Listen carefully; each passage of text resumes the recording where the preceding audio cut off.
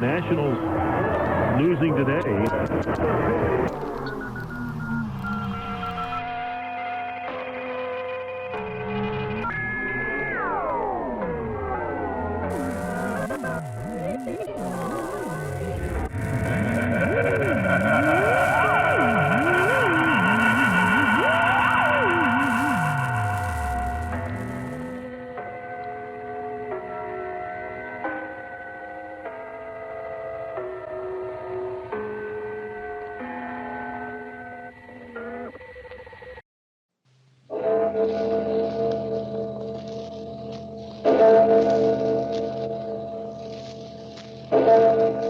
Murder at midnight.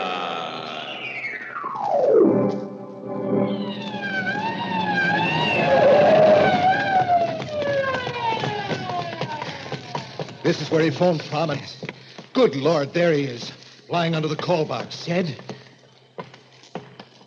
His throat cut from ear to ear. And there, look, right next to him. Another of those devilish chessmen.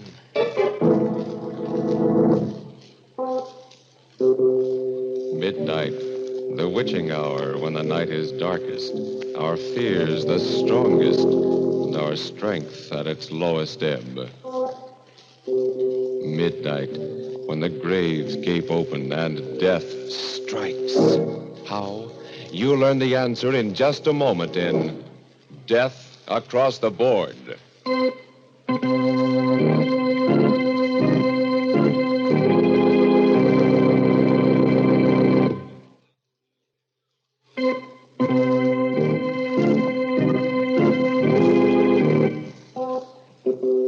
And now, Murder at Midnight, tales of mystery and terror by radio's masters of the macabre.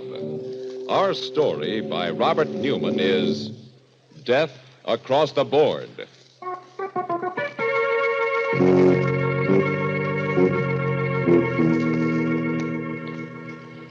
It's about 11 o'clock on a sultry summer evening, and Dr. John Strand is standing in front of the window of a pawn shop in the oldest part of the city. There is the usual collection of odds and ends on display, and also some items that are rather unusual. On a sudden impulse, he pushes open the door and goes in. Good evening, sir. Good evening. Is there anything I can do for you? No, thank you. If you don't mind, I'd just like to look around. By all means. I just thought that if there was something in particular you were looking for, I have some very fine glassware. Hobnail, flint, and sandwich glass. No, thank you. I don't go in for glass collecting. Hello, this chess set. It's a very interesting one. And a very interesting game you're playing. My dear sir, you have no idea how interesting. Whose move? White's. Oh, well, then White should win in 6 moves. That, sir, is very much open to question. Well, perhaps we can play sometime. How much for this set? Oh, I'm awfully sorry, but it is not for sale. Oh, it's too bad. Yes. However, if you are interested in chess and chessmen, I know of a set that I think might appeal to you. It is an Arabian set, 12th or 13th century ivory, reputed to have belonged to Salah ed-Din. The white pieces are Saracen warriors, and the black pieces are crusaders. You have it here? Unfortunately, no. But it is not very far away, and if you thought you'd like to see it... Well, if it's not too expensive, and if you're sure it's no bother... My dear sir, don't give it another thought. I will be most anxious for your reactions, even if you do not buy. The address is 23 Vallon Place. That is down 2 blocks and 1 to your right. Ask for Felix and tell him that Raphael sent you. 23 Vallon Place and ask for Felix. I will phone him. Tell him to expect you. Your name is... Strand. Dr. John Strand. Very good, Dr. Strand. Somehow I have the feeling that we shall see each other again. All right. Perhaps even have a chance to play that game you mentioned before.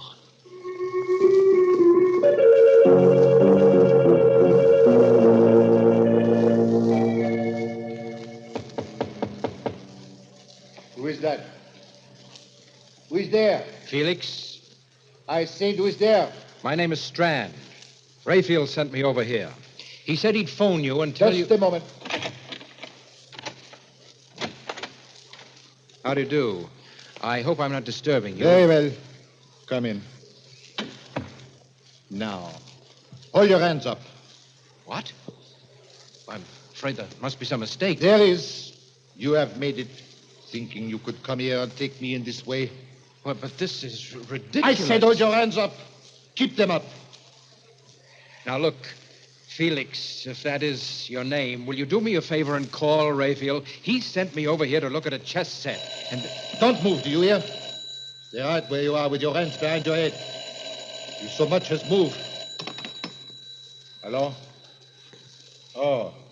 Hello, Raphael. Yes, he just got here. What do you think? I shall take him into the back room. Do it there. No. No one will hear. Right. I'll call you back. Very well. In there. what for? Because I said so, that's why. Here! What? Drop that gun. Drop it, you hear? Oh, my wrist! I should have killed you right away.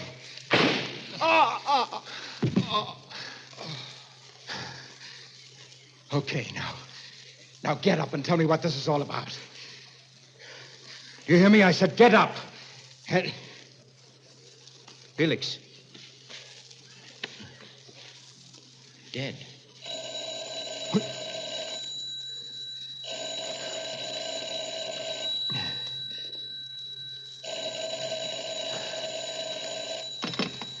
Hello? Felix? I'm sorry. He can't come to the phone just now. Oh, Dr. Strand. Congratulations. What? Who is this? This is Raphael. And now do you think it is possible for White to win in 5 moves? Well, what do you mean? What in heaven's You name killed him, did you not? Of course you killed him, or you would not be speaking to me now. May I suggest that you go through Felix's pockets, take out the most interesting thing you find there, and bring it to my shop? What? Bring it... Hello. Hello. Raphael. Goes through his pockets. Well, I've got to get to the bottom of this and find out what it's all about. A wallet, keys, and a chessman. A black rook. A black rook. All right, Mr. Raphael. I think perhaps I'll take you up on that. I will go back to your shop.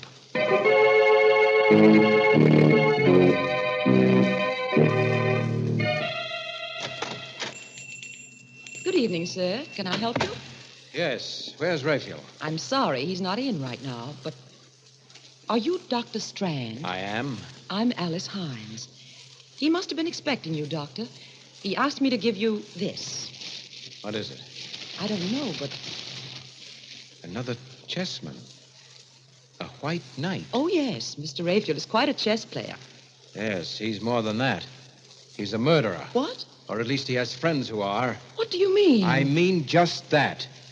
He sent me to see someone, a man named Felix, to look at a chess set. And when I got there, this Felix pulled a gun on me, and when I tried to get it away from him, it went off and killed him. Oh, no. Oh, don't look so surprised and innocent. You work for him. You must know what it's all about.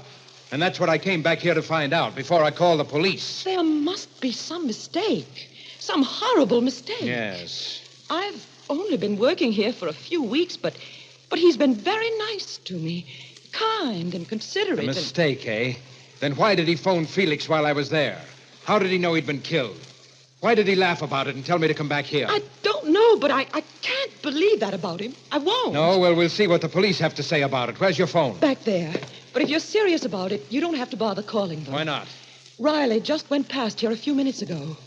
But there he is, up at the corner. Fine, that'll save some time. Officer!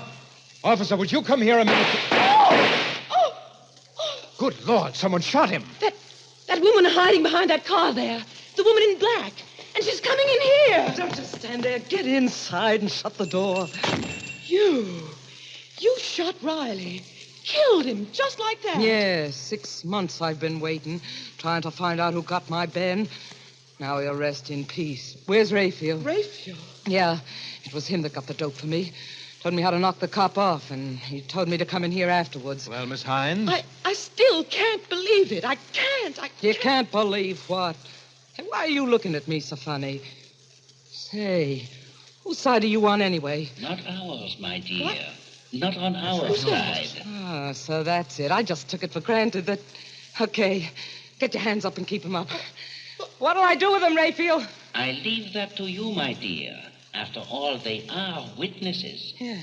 Yeah, that's right. May I recommend the cellar right through that door there? It's quite secluded and quiet. Yeah, okay. Get moving. I repeat, Miss Hines, well... It's mad. Fantastic. What are you going to do to us? You can't be that dumb, babyface. 6 months I've been wearing black for the only guy I ever loved. Finally, I got the guy that got him. You think I'm going to leave the two of you around to put the finger on me? You mean you're going to kill us? But you can't. No. Seems to me I did a pretty neat job on that Flatfoot. And after all, they can't burn you more than once, can they? Okay, open that door and go on down. Allow me, madam. Never mind, wise guy. You go down first and then babyface. Well, it's not very good manners. No, I'm not going to let you do it. Give me that gun. Look out, you fool. Look out. Down there after her. And hurry. Watch her while I get the gun. Oh, that was nice work. I was going to try to take her myself. I didn't mean to do it. I was just trying to get the gun, but she tripped, fell. Oh, Dr. Strand. Yes? Why is she lying there so funny? Her head. Wait a minute, let me see. Oh, her neck's broken. She's dead. Oh, no. That means I killed her. Not any more than it means I killed Felix. Well, Miss Hines, I think you must believe me now. I ask you for the last time, do you know what's behind all this? I told you I don't. Mr. Rayfield was always wonderful to me, and he... Oh, look. There, lying next to her. It must have fallen out of her bag. Isn't that another chess piece? Yes, the Black Queen. He gave me one just like it when I first came to work for him. Only it was a white one. What? Yes, a white one. Black Queen, White Knight, and... No, it's impossible. And still... What is it? It's too incredible. But I've just gotten an idea. A mad, fantastic idea that... Come on, we're going to the police. Go ahead, Dr. Strand. Mr. Rayfield. By all means. But remember, it's my move now.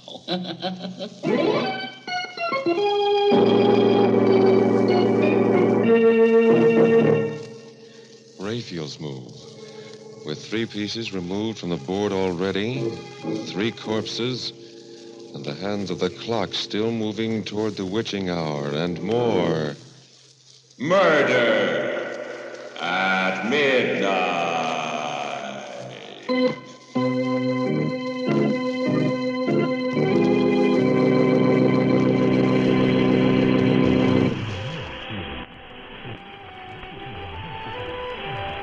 The story of too much. Some things are good in small quantities, like cookies, candy, and puppies. As you may know, much of our electricity comes from nuclear energy. In small quantities, this fantastic friend keeps us safe, clean, and happy. But in large quantities, nuclear energy can be harmful. Talk to your family about the effects of nuclear energy. The more you know, the better. This story brought to you by Vault-Tec. And now, back to Murder at Midnight and Death Across the Board. It's about a half hour later, and sitting in the office of Police Chief Adams, Dr. Strand has just finished his account of everything that has happened. There is silence for a minute. And then, without looking at either Strand or Alice, Adams says, So, you each bumped someone off, eh? And you've come here to give yourselves up. No. No, we certainly didn't come here to give ourselves up. I told you that in both cases it was self-defense. We're here because there's a madman loose, a homicidal maniac, and you've got to do something about him. A guy that just goes around bumping people off for fun, eh? Or rather gets other people to do his killing for him. Oh, no, there's much more to it than that. Much more. Yeah? What? Well, it just came to me a little while ago. Well, that's nice. There was something strangely familiar about this Raphael. Did you ever hear of Raphael Norbert? No. He was one of the greatest chess players in the world. Won practically every tournament in the books. And then about 5 years ago, he disappeared. Well, I believe he's playing another chess game now, the maddest game that ever was. Is there a map of the city around here? Yeah, right there on the wall. Now, let me see. Here's Raphael's shop. Yes, this would be it. This section of the city here, 8 blocks each way, this is his chessboard. And human beings, people like Alice and me, are his chessmen. What? John! I know it sounds fantastic, but I think it's true. Oh. Now, when he sent me to Felix's, he told me to go down 2 blocks and 1 to the right. That's a knight's move. In other words, he had cast me as one of the white knights in his insane, murderous game. Oh. Alice was the white queen, he himself was the black king, and so on. He just lined up all these people, said, you play this piece, you play that. Oh, no. That was the beauty of the game, the fascinating, exciting part to him. No one knew that they were playing in it but he. Felix didn't know that he was a black rook any more than I knew I was a white knight. But Raphael's black pieces were all criminals of some sort who wouldn't hesitate to kill. And it was by killing that one piece took another. You see, that was the ultimate refinement of the game. He could plan a move, but he had no way of telling which piece would take which. What do you mean? Now, for instance, I killed Felix instead of his killing me. In other words, Raphael was not only playing his game against law and order, against society, but he was matching his brain against that of every other piece in the game. Against law and order, eh? I got this in the mail a couple of weeks ago without any letter or anything like that. How would this fit in with your theory? The White King. Of course. That means he's playing this game principally against you. Now, do you believe us, Mr. Adams? Do you? I don't know. I suppose it's possible. We've been having a funny kind of crime wave lately. Killings without any apparent motive and... Excuse me. Hello? Hello, Chief. Valenti speaking. Yes, Valenti. I'm down the corner of 3rd and Sycamore, and there's something kind of screwy going on. I was... Hello? Hello? Valenti! What's the matter? One of our detectives down at 3rd and Sycamore, and it sounded like somebody got him. Now make sure about this before you answer, but would this be part of what you were talking about? Well, let's look at the map again. 3rd and Sycamore. That would be in the area. That's Raphael's chessboard. Yes, I think it is. Okay, come on. We're going down there and see.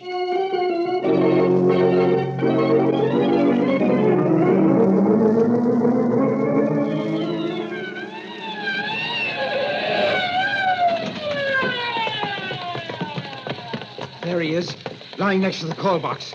Yeah. He's dead. Stabbed. John. Yes? Mr. Adams. Huh? Look there, lying next to him. Another chess piece. Yeah. Yes, a pawn. A white pawn. Well, of course. If you're the White King, then all your men would be pawns. Pawns, huh? They're the pieces that get pushed around, aren't they? Well, they're the ones that are usually sacrificed. 2 of my men, Riley and Valenti. Okay, Strand, if this Raphael wants to play, I'll play with him. Then you do believe us? Yes. You're a chess player, Strand. Do you think you can figure out what this Raphael character is going to do next and tell me how I can meet him? I might. I only got a very quick look at the board, but if I could remember the location of the pieces... You mean he's actually got a board set up showing where all the pieces, everybody is? There's one set up on a little table right next to his desk. No one's allowed to touch it. That's the one. I think I remember the position of the pieces that were left, but some moves may have been made since I saw it last. Well, what are we fooling around here for? Let's go to the shop and make sure.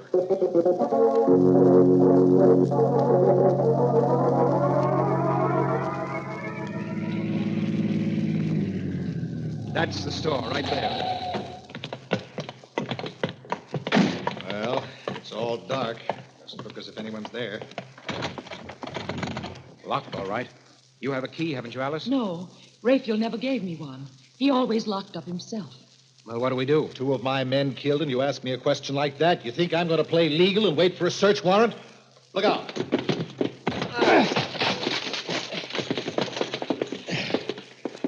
Okay.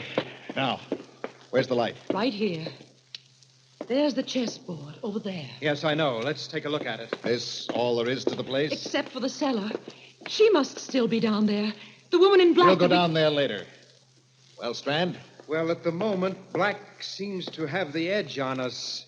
Several moves have been made, and we've lost several pieces, but we've still got a fair chance. Oh, the devil with winning that game. Where's this Raphael guy, the Black King, and what's he going to do next? Well, now, wait a minute. Just give me another minute or two, will you?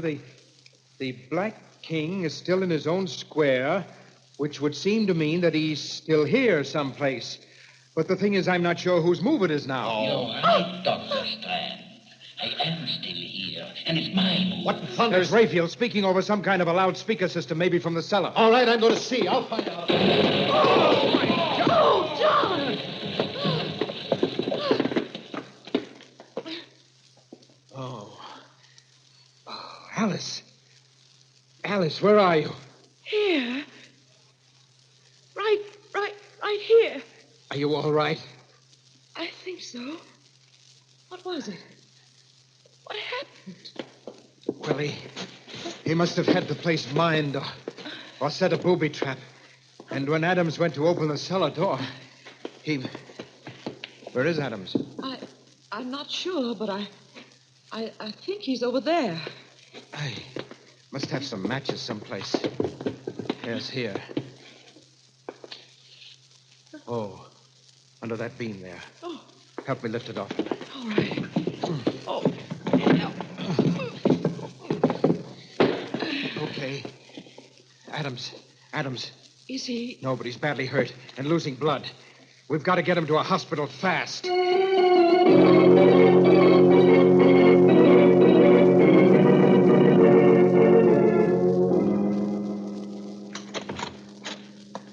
Now watch it. This way. The emergency ward is right in there. How do you know? Well, I ought to. I interned here. It's funny there's no one around.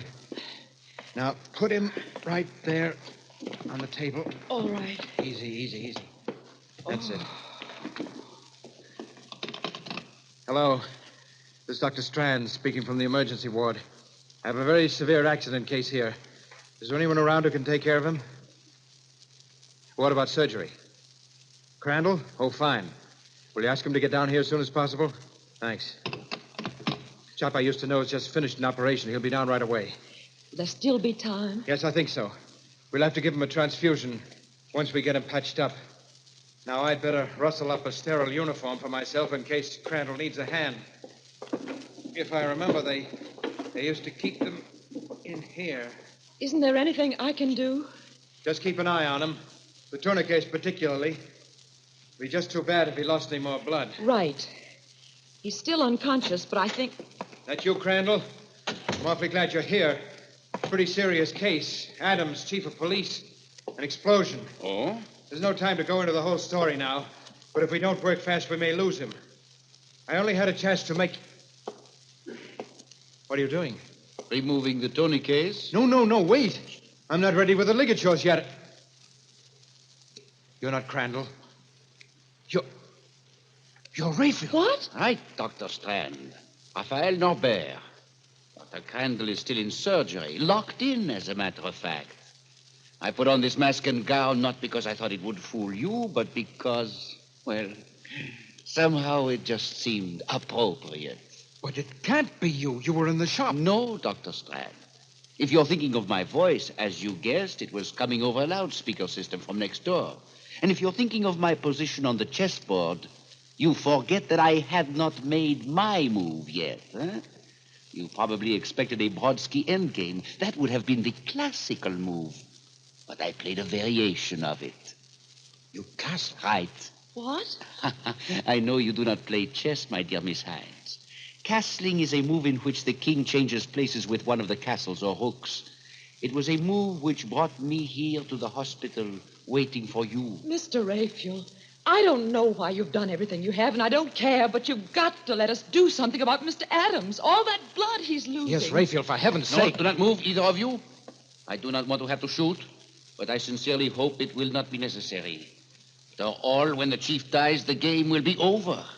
And the most interesting game it has been. But haven't there been enough deaths already? Oh, you are very sentimental, my dear. I'm afraid you would never make a good chess player.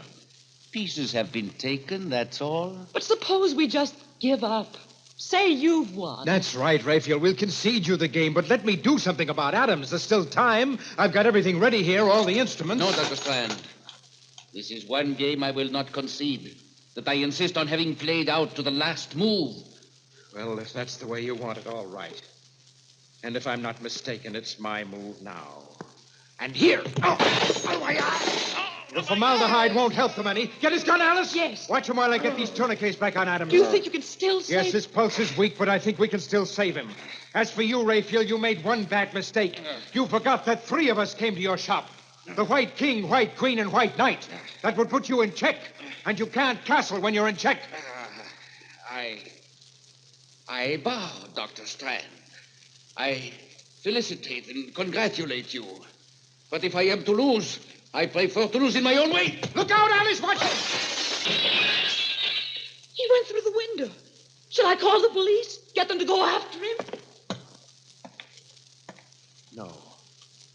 There's a railroad underpass right outside. A drop of about 60 feet. I think that's game, match, and tournament. One last move, and the game is over. Over as we'd like to have all our stories end, with a final... Murder at midnight.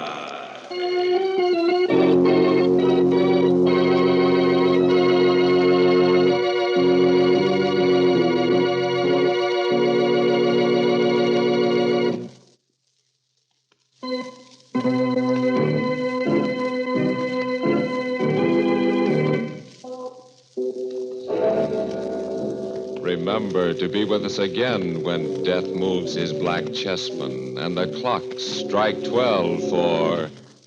Murder at midnight.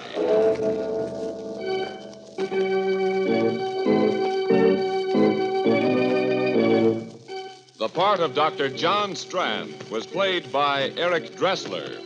With music by Charles Paul, Murder at Midnight was directed by Anton M. Leader.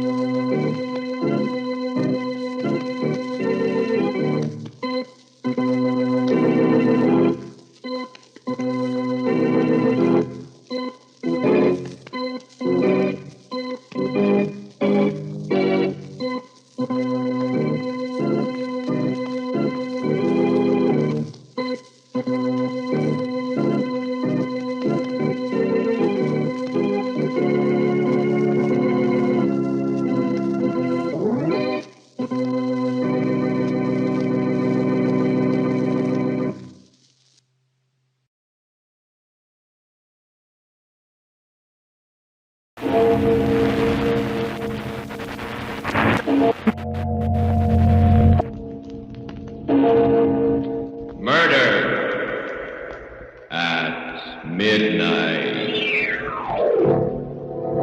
You fool! You idiot! I'll fix you. I'll take you back there and... A razor! No, don't! I told you not to touch me.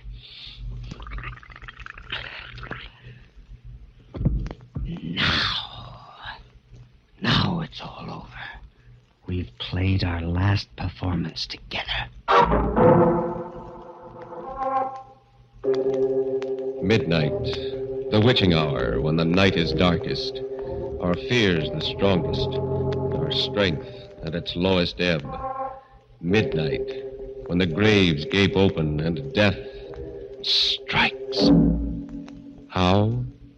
You'll learn the answer in just a minute in The Secret of XR3.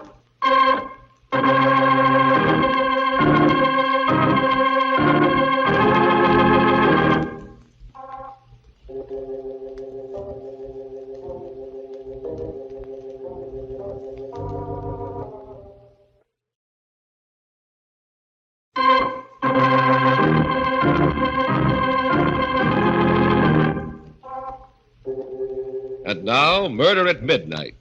Tales of mystery and terror by radio's masters of the macabre. Our story by Max Erlich is The Secret of XR3.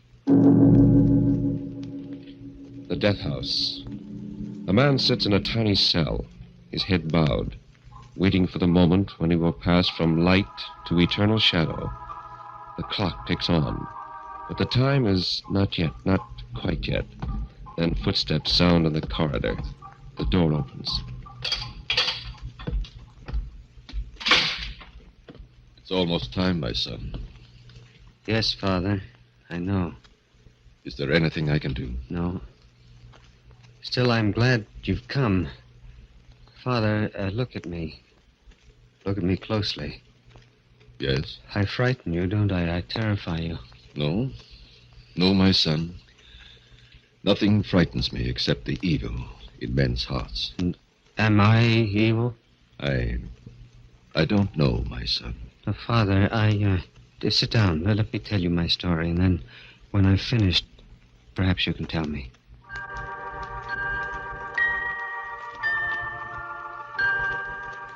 They call me Gorgo. All my life I've been a little man, only 3 feet high. Perfectly normal in every way, you see, except for my height.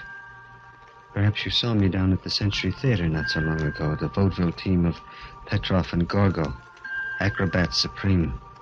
Petrov was a huge, ape-like man who tossed me through the air like a rubber ball. The audience liked the act. The contrast between the big Petrov and the little Gorgo intrigued and amused them.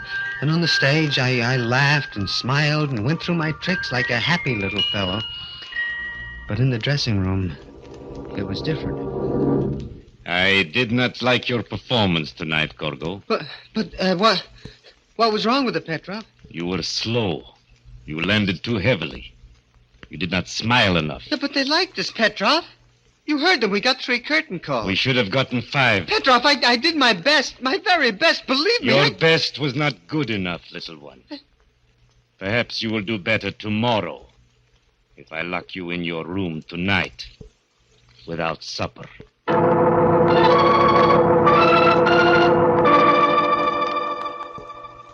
That was Vladimir Petrov, a gorilla of a man and master of my body and soul. How I hated him. How many times I wept in the silence of my room. All my life I had walked in the shadows of bigger people. See, all my life I had looked up instead of straight ahead, endured the stares of the curious and sensed the pity that was in their hearts. And that was why I used to wait in the alley near the stage door between performances, because it was dark there. I loved the dark. It protected me and hid me from those who stared and mocked. One night... I beg your pardon. You were Gorgo? Yes? My name is Dr. Meade. I saw your performance earlier tonight. I was just coming in to see you. Yes? What about? Oh, I happen to be an expert in glandular work, particularly in the function of the pituitary or growth gland. I think the results of my recent experiments will interest you. I don't understand, Dr. Meade. Did you ever hear of XR3? XR3? No. Well, it's an extract, a synthetic, I discovered about 2 years ago.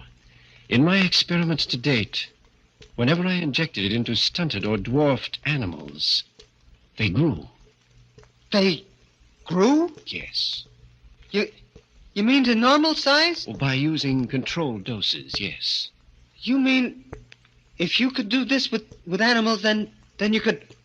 I don't know, Gorgo. I think the time has come to try.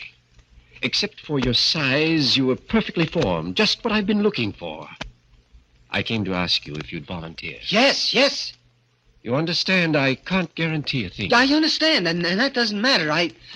Dr. Meade, you don't know what it means, even the chance. A chance to grow to normal size. Why, One thing, though, I must have your written permission.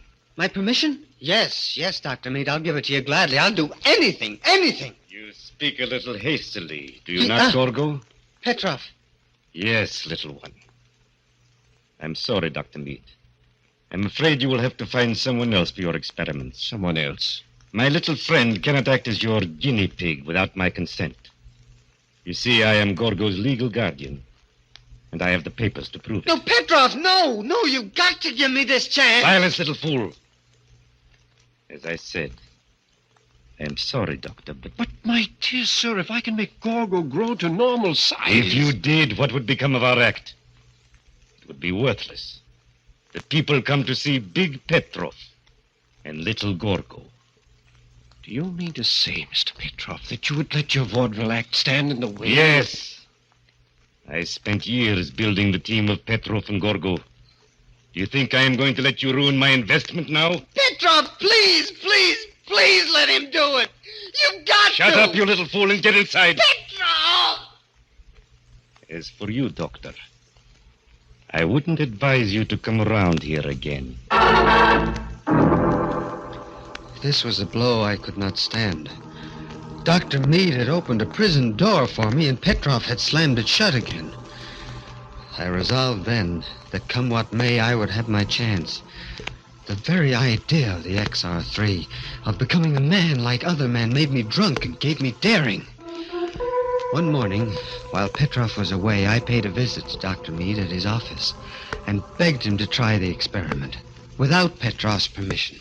I'm sorry, Gorgo, but I cannot. The experiment would be very delicate if anything should happen without your guardian's legal permission. No, I'll run the risk, Dr. Meade. I'll be glad to. I'm sorry, but it can't be done. I see. Dr. Meade. Yes? Just what does this XR3 look like? Well, I made it up in capsule form. Here, I have a whole bottle of the capsules in my desk drawer. As you see, they're green in color. So those are the magic capsules. Thank you for letting me see them, Doctor. Thank you very much.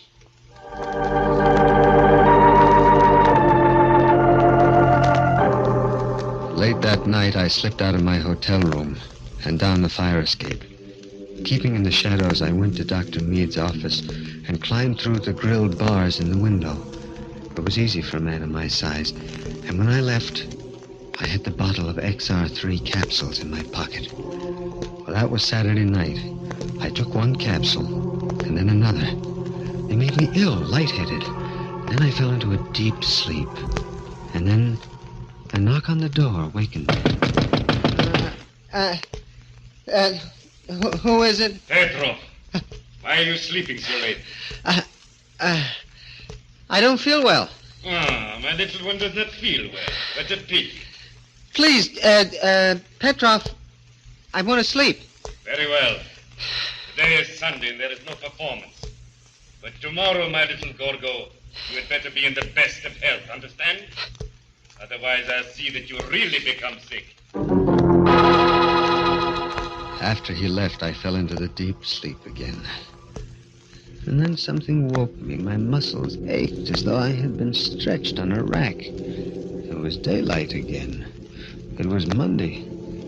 My pajamas seemed uncomfortably tight, and I looked down, and the sleeves only reached my elbows. I stared, and my heart stopped beating.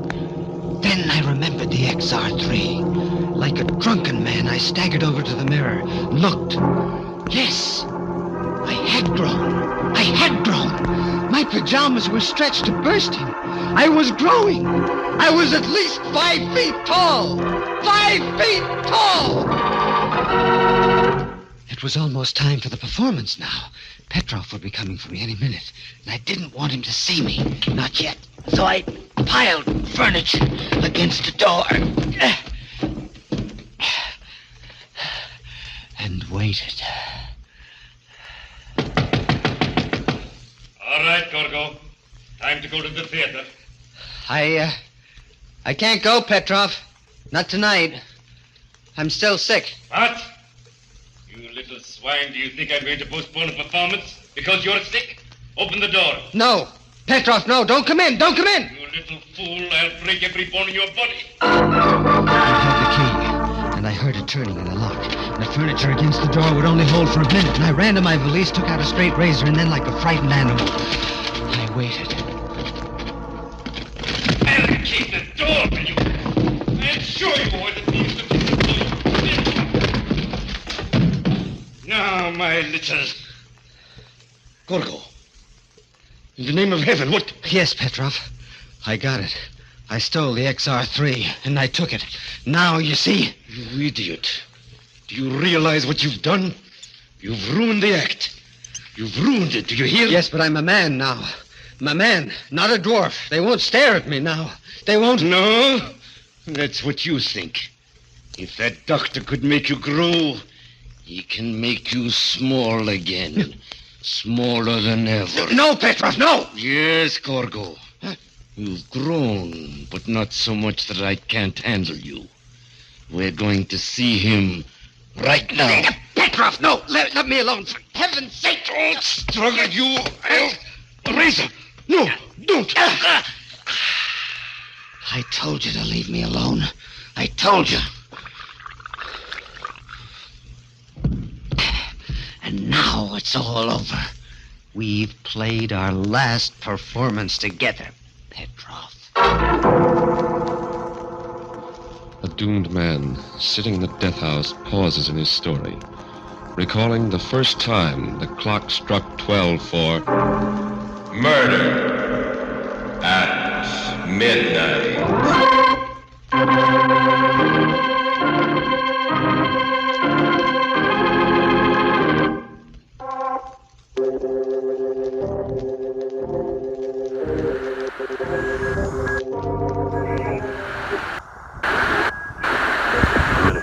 Seconds. Velocity 2,900 feet per second. Altitude 9 nautical miles. Downrange distance 7 nautical miles.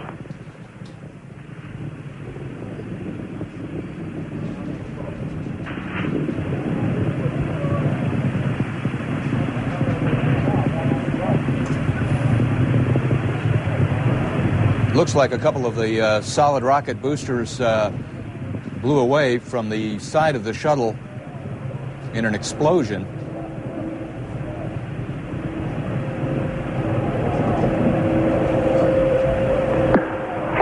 Here looking very carefully at the situation. Obviously a major malfunction.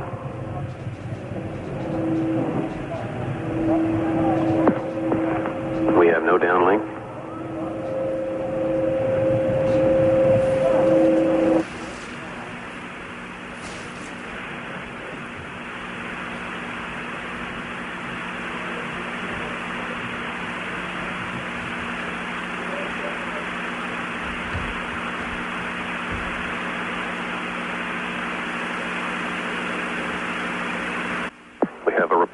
Flight dynamics officer that the vehicle has exploded.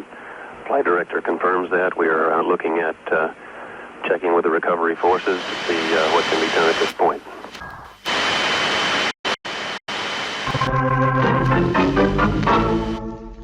And now here is Gorgo again, continuing his story to the priest in the death house.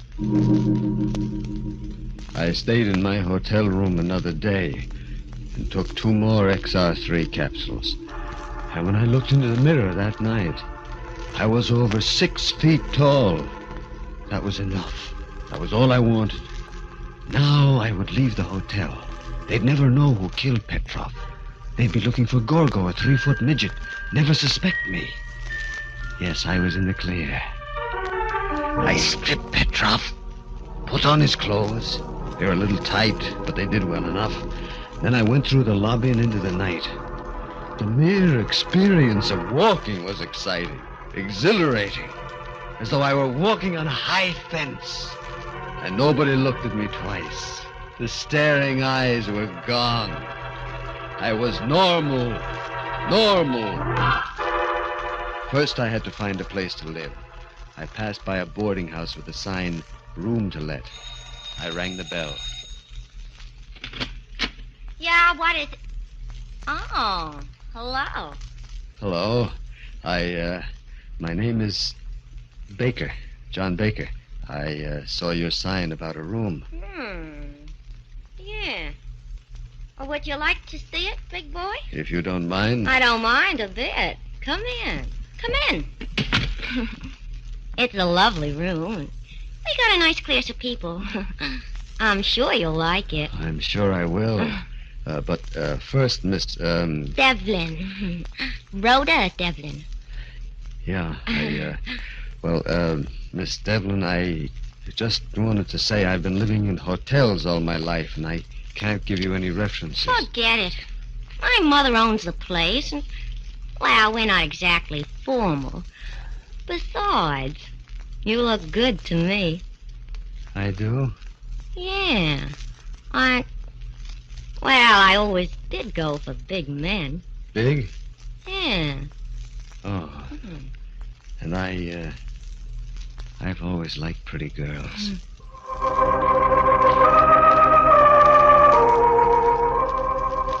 This was a dream come true.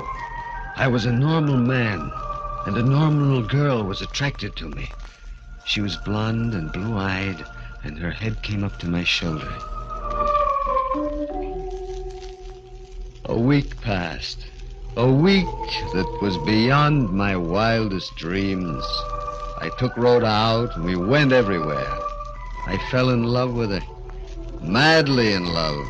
She was so small, so delicate. I wanted to protect her always. She had opened up a new and magic world to me, a world of light and love and laughter. And then, one night it happened. I was taking Rhoda home from the movies, and we were passing a billiard parlor, and there were several idlers in front of the place. They began saying things. Hey, look at the giant. Yeah. How's the weather up there, big boy? Hey, girlie, what do you got there, Pike's Peak? You wait here, Rhoda. I'll shut their mouths for them. All right.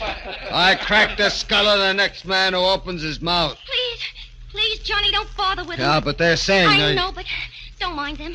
Let's keep walking. No, I won't. Please. Yeah. All right.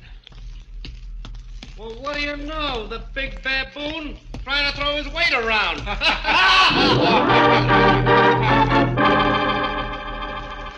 I wanted to smash their jeering faces, knock them down.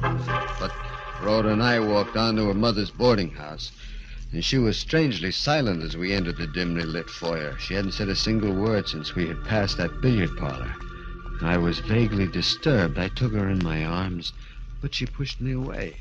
No, please don't. What's the matter, baby? Is it what those men at the billiard parlor said? I don't know. It seems to me you're growing bigger. Right before my eyes. Growing bigger? Yeah. I thought at first I was seeing things, but now I know it's true. I know it's crazy. It's crazy, but when we first met, the top of my head reached your shoulders. And now... Yeah? What about now? Now it doesn't reach your shoulders anymore. You've grown bigger. Now, Rhoda, you don't know what you're saying. This is your imagination. No, it's true. We'd better not see each other anymore. I'm afraid of you, John. You're too big now. Good night. No, Rhoda, listen. Don't no, touch Rhoda, me. please. Let go of my arm. No, not until you hear what I have to say. Rhoda, I love you. Do you hear? I love you, and I'm not going to let you just toss me aside. Let me go, you big slut. Let me... No, stop that. No, stop that screaming. You want to wake the whole street up. Go. Stop it. Stop it. Hey.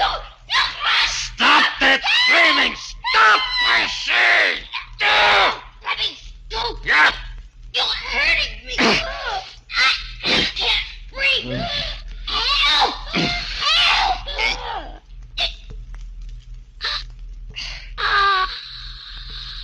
Hey, Rhoda.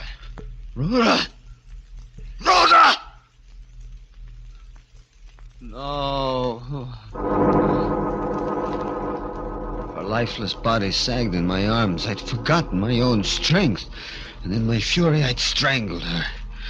Like a man in a dream, I lowered her body gently to the floor and then turned to look at my reflection in the full-length mirror in the foyer. Yes, it was true.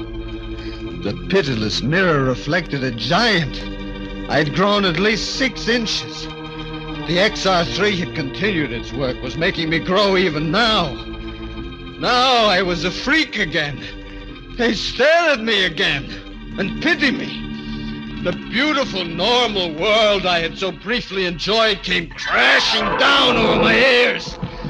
I ran out of the house like a wild man and into the street. Dr. Meade. Yes, I had once, I ran to his office, avoiding the well-lit streets, and the light was on, and I prayed that he was in. I knocked on the door. Yes, what? Good Lord. Hello, Dr. Meade. You remember me? Why, no, I can't say that I do. Look up into my face, Doctor. The features are the same you looked down upon not so long ago. Gogo the midget. No, Dr. Meade. It's Gogo the giant now. So it was you who stole the bottle of XR3 capsules from my desk. Yes. And this is the result. This and Petrov's murder. He deserved to die. That does not alter the fact that it still was murder. Dr. Meade! I'm not here to argue law with you. I want you to save me. You've got to stop this growing process. But how? What can I do? An antidote. You must have an antidote. I'm sorry, but I haven't. There just isn't any. What? No antidote? Oh, you're lying. I assure you I'm telling the truth, Gogo. I was interested in making things grow, not making them smaller. Yeah. Then I'm lost. There's no way out. I'm sorry. All my life I was a little man. I wanted to know what it was like to be a big man. Now I am big. Too big.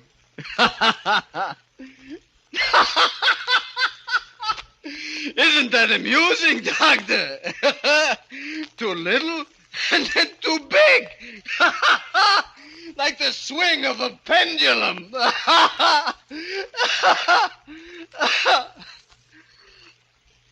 I wish I were little again.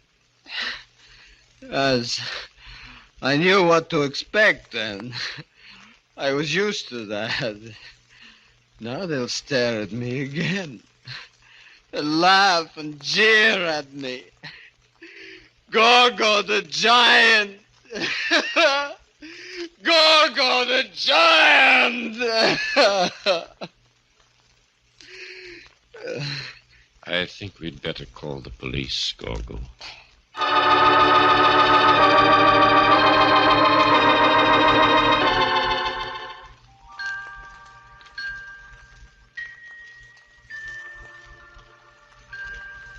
Well, Father, that's my story. See, that's why I'm here in the death house. Now, tell me, am I evil? No, my son. You have been unfortunate, but not evil. You have sinned, yes.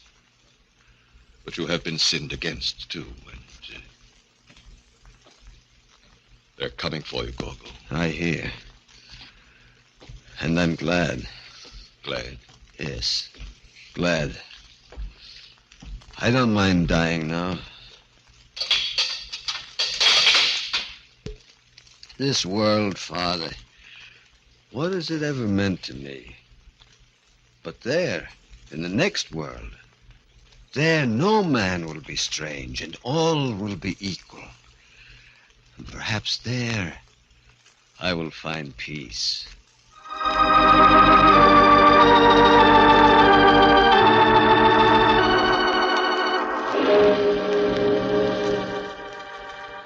With firm and measured tread, the man who was first too small and then too big walks down the corridor.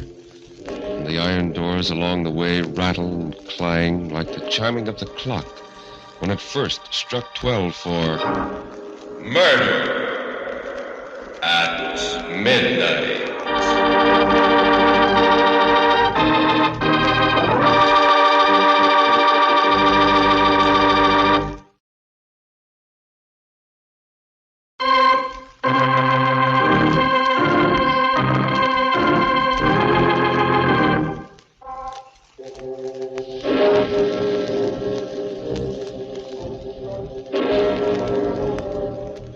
Remember to be with us again when death walks through the darkness with giant strides and the clocks strike 12 for Murder at midnight.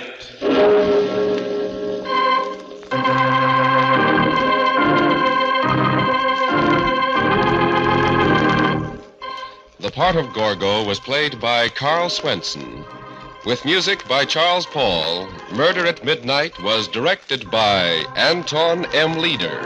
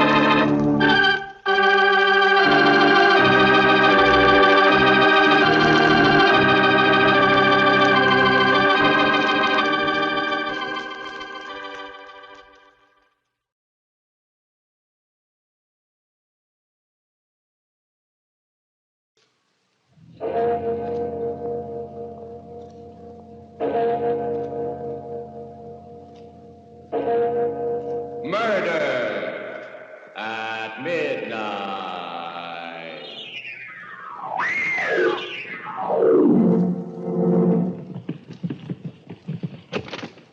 Quentin, look. The window. Torn out of its frame. No, they're on the floor. Sylvia. Good Lord. Her head twisted almost off, and her body looks as if every bone in it was broken.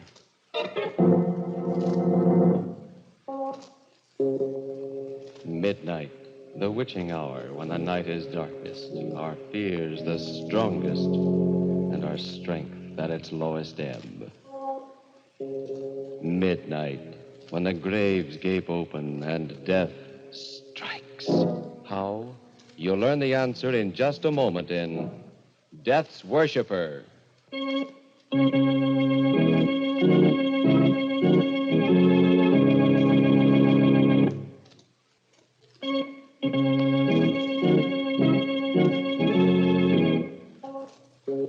And now, Murder at Midnight. Tales of mystery and terror by radio's masters of the macabre. Our story by J. Williams is a tale of fear from afar called Death's Worshipper. On the surface, it's a New York apartment like thousands of others. In a house with a brownstone front on a dark little street. But to Kate Bonney, living here with her brother Peter, it has become a prison cell, a place of menace, a house of terror. I can't explain, Peter. It's as though I were caught in a spider's web, waiting helplessly while the spider comes closer. But, Kate, you still haven't told me just exactly what's troubling you. It's real, Peter. It's a feeling that, well, like in a nightmare when you know something awful is after you and you can't escape. It's drawing closer. It's coming here to this room to find me. What'll I do, Peter? What shall I do? Please, Kate, pull yourself together. You've got to. I'm sorry, Peter. I'll try. Ah, that's better. Now then, let's have it. I can't come home every night to a sister who's afraid of the dark. What's it all about? Do you remember the weekend I spent at Quentin's place in the country? Just after he got back from India? Yes, of course. You couldn't make it, and I went alone. The conference in Chicago, I remember. Reminds me, I wonder why I haven't heard from him since. Those letters he wrote about some discoveries he made. Discoveries? Don't mention them. Why not? Because I have an idea that they're behind everything that happened. What do you mean? He didn't even mention the expedition until after dinner that first night. There were just the three of us, Quentin, Sylvia, and myself. He went into quite a bit of detail, describing his reasons for going. The long trip through the jungle. Finally came to a little gond village and tackled what I was sure was the last belt of jungle. That last stretch took us 6 hours. At last, we broke out into a clearing, and there it was, towering above us, the temple of Shiva the Destroyer. Oh, that must have been a thrilling moment. Thrilling? You can't possibly know what that meant to me. I was just frightened. Sylvia frightens rather easily. That's not true, Quentin. It's just that this It looked like some kind of crouching beast with a single devil's horn. Rubbish. It was breathtaking, Kate. Imagine a great square block of stone set in a riot of jungle foliage. Out of it rises a tremendous three-cornered spire fully 100 feet high. Oh, that must have been magnificent. Yes, and the whole thing covered with a lace tracery of stone carving. And this was what you had set out to find? This was it. Oh. You see, the Hindu Trimurti, or Trinity, is composed of three deities. Brahma, the creator, Vishnu, the preserver, and Shiva, the destroyer. Yes. Well, in this tiny district in the hills, there had once been a local cult which worshipped only the destroyer. In a curious and perverted way, well, the worshippers became their god. I don't understand. When they prayed to Shiva, the god himself entered and took possession of them. They were Shiva, with all the powers and all the frightful energy of the god. Good heavens. No, not a very good heaven. For you see, the heaven of these worshippers was nothingness. Nothingness? Yes. For them, the ultimate goal of man was destruction, the merging of oneself into a kind of cosmic non-existence. Now you can understand how I felt, Kate, when I first looked at that temple. Yes. I suppose that, yes, even a greater mind than yours, Sylvia, might well shrink before the majesty of a concept like that. Well, I know I would have been frightened, too. Forms. I climbed the spire of the temple and looked down over the sea of jungle to the brown river in the distance and the thread of smoke that marked the village. I was a midget, an ant, crawling over the surface of a giant's house. Shiva is the giant, and humanity, we're so insignificant, so worthless. I wonder if they weren't right after all, those worshippers of the destroyer. Quentin. Perhaps death, nothingness, is the greatest goal. Stop it, Quentin. Stop it. Do you hear? Sylvia. Oh, don't worry, Kate, and don't bother. Oh, but I'm all right now. Sorry, Kate. I think I'd better go to bed. Yes, you're tired, Sylvia. I am tired. These wild ideas of yours. Of all this talk about Shiva, destruction. I wish you'd get those thoughts out of your head, Quentin. You hadn't been the same man since... Good night, Sylvia. Sylvia, are you sure you're all right now? Yes. Yes, Kate.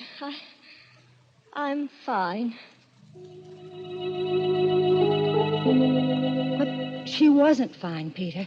And it wasn't just fatigue that was bothering her. She was frightened, I could see that.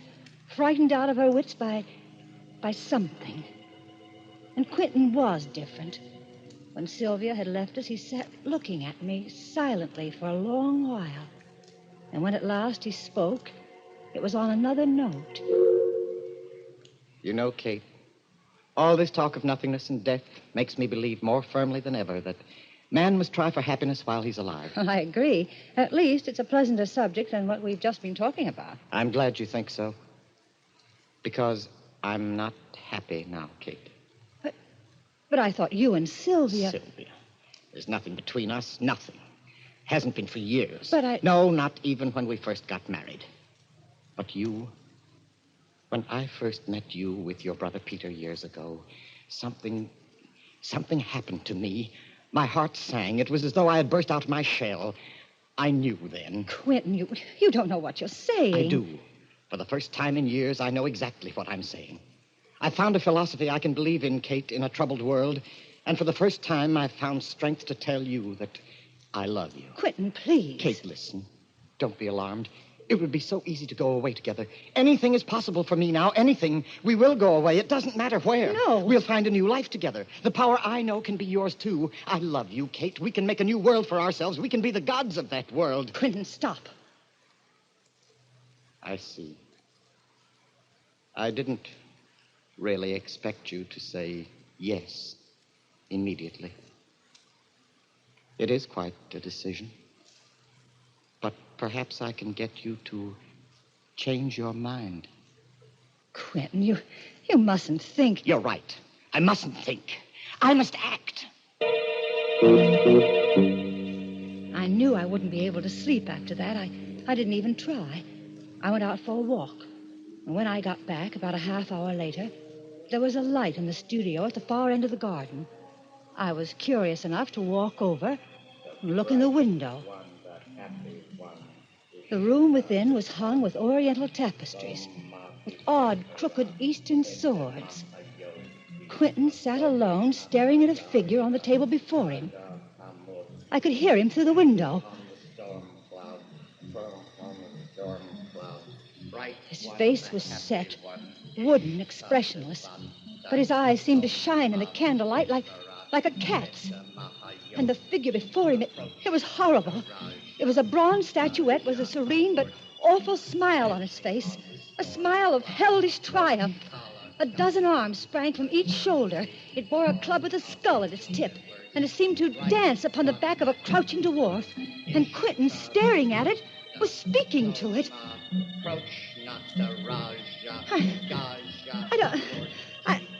I didn't know what it meant. I only knew that it was awful. That in some dreadful way, Quentin was trying to make his beliefs come alive. I ran up the lawn, and the clouds that spread over the moon seemed like dark shapes rising from some infernal pit. Wings seemed to be beating about the house as the wind rose. And in my ears rang Quentin's chanting. Even in my room I could hear it, mingle with the moaning of the wind. The moon had disappeared. I couldn't see the light in the studio. I was too far to hear it, but the chanting went on. I don't know. I seemed to hear voices in the wind, many voices chanting with Quentin. Thunder growled up from the darkness. Then there was a single flash of lightning and a clap of thunder, and on the heels of the thunder... Oh, Sylvia! Sylvia, are you all right? Sylvia, what's the matter? Oh, Sylvia! Kate! Sylvia, what was that? Where are you, Quentin? Here. I was down in the garden. Did you hear? Yes, it sounded like it came from Sylvia's room. This way, quick. Oh. She must have been having a nightmare or something. Quentin, look. The window. Torn right out of its frame. No, there. On the floor. Sylvia. Good Lord. Is she? Let's see. Good heavens.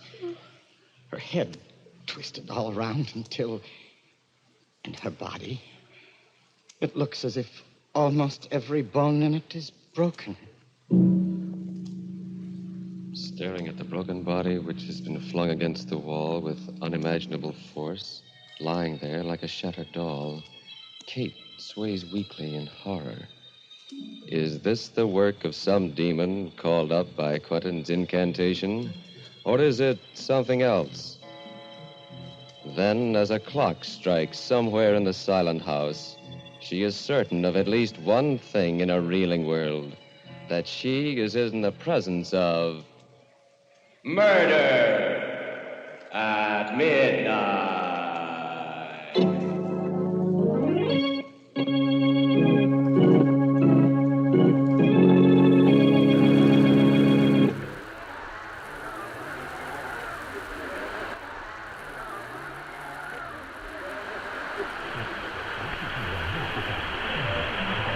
The world would not be the same.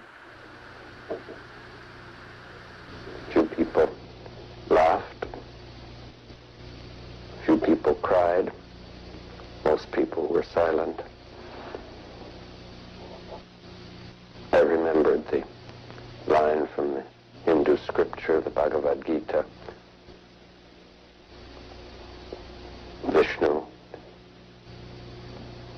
is trying to persuade the prince that he should do his duty, and to impress him takes on his multi-armed form and says, "Now I am become death, the destroyer of worlds."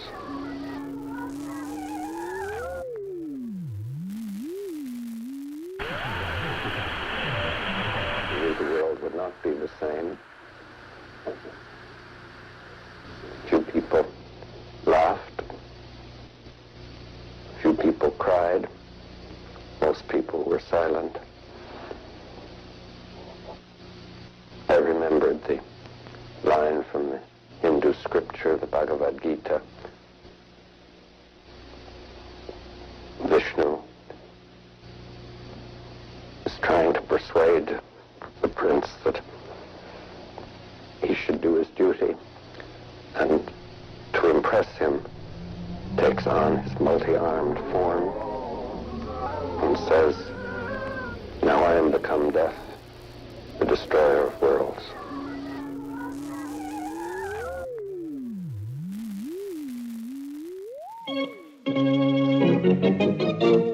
And now, back to Murder at Midnight and Death's Worshipper. Pale and shaking, Kate Bonney continues telling her story to her brother. It was as though something with superhuman strength had twisted her head around and then just tossed her aside against the wall. Every bone in her body was broken. It must have been pretty ghastly, but surely you're not going to let the memory of that... It has nothing to do with memory. Something that's more than human, I don't know what, killed Sylvia. And now it's after me. After you? Haven't you seen the papers in the last few days? No, you know I've been up to my neck in work. What's that got to do with it? Oh, look here. These clippings, I've been saving them. Let's see. Another unsolved murder. Police admit bafflement. No motive. Well? Go on. Read the rest of it. Middle-aged man, identified as J.D. Brathwaite, broker. Neck was wrung, apparently, by someone with tremendous physical strength. Yes, and this one. An unidentified woman, neck wrung and the body thrown against the wall. And this, and this, and this. All the same. Kate, darling, this is all perfectly ridiculous. No, look. Here's a map of our neighborhood. The first death took place up here. The next, 2 blocks further south. Don't you see? One after the other, they're coming closer to this house, to me. Kate, now listen. It's quite clear what's happened. You were upset by Sylvia's death, naturally. Just because of the coincidence of these crimes, you have an obsession that someone or something is haunting you. You've been working too hard. And I suppose you've been having nightmares, too. They're not nightmares. I'm going to run across the street to Dr. Sanford. No, Peter. You lie down and try to rest. I'll bring Sanford over and have him take a look at you. You're all run down. No, Peter, don't leave me. You don't know what Pour yourself a drink, Katie. I won't be a minute.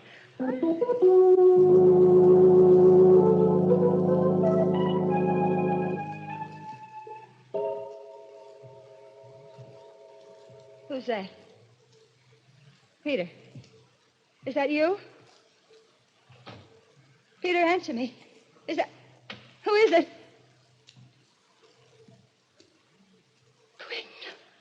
Hello, Kate. How are you? Don't come any closer. I'll call Peter. Why, Kate? What's the matter? I suspected then when it happened. And now these last few days I know. Sylvia, you did it. You killed her, Quentin. I don't know how, but You're did. mistaken, Kate. It wasn't I. I was only the instrument of something greater, stronger than man. Quentin? What do you mean? Don't be afraid. He's really benign. He? Shiva the Destroyer. Oh. It is his love for mankind that allows him to bring the blessing of annihilation. Oh, no. I worshipped him, and he came. He came in a rush of wind on the thunder and took possession of me. I was Shiva. Using my body, he climbed the wall, burst the window in. He killed Sylvia. Oh, no. Yes, Kate, I became Shiva. At least I must have. I don't remember it clearly, but there were great wings, lightnings. And when I came to myself, I was seated in my studio again. And those others? You know about them? Yes, I killed others. I don't remember how many.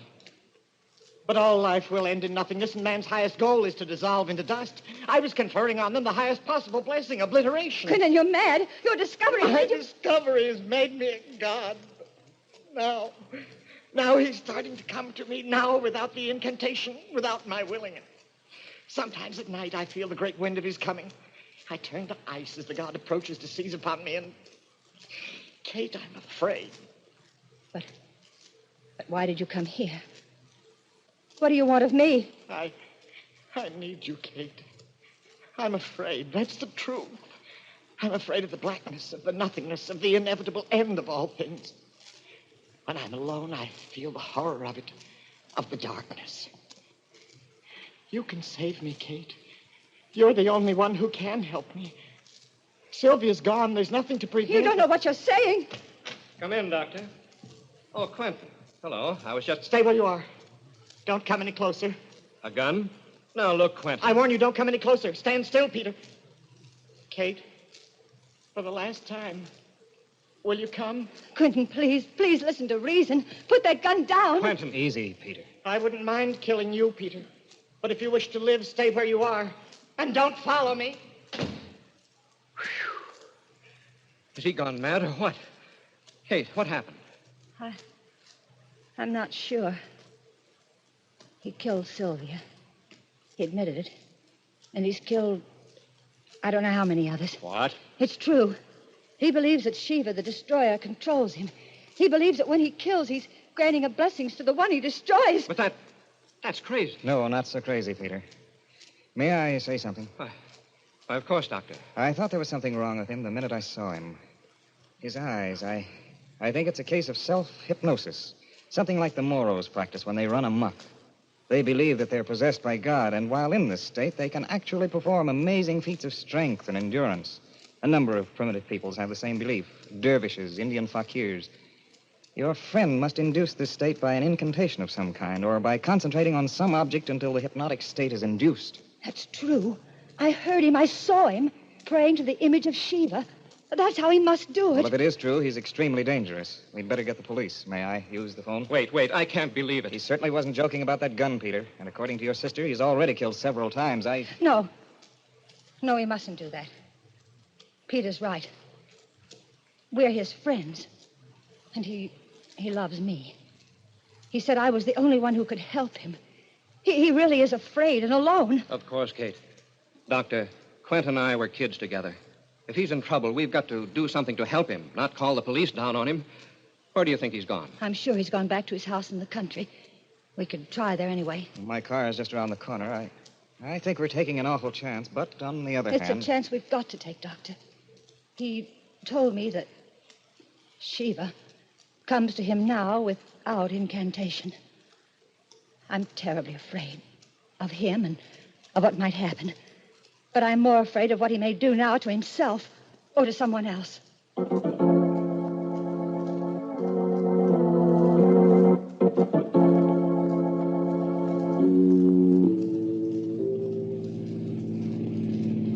We turn right here below the toll gate. That dirt road? Yes.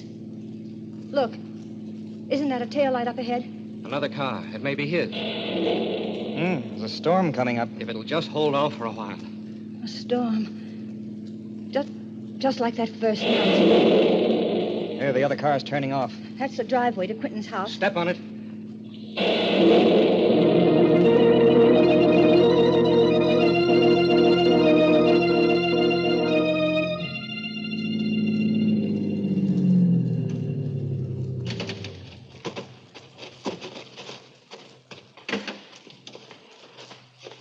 The house is dark. Perhaps we were wrong. No.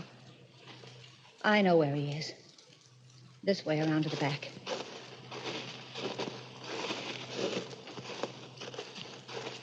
There's a light.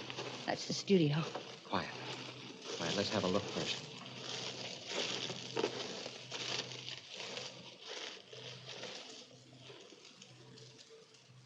Well, he's there. Alone. Sitting behind the table with some sort of statue in front of him. A statue of Shiva. The door's open. Come on. The bright one, the happy one, Ishtadevata. Peter, Soma listen. Vivesvara. Quentin, what are you doing? The incantation. He's calling up that demon. Quentin, stop. Gaja Mahamurti. Quentin, it's Approach Kate. strong Don't you hear power. me? Stop it, Gaja. please. Please, Quentin. Kate? Kate, is that? Sveta Mahayodi. Approach. He's in a not trance. arouse. Shall we? No, don't touch him. The slightest thing now might turn him into a raging maniac. Let your sister try. Quentin, you must stop. This awful thing, it isn't you anymore. It's not what you want. You said you loved me. If that's true, you must shake this madness off. Kate, calling me? I can't. He's too strong for me. Try, Quentin. Try. You can do it. Come back, Quentin. If you really love me, fight it. Fight it. I can't. He's coming. Coming. Can't you hear them? Get away, Kate, before he comes. Only one thing left. One thing I can possibly... the statue. Smash it and... Don't move, Peter.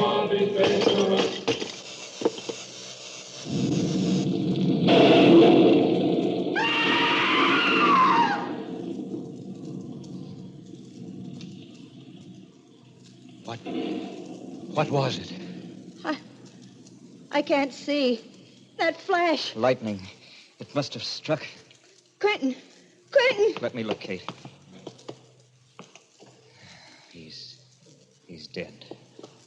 That lightning bolt killed him immediately. Dr. Sanford. Hmm?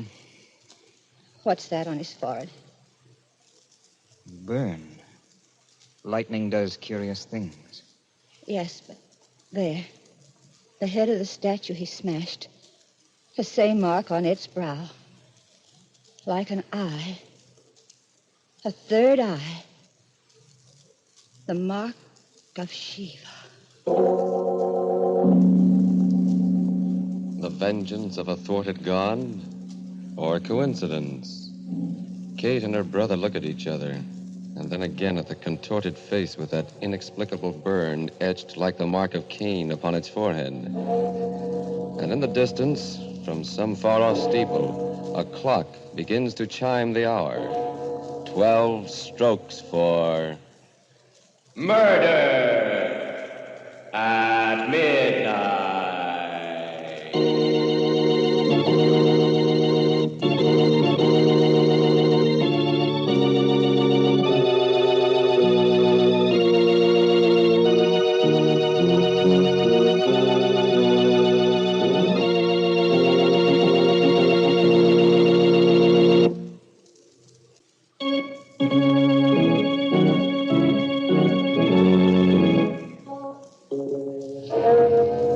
Remember to be with us again when death hovers on dark bat wings and the clocks strike 12 for... Murder at midnight. The part of Kate was played by Bess Johnson, and Carl Emery was Quentin. With music by Charles Paul, Murder at Midnight was directed by Anton M. Leader.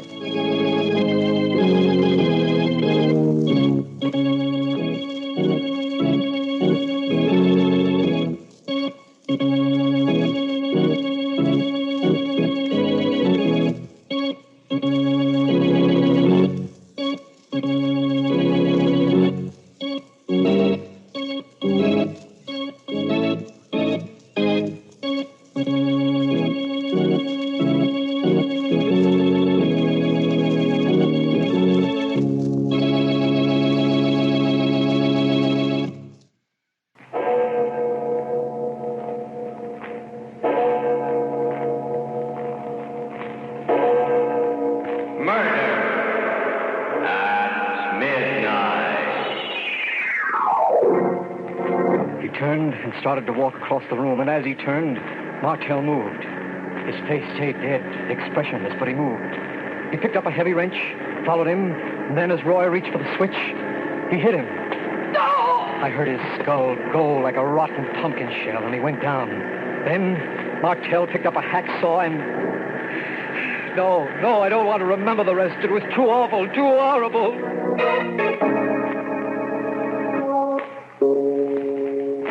Midnight, the witching hour when the night is darkest. Our fears the strongest, and our strength at its lowest ebb.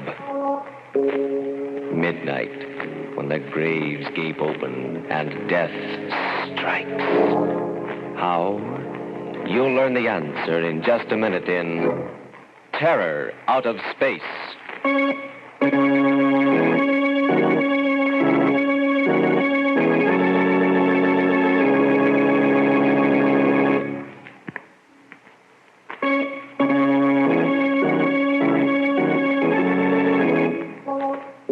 And now, Murder at Midnight, tales of mystery and terror by radio's masters of the macabre. Our story, which we prophesy will be long remembered as a classic, is by Robert Newman. A tale out of the news and out of man's deepest fears called Terror Out of Space.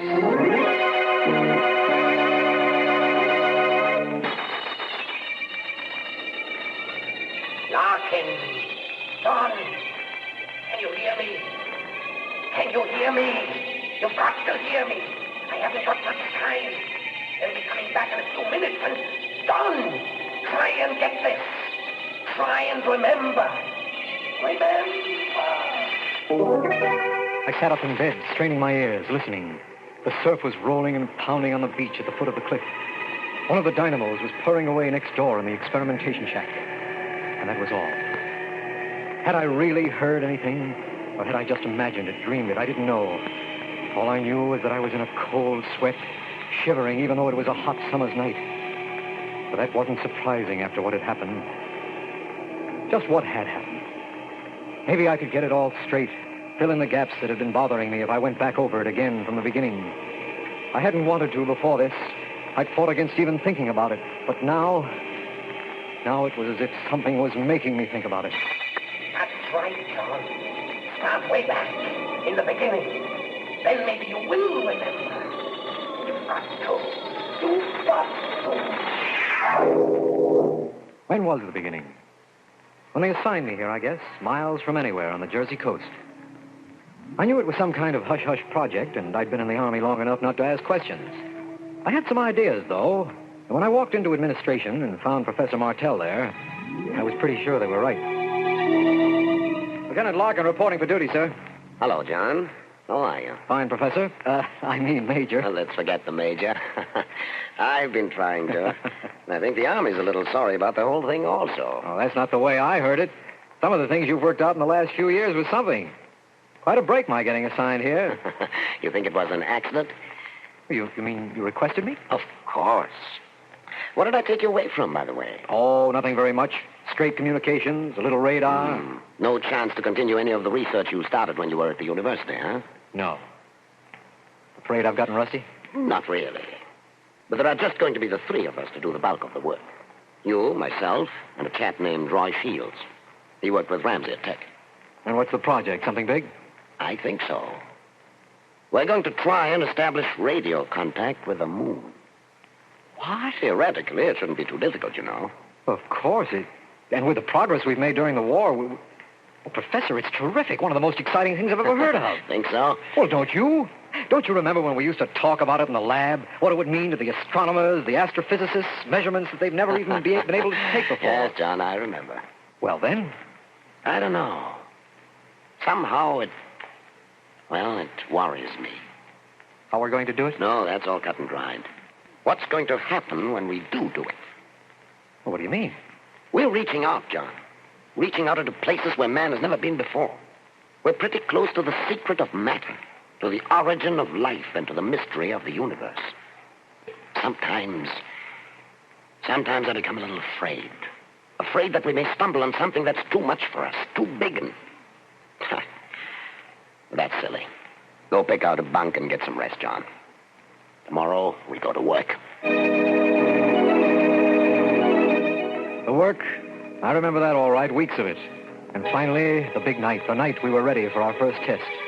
It was clear and cool, the ocean still, not thundering, but whispering at the base of the cliffs, as if it were waiting. Every star separate and distinct, like signposts on the road to the infinite. Martell at the table in the center of the laboratory with the charts and diagrams doing the computing. Roy at the power controls, and I at the director. Time? 23:02. 15 seconds. Power, 10.12. Check. Your reading, John? 93 degrees. Make it plus 0.2. Check. Time, 23:02:10. Power on. 3 seconds. 4. Now. How long to wait? We should get it almost immediately. A lag of not more than... There, listen. Huh? That's it! That's it! We've done it! We're in contact with the moon! Yes, we'd done it. Reached out into space and done it. For the first time since man had walked erect, we had established contact with another heavenly body, bridged the infinite with man-made electrical impulses. There was no work done during the next 2 days, just excitement. Public relations broke the story the next morning, and we were swamped. Newspaper reporters, photographers, interviews, commentaries, prophecies. Finally, we got back to normal. And a couple of nights later... Yes, it's starting to come back to me now. I remember. It was the sound of the generators that woke me. I looked at my watch, almost midnight. Roy was asleep in his bunk, and I didn't wake him. I padded out along the duckboards to the laboratory. The lights were on. I went in, and there was Professor Martell. He was sitting at the control table, and he was funny. His eyes were open, but he didn't seem to see me. I said, "Hello, Professor." He didn't move. Didn't answer. I took a quick look at the control board, and the frequency had been changed. A little uneasy, I tried again. "Professor, what are you doing?" And then something very strange happened. Half of him came alive. His right side first. His right eye lighting up, while his left eye stayed dead. His right hand twitched, while his left one remained stiff. It was just for a fraction of a second. Then... What? Oh. Hello, John. Hello, Professor. Anything the matter? Matter? What am I doing in here? I don't know, sir. I heard the generators go on, and I came in and found you here. Strange. Very strange. I went to bed about 10:30. Ever walked in your sleep before? No, not that I know of. Because I haven't been sleeping too well lately. Very disturbing dream. Did you change the transmitter frequency that way? No, sir. You must have done it yourself in your sleep. Funny. That would make it more of a carrier instead of a transmitter wave. Shall I shift it back? No, leave it. I'd like to take a look again in the morning. Do some thinking about it.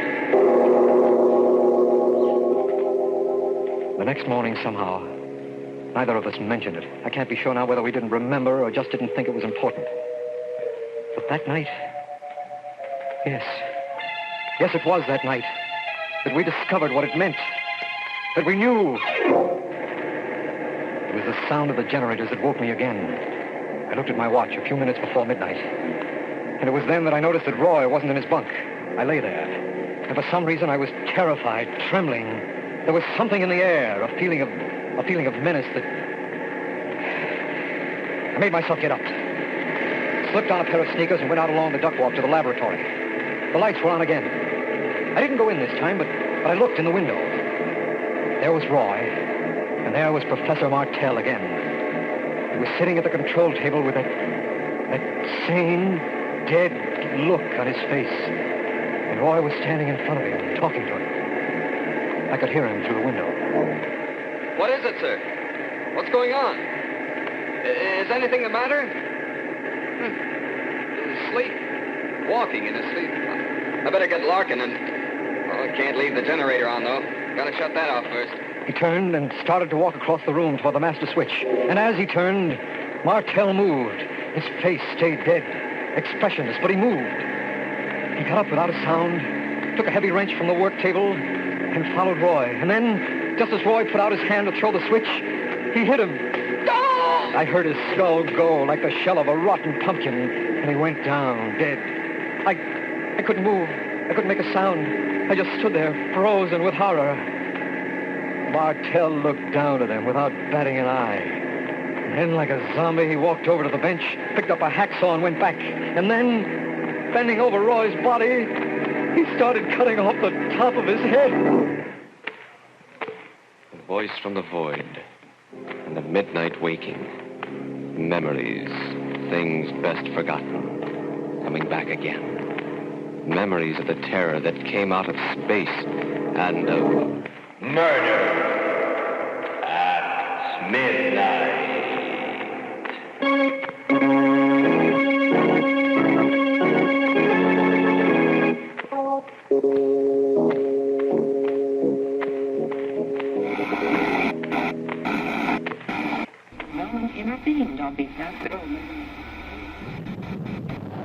Chariots of the Gods, the international bestseller by Erich von Däniken that shattered conventional theories about history and archaeology. Now, Sun International brings it to the screen in a startling new film. Chariots of the Gods explores von Däniken's controversial and explosive theory that beings from other galaxies visited Earth in ancient times. Did a genius from another world design the pyramids? Is there evidence of a prehistoric airfield in the Andes? And what about the giant stone faces that brood over Easter Island? All over the Earth, the evidence is there. For an intriguing, fascinating, mind-opening experience, See Chariots of the Gods. Rated G.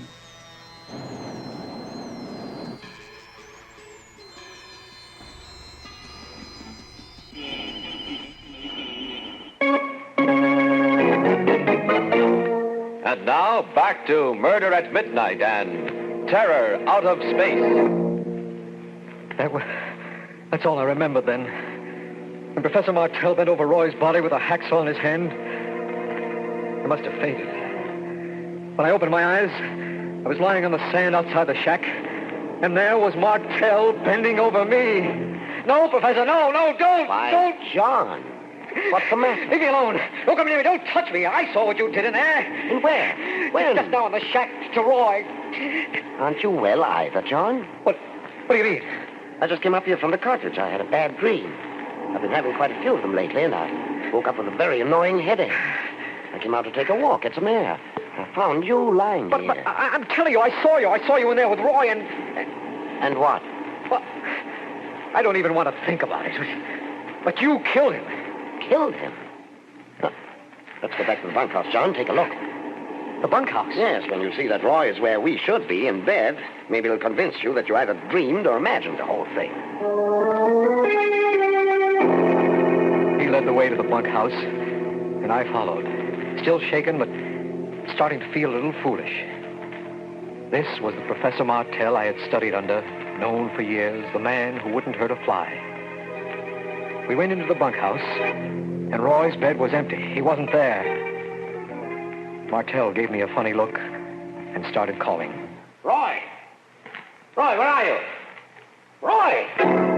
Without a word, we hurried back to the laboratory, and there was no sign of him there either. Nothing. Wait, he must have gone out for a walk too, Professor, or maybe jeeped into town. If it was true, there'd be something here. His body, blood. There, John. Well, right there, in front of the switch. But there's nothing there. No. Except that it looks as if this floor was just scrubbed. The floor? What? You're right. John. Huh? Did you change the transmitter frequency this way? Oh, no, sir. You must have done it. Just the way you did last night. Last night? You mean something happened last night, too? You don't remember? No. Tell me what you saw happen tonight. Everything you remember, whether you believe it now or not. Well, it was pretty terrible, Professor.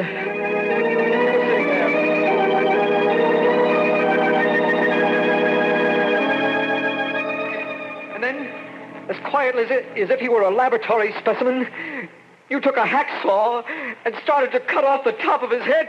Merciful heavens. Talking to you now, I know the whole thing's mad, impossible, but... Yes, mad, impossible, but... You mean it could have happened some way without your knowing it? Sit down, John. Relax. Tell me what you know about the moon.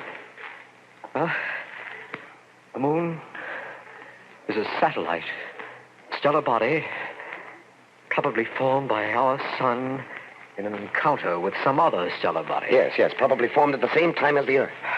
But it may very well have supported life long before there was life here. Life? But we know what its atmosphere is. We know what it is now. But how do we know what it was several million years ago? Just suppose, that there was life there millions of years ago. Life that reached a level of development we cannot even imagine. Suppose it died out as a form of life that we could recognize, but remained in a form that is eternal. What do you mean? In the form of electrical energy. We know that thought is an electrical process. An electrocephalograph will give a definite reading when a man is thinking. Yes. Suppose intelligences continue to exist on the moon in the form of complex electric charges. And suppose a channel is suddenly opened between the moon and some other planet. The beams we sent out are our radar beams. You mean they could come down the beam, take hold of someone, you, and make you... I'm supposing, John, hypothesizing. But the fact is that the transmitter was set at carrier frequency, and none of us did it consciously. Of course, even if it's true, we have no way of knowing whether these entities are dangerous, malevolent or not. No way of knowing, but they killed. They made you kill Roy. Because he was going to shut off the transmitter, cut off contact with the place they came from. As for the rest, well, they would be intensely curious about the human body, particularly the brain. They would want to examine it. Good Lord, Professor, do you realize what you're saying? The taking over of a person's body? Yes, John, I do realize what I'm saying. Well, I don't believe it myself. Have you a gun? Why, yes. Yes, I never carry it. Well, start carrying it. And if you notice me doing anything strange, incomprehensible, don't hesitate. Shoot. I didn't sleep that night. I remember that now. And I was convinced that I would never sleep again. Because it was there then, the moon. It was there all the time, of course, day and night. But it was during the night, when I was asleep, that it would be easiest for them. That they might try and... No, I can't think about it. I won't even now.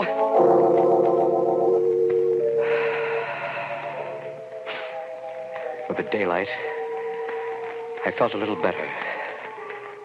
Roy hadn't come back, but, well, there were a dozen possible explanations for that. I went to have another talk with Professor Martell. And he was gone, too. His bed was empty, as if it had never been slept in. I waited until about noon, then I called headquarters. I had decided that I was going to tell them only facts, things I could believe myself. Hello? Hello, Colonel. This is Larkin over at Radar Experimental. Oh, yes, Larkin. How are you? Pretty good, sir. I'd like to report that both Sergeant Shields and Major Martell are missing. Huh? Missing? What do you mean? I don't know, sir. They were both gone when I got up this morning. AWOL, eh? Well, that's my fault. You men have been working awfully hard. Now, I meant to suggest that you take leaves. Why don't you go missing, too? Oh, no, sir, I couldn't. Not right now. Okay. And you carry on until they get back, and then I'll arrange for you to do it officially. So I stayed. Stayed there in the lonely shack on top of the cliff, alone. And that was the most awful, terrible week of my life. Only the wind, the pounding of the surf, and my fears that were with me constantly. There was work I had to do, but I had to force myself to go into the laboratory. Then, on Friday, they found Roy's body. A phone call took me to town to the local funeral parlor. When I got there, the colonel was waiting. You knew Sergeant Shields pretty well, didn't you, Larkin? Yes, sir. Some fishermen found a body in their nets this morning. I wish you'd look at it. Of course, sir. Right here. Oh, good Lord. Evidently, the fish were pretty hungry. Well, no one could be sure, sir, but I think that is Shields. All right, Larkin. Thank you. Yes, they found Roy's body. And that night, Martell came back. I'd taken something to make me sleep. It was the only way I could sleep. But the sound of the generators woke me again. I lay there listening, unbelieving but terrified because there was no one at the station but me. Then, picking up my gun, I went down the duck walk to the laboratory. I opened the door, and there he was, Professor Martell. His face was thin, haggard. His eyes were dead, lackluster, the way they'd been those other 2 nights. And when he spoke, his voice was hardly human, as if someone was using him, speaking through him. Too bad that you woke up, Larkin. You should not have come in here. What do you mean, Professor? Where have you been? We have been looking over your planet, studying it. Very interesting. And now we are ready to go. Go? Go where? What are you talking about? What You said we. Professor Martell, have they... Just a few preparations to make. And then... The voice, that horrible voice stopped, and Martell swayed as if he were going to fall. I grabbed him, and he opened his eyes. He was himself again. And when he spoke, it was with his own voice. John, for heaven's sake, help me. Help me. How, Professor, how? Look, what I told you, don't you remember? Don't you understand? They've got me. They took me that night, took me all over the country, looking, examining, studying. They picked my brain. They sucked me dry. And now they're going to take me back with them. Back with them? Back to where they came from. Not my body, they're not interested in that, but the essential me, it has its name. Shoot, John. Shoot and... And now we are ready. They had him again. As your friend told you, we are taking him with us. But you will not remember. You will remember nothing. Do you understand? Because someday we may come back. I stood there, frozen, still holding on to Martell. Like a sleepwalker with superhuman strength, He pushed me away. I staggered back against the wall. Stiffly and mechanically, he walked to the door, opened it, and went out. The surf was thundering, the wind blowing. Straight to the edge of the cliff he walked, and then went over. But before he fell, he seemed almost to hover for a moment, as if something in him was going not down, but up. Now, do you remember, John? Now, do you remember? You've got to remember. You've got to. I tricked them, fooled them. That's how I was able to get through to you. But they'll be coming for me any minute. And down. You've got to do something. You've got to. It's true. They do exist. And they've got me here. They may be coming back again for others. John, they're coming. They're coming. Do something. Do. When I woke up about a half hour ago, I found this all written out on the pad I keep next to my bed. Written out in my own handwriting, but a little scrawled and jerky, as if my hand wasn't quite steady. Some of it I remember. Other parts, like Roy's murder, Professor Martell's suicide, I don't recall at all. Either I'm mad, completely mad, or... No, I can't think about it. I mustn't. Anyway, if I showed this to anyone, the world would think I'm mad. So now I'm going to burn it. Burn it up completely. White and shaking, John Larkin tears the scrawled pages from his notebook, crumples them into an ashtray, and puts a match to them. And thus there disappears into ashes the only remaining evidence of the terror from out of space and of murder at midnight.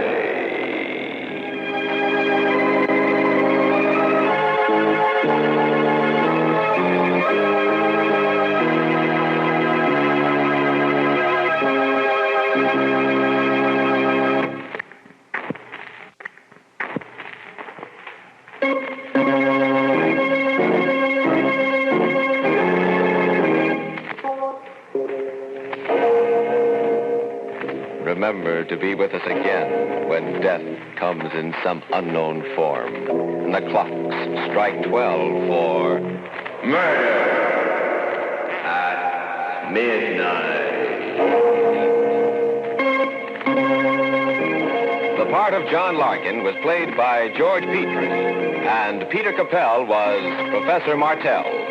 With music by Charles Paul, Murder at Midnight was directed by Anton M.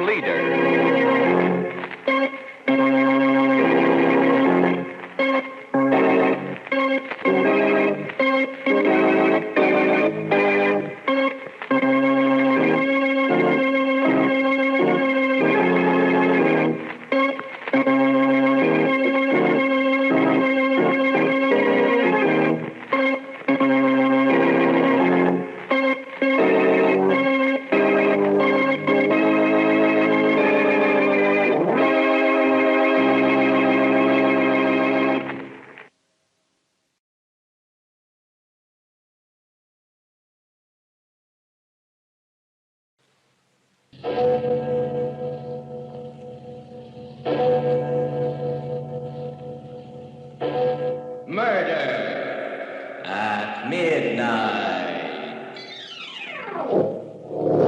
Your card, Mr. Thompson. The King of Hearts. Colonel Moore.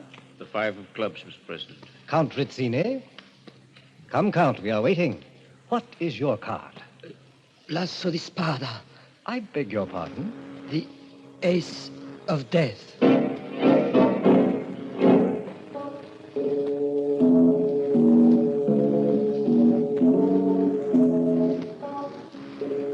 Midnight, the witching hour when the night is darkest, our fears the strongest, and our strength at its lowest ebb. Midnight, when the graves gape open and death strikes. How? You'll learn the answer in just a minute in The Ace of Death.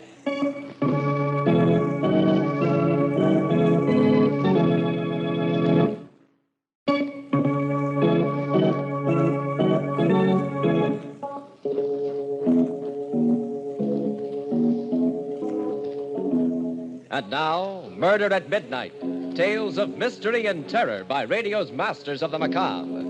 Our story, based on Robert Louis Stevenson's immortal Suicide Club, is by Max Ehrlich. Its title, The Ace of Death.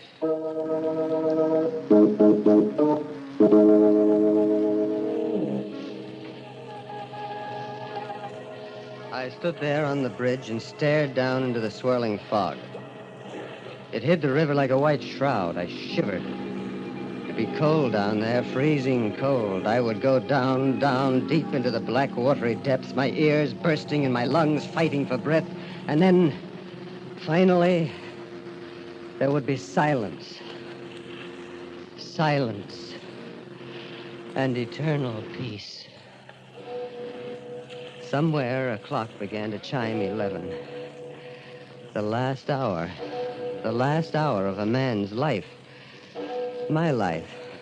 I, John Evans, ill and broke without family or friends, sick and weary of the constant struggle among earthbound mortals, looked forward to my new future. Death. I put one foot over the bridge rail. My heart pounded. My head throbbed. And then someone came out of the mist and seized me from behind. No, you fool. Don't do it. Not this way. No. Let me go. Let me go while I've still got the courage. You hear what I've got to say. Why did you stop me? Why? I wanted to die. I wanted to. I sympathize with you, young man. You see, I, too, am tired of life and seek death. You? You want to die? Yes, but not by drowning. No, my boy. I've made other arrangements. The river is not only a dull way to die, it's positively sordid.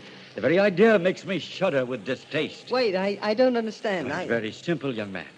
Now, most of us are too commonplace about the hereafter. We enter it with morbid fear and without imagination. Actually, death can be glorious. Glorious? Yes, a great new change from our ordinary lifetime routine. A journey into an uncharted world. A man should meet death on the wings of adventure. It should be an exciting and delightful experience. Death? Exciting and delightful? Why not? I've already arranged my decease along these lines. And since you and I have an interest in common, why not join me? Huh? We'll seek death's private door together. Come, young man. Come along with me. Where? To my club. I'll be glad to recommend you for membership. Your club? Yes. It caters to a clientele of gentlemen like ourselves. We call it the Hereafter Club. The whole thing was mad, insane. And yet it was intriguing, too. I looked hard at the elderly gentleman who'd come out of the fog to pull me from the brink of death, only to offer me a pleasanter and more delightful variety later. He repeated his invitation to join him, and I could see that he was perfectly sincere. I decided to go with him, even though I secretly considered him some kind of a madman. After all, what could I lose now? We took a cab and stopped at a grim-looking building in the silk stocking district on the east side. My elderly friend, whom I now knew as Frederick Whitney, took me into a luxurious reception room and asked me to wait there until he saw the president of the club. Finally, the president himself came out to greet me. He was a man of about 50 with a bald spot on his head, piercing gray eyes, and a thin mouth. He smiled and extended his hand to me. Welcome to the Hereafter Club, Mr. Evans. Thank you, Mr. President. Mr. Whitney has recommended you very highly, and I'm delighted to count you among our members. I am pretty vague as to what all this is about, but Mr. Whitney mentioned something about a $400 initiation fee, and, well, I'm afraid Tut, my boy. Mr. Whitney knew you were in delicate financial straits and took your initiation fee upon himself. Oh. You were fortunate indeed, Mr. Evans, that he happened along and rescued you from the river.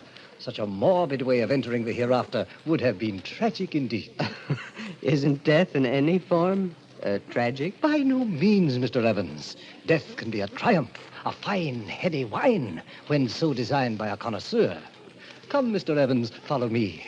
You are about to embark on an exciting and unforgettable experience. Like a man in a dream, I followed the president into a large room. There was a green baize table in the center of it, and several men in evening dress lounged around the room drinking champagne. They seemed nervous and distraught. And when they laughed, it was high-pitched and too loud. They seemed to be waiting for something to happen, some event to begin. As the president and I stood at the door, he turned to me and smiled. These men, Mr. Evans, are charter members of the Hereafter Club. They come from all walks of life, but they have one common desire, death. I see. And what happens now? Our procedure is very simple. We all play a game of cards. A game of cards? A simple but fascinating game of cards. That is, these gentlemen play. As president of the Hereafter Club, I am the dealer. And what is the game? Each man draws a card and turns it face up. The man who is fortunate enough to draw the ace of spades dies. For this is the card of death. And how does he die? By the hand of the man who draws the ace of clubs. Oh, I see. The ace of clubs eliminates the ace of spades. Precisely. How many of these games do you play a night? Just one. But as you can see, Mr. Evans, during its course, a man can live a lifetime of adventure. For this makes of death an exciting game of chance, a game to whip the blood and make the pulses race. You see, one never knows whether he will draw the fatal ace of spades tonight, or whether he will survive for weeks or even months. A question, Mr. President. Yes? How much of this can a man stand? I can only answer in this way, Mr. Evans. Our members always come back to the Hereafter Club night after night, until they draw the ace of spades. Once a devotee of the game, it's impossible to resist. Now, but come, we're ready to begin. In a kind of hypnotic trance, I followed the president into the room. But when the members saw him, their conversation stopped suddenly. They put down their champagne glasses, straightened. Their faces grew pale and tense, their eyes brilliant with a mixture of fear and anticipation. The president took a fresh pack of cards from his pocket, and like a magnet attracting iron filings, the men drew close to the baize-covered table. I found myself standing next to Frederick Whitney as the president spoke. Gentlemen of the Hereafter Club, the game is about to begin. Someone here tonight will draw the ace of spades. Whoever he is, let me assure him that we will arrange his death so that it will appear to be an accident with no breath of scandal and with no unnecessary anguish to his family. We all know that life is only a stage to play the fool upon, as long as the part amuses us. Now we have wearied of our daily performance and have chosen a civilized and exciting way to quit that stage. Gentlemen, the deal. It was a fantastic, weird, monstrous experience. The green baize table, the president puffing on his cigar and dealing a card to each man face down, each man his face like a graven image, turning his card up. I could feel the sweat pouring down my forehead. My heart pounded like a hammer, and next to me, Frederick Whitney stood rigid, his eyes shining as the president's voice droned on. Mr. Thompson, your card. They're here. The three of diamonds. Colonel Moore. The six of hearts. Mr. Dennison. It's the jack of spades. Count Rizzini. The eight of clubs. Mr. Evans, our new member.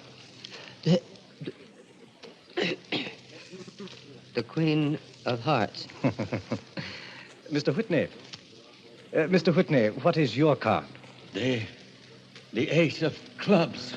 Well, Mr. Whitney, congratulations. You shall be the official agent for tonight. Now let us see whom you will guide into the hereafter. Frederick Whitney left the game and went directly into the president's private office. There was only one card to be drawn now, the ace of death. The tension was almost unbearable. I felt like running away from that table, screaming at the top of my voice, but I didn't. I only stood there, riveted, staring at those cards, listening to the president's hypnotic voice. Mr. Benedict. The tray of spades. Mr. Wallace. 9 of diamonds. Mr. Thompson. The King of Hearts. Colonel Moore, your card. The 5 of clubs. Count Rizzini. Count Rizzini, we are waiting. What is your card? Lasso di spada. I beg your pardon.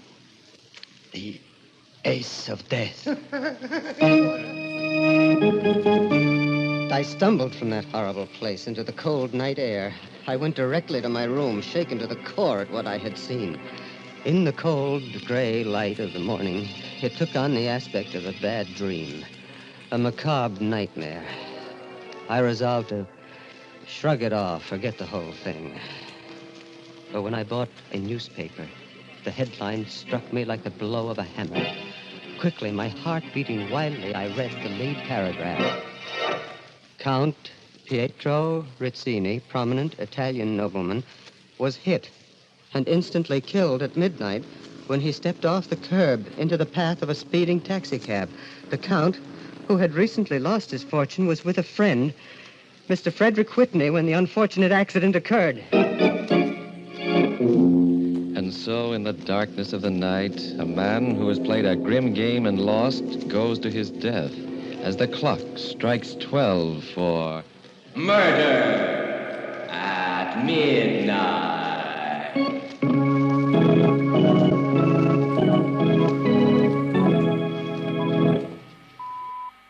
It's 10 o'clock. Good evening. This is The World Tonight with Rithala Shah.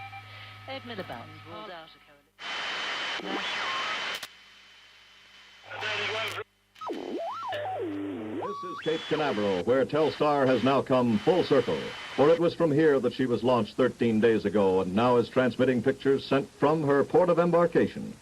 At Mercury Control, we'd like you to meet this country's scarcely ancient but orbital pioneer, Colonel John Glenn. By now, we have proven that man can perform useful tasks in space. We have also begun to use man as a scientific observer during these flights. The manned flights of today, however, are transitional. They're evolutionary, looking forward to the future. And next year, we should have our full one-day-long missions up. Beyond that, we're looking forward to Project Gemini, a two-manned craft which can stay in orbit for periods of up to 2 weeks. Beyond that, of course, our three-man project of Project Apollo for the moon landing. And Apollo will take us to the moon and back.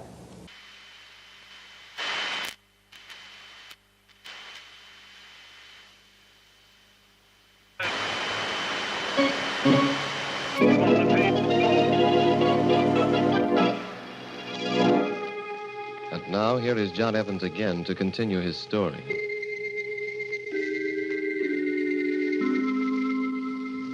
Yes, the Hereafter Club was really a murder club. A racket conceived and created by the polished gentleman who called himself the president. He made a game of death and grew rich on it. For each night, although he lost a member, he made $400, the member's initiation fee. And as the members dropped out, according to Hoyle, there were always plenty of disillusioned neophytes like myself ready to replace them. My first impulse after reading that grisly newspaper announcement was to run to the police. But I had pledged my word to secrecy. And besides, I wanted to go back. I had to go back. The thrill of the game was in my blood. I fought to resist it, but it was like a hypnotic drug. Time after time, I went back to the green baize table, and then one night... Your card, Mr. Whitney? Come, sir, what is your card? The ace of spades. Now, my friend, Frederick Whitney, the man who'd introduced me into the Hereafter Club, had drawn the ace of death. His string had run out. He was through. I stared at him. He was calm, and there was a half smile on his face. He seemed almost glad that for him the game was over. The president kept on dealing. Mr. Thompson, your card? The Jack of Hearts. Colonel Moore? The four of spades. Mr. Dennison? The ace of diamonds. Mr. Benedict? Ten of clubs. Mr. Evans? They were waiting for me. Come, Mr. Evans. Your card? The ace of clubs. Congratulations, Mr. Evans. Only your 6th evening at our club, and you draw a winning card. Now, if you'll join Mr. Whitney and myself in my private office, we'll arrange the details.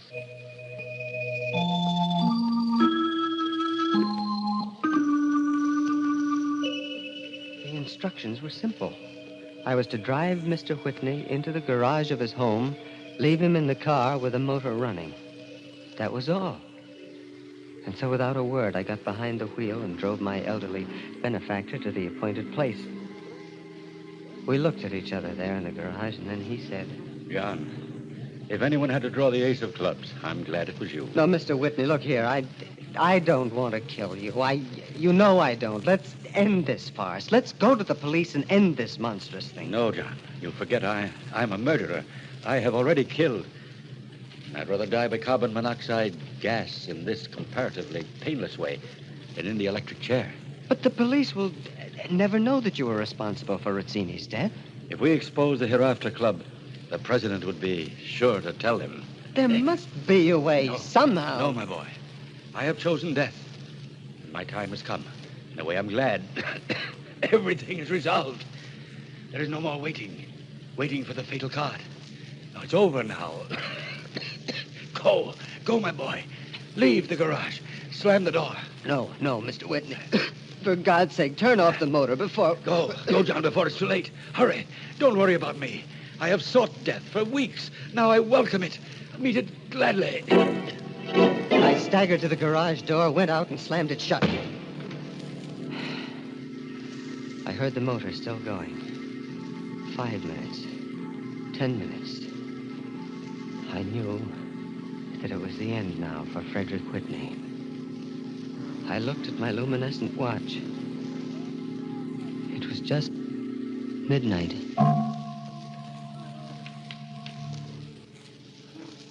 I walked the streets for hours after that.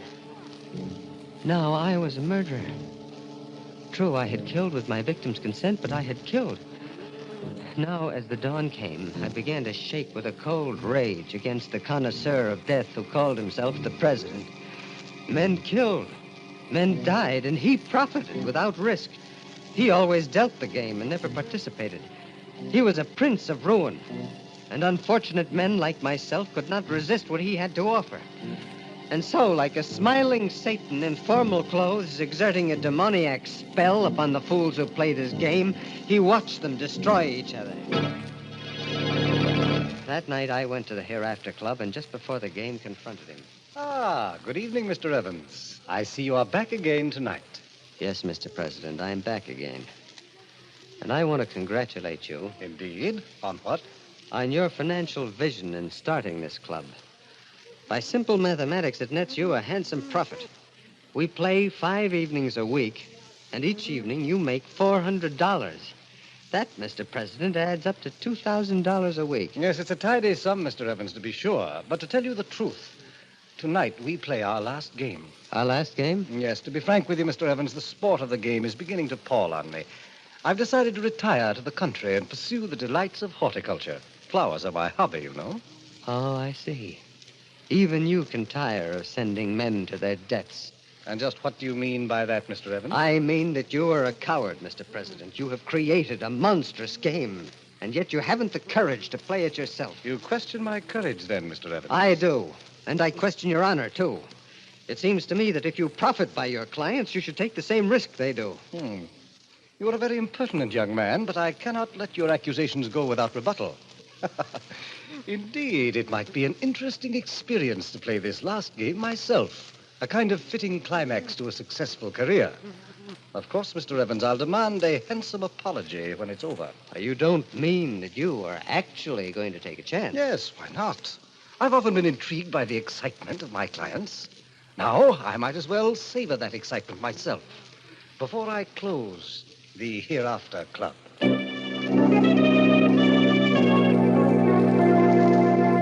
The news that the president was going to play created a sensation among the members. He dealt a round, and then another. And the third time around, for the second night in a row, I drew the murder card, the ace of clubs. The president smiled his congratulations at what he called my phenomenal luck and continued. Mr. Thompson, your card? The 2 of spades. Colonel Moore? The King of Hearts. Mr. Dennison? The 7 of clubs. Mr. Benedict? Queen of diamonds. And now, gentlemen, I'll turn over my own card. Congratulations, Mr. President. You have drawn the ace of spades. The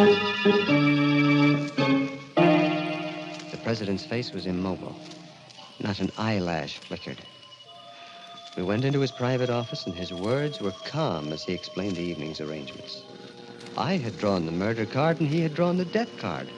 Yet, judging by his unworried attitude and serene bearing, it might have been the other way around. I couldn't help a flicker of admiration for him.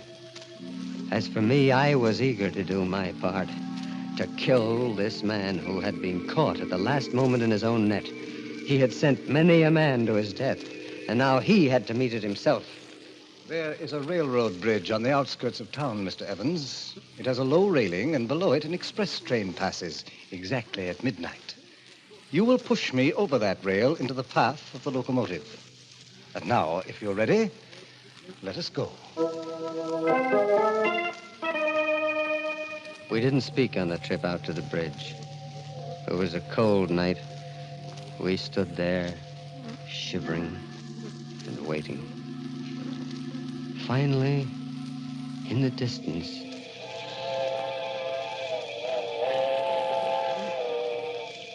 that was it. The midnight train. I could see its bright headlight flickering as it approached. Then the president spoke. Mr. Evans, of course we are not going through with this. Of course we are, Mr. President. Look here, my dear boy. As you know, the Hereafter Club is disbanded. Unlike my clients, I have no desire to die. There's no point in doing so. Well, you are going to die, Mr. President, just as you have sent others. I'll see to it myself. Be reasonable, Mr. Evans. I have everything to live for, and so can you have. Now then, I'm a very wealthy man, and I'm quite sure you could use, say, $10,000. Get close to that rail, Mr. President. I suggest you listen to reason, Mr. Evans. The others died without a whimper. You sent them into the hereafter, and now you're going yourself, as you deserve. You're a very stubborn young man, Mr. Evans. No, drop that gun. Don't. Try to kill me, will you? Well, you got me in the arm, that's all, and now you're going over that rail. Don't! I'll give you anything! Anything! Over you No!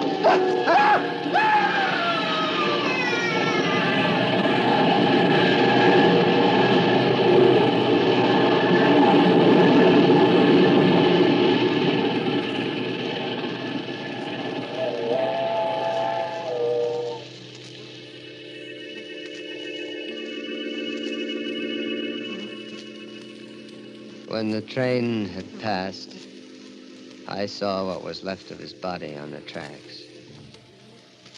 Slowly, with dragging footsteps, I walked down the street toward the twin green lights of the police station. Now, like the others, I'm ready for the end. The doors of the police station open and close on the man who trumped the ace of death. The man who now seeks his own dark destiny as the clocks strike 12 for murder at midnight.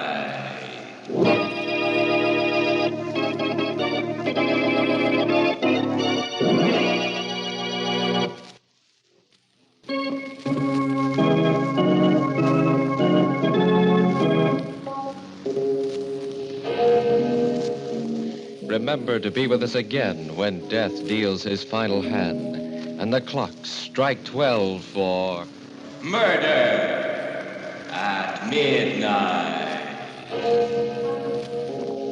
The part of John Evans was played by Carl Swenson. The president of the Hereafter Club was John Griggs. With music by Bert Berman, Murder at Midnight was directed by Anton M. Leader.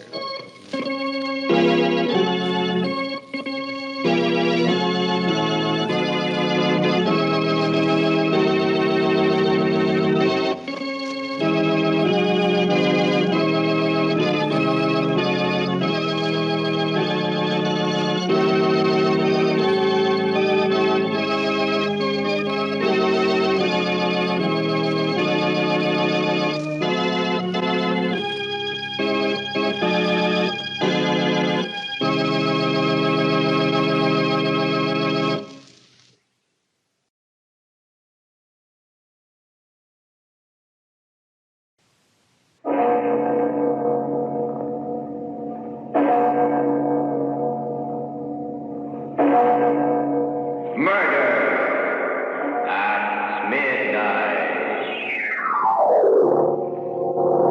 the last time, Walt, please let me go. Nuts. Then it has to be this way. Hap, no. Drop that gun. I'm sorry, Walt. Very sorry. I've known all along you had to die tonight. But I didn't know. I killed you. Midnight, the witching hour when the night is darkest, our fears the strongest, and our strength at its lowest ebb.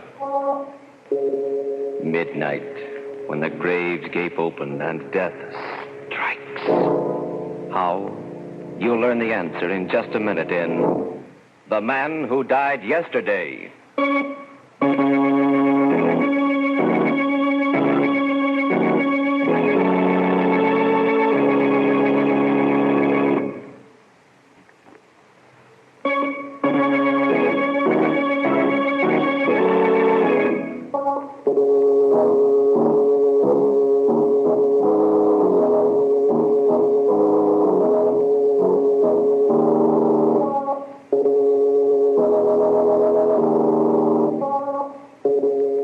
And now, Murder at Midnight.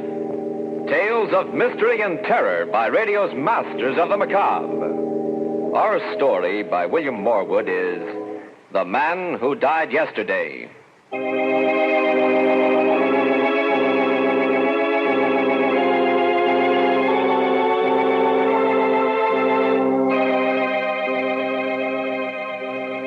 Afternoon on a little-traveled highway. A strange-looking man in threadbare clothes stands hopefully by the roadside. A car comes around a curve. Slows up. Stops. Looking for a lift? Are you headed for New York? That's me. Hop in. Thank you. It's very good of you. I'm in a hurry to reach New York. I haven't much time, you see. Yeah, sure. I picked you right off for a big executive on his way to a board meeting. Nothing like that. It's just that, there's something terribly important I've got to do. A mission. Oh, Salvation Army, huh? No, United Nations. I have to see the Secretary General before midnight tonight. That leaves me only 8 hours. The United... Are you feeling all right, pal? Yes. I was sick, but I'm feeling fine now. You don't look so good to me. Why does it go? Of course, you could do with a haircut, too. I suppose so. I'm afraid I've been out of touch with civilization a long while. By the way, my name is... was...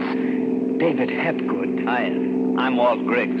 Can't you drive any faster, Walt? We've still got a long way to go, and... well, I'm worried about this part of the road. There's going to be a rock slide and... Rock slide? Oh, you mean those signs? Ah, it's nothing to worry about. They put them up on... What the... It's all right. Keep going, Walt. We got through safely. Yeah, but there was a rock slide, just like you said. Of course, but... How did you know? I can see ahead, Walt. See into the future for 24 hours.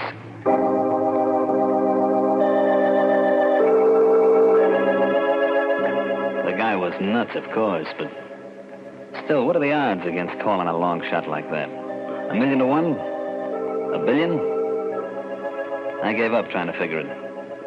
We drove along for about an hour and then stopped for gas. There was this hamburger joint right by. Where are we going, Walt? Grab a bite. Oh, but there isn't time. I've less than 7 hours now, and by midnight We gotta gas up anyway, and I'm hungry. Come on, Hep. Hiya, fellas. Hello, sugar. Sit down, Hep. What'll it be, boys? Hamburger for me, sweetheart, with onions. What's yours, Hep? I'm not hungry. Oh, busy with your speech for the United Nations, huh? Well, I'll just read this racing form while you're thinking. Racing form? Sure, I play the G's all the time. Got some important dough on today's meet. $50 on Alistair to win in the 6th. Alistair? Yep. I'm afraid you'll lose your money, Walt. What? Don't kid me. Alistair's a hot favorite. It's going to be a walkaway. Marble the Third won that race. Marble? What are you nuts? He's a rank outsider. 100 to... What do you mean won the race? It hasn't been run yet. Hasn't it? I didn't know. Look, wait a minute. Sweetheart. Yeah? You think you can get the races on the radio? Oh, sure. It's all tuned in. A lot of our customers like to listen. Walt, we can't waste time like this. Who can think about a horse race? I can. Remember my $50. What? It's a great race. The crowd is going wild with excitement. They're around the bend now, coming into the straight. Alistair is out in front by 2 lanes. The rest of the horses bunched. Alistair is going strong. Boy, where's your marble, Hap? Wait. Entering the last stretch now. It's a walk away for Alistair. Easy. 4 lanes ahead and no challengers. Wait a minute. Alistair stumbles. Can't regain stride. He's down. What? The jockey's going clear, but Alistair is... The other horses have gone past. Number 8 is out in front. Number 8, Marble the third. Marble the third. Marble the third, and Marble wins. Rio! Turn that thing off. One for the books, folks. The most extraordinary... I'll be... You knew it all the time, Hap. You knew Marble had to win. Of course. Walt, we've got to go. Sure. Sure, Hap. Anything you say. You're the guy I've been waiting for all my life.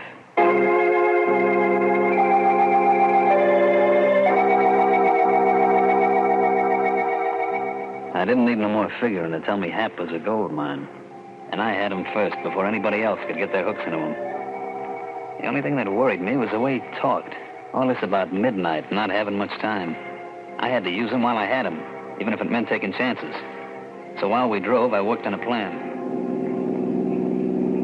Walt, we've left the New York road. The signs are pointing the other way. I know. I'm taking a shortcut through a town called Hasek. Hasek? Yeah.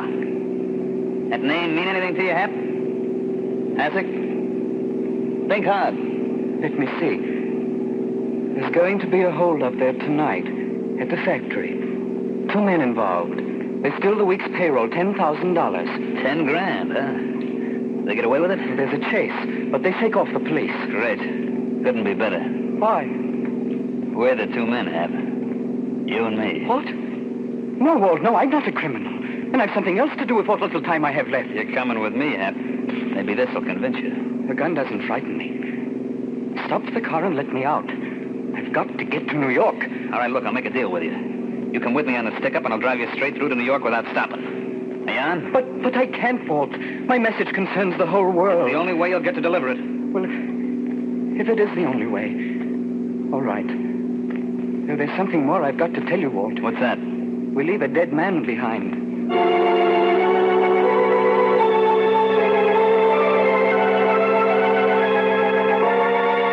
It was getting dark when we hit town. I drove down the main street and onto the factory building beyond. It was all dark except for a light in the cashier's office. Hap and I went in. There was a guy sitting at a desk. Who are you? What do you want? The 10 grand in that safe. This is a stick-up, brother.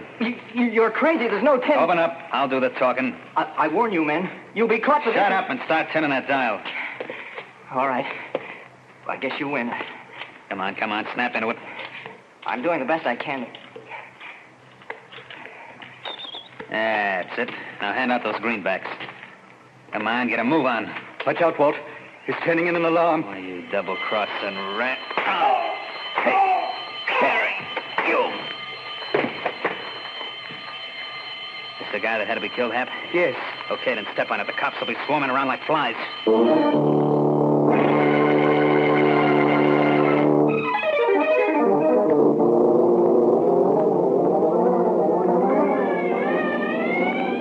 They're gaining on us, Walt. I can't go any faster. I'm down to the floorboards already. They'll start shooting soon. You sure we get away? There's no slip-up? No. We get away all right. Good. Where did they get you, Walt? I am. What do we do, Hap? Keep driving till we hit that bend in the road. Yeah? There's a clump of willows around the corner. Pull in there. Okay. Here goes.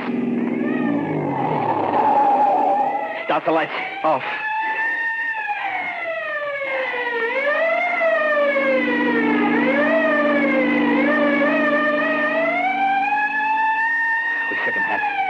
Just like you said. No hurry. Get back to the New York road. I've less than 3 hours left. Okay, but I gotta stop and see a doctor. A doctor? Sure, my arm. Oh, what's the matter, Hap? I'm afraid of that doctor. Something happens there that I don't understand. What is it? I don't know. It's something I should have explained before. I can see into the future for you, Walt, and for everyone else. But not for myself.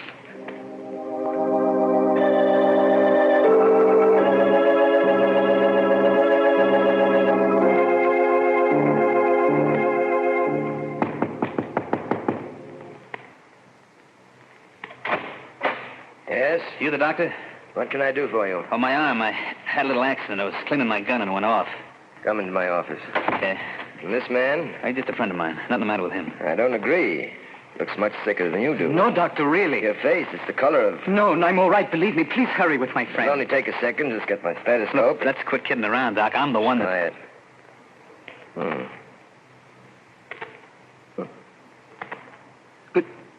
Good Lord. What's the matter, Doc?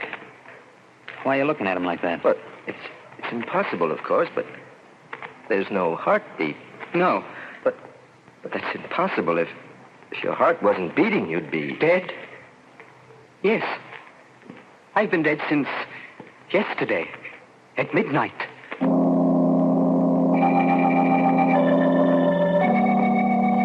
Staring at him, at the living corpse of the man who died yesterday, Walt and the doctor draw back in horror. Just who is David Hapgood? Perhaps we'll know when the clock strikes 12 for Murder at midnight.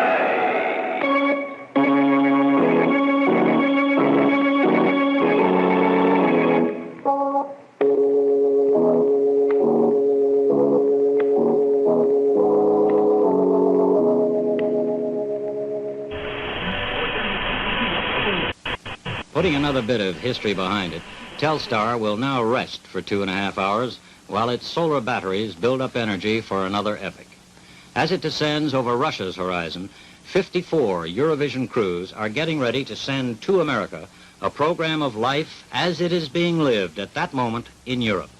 From the land of the midnight sun, Laplanders herding reindeer in daylight, to the midnight sailing of Sicily's sardine fleet. From the Etruscan art of Yugoslavia to the seafaring Mercy Fleet of Cornwall, one exciting aspect of Western Europe after another will come alive in your living room.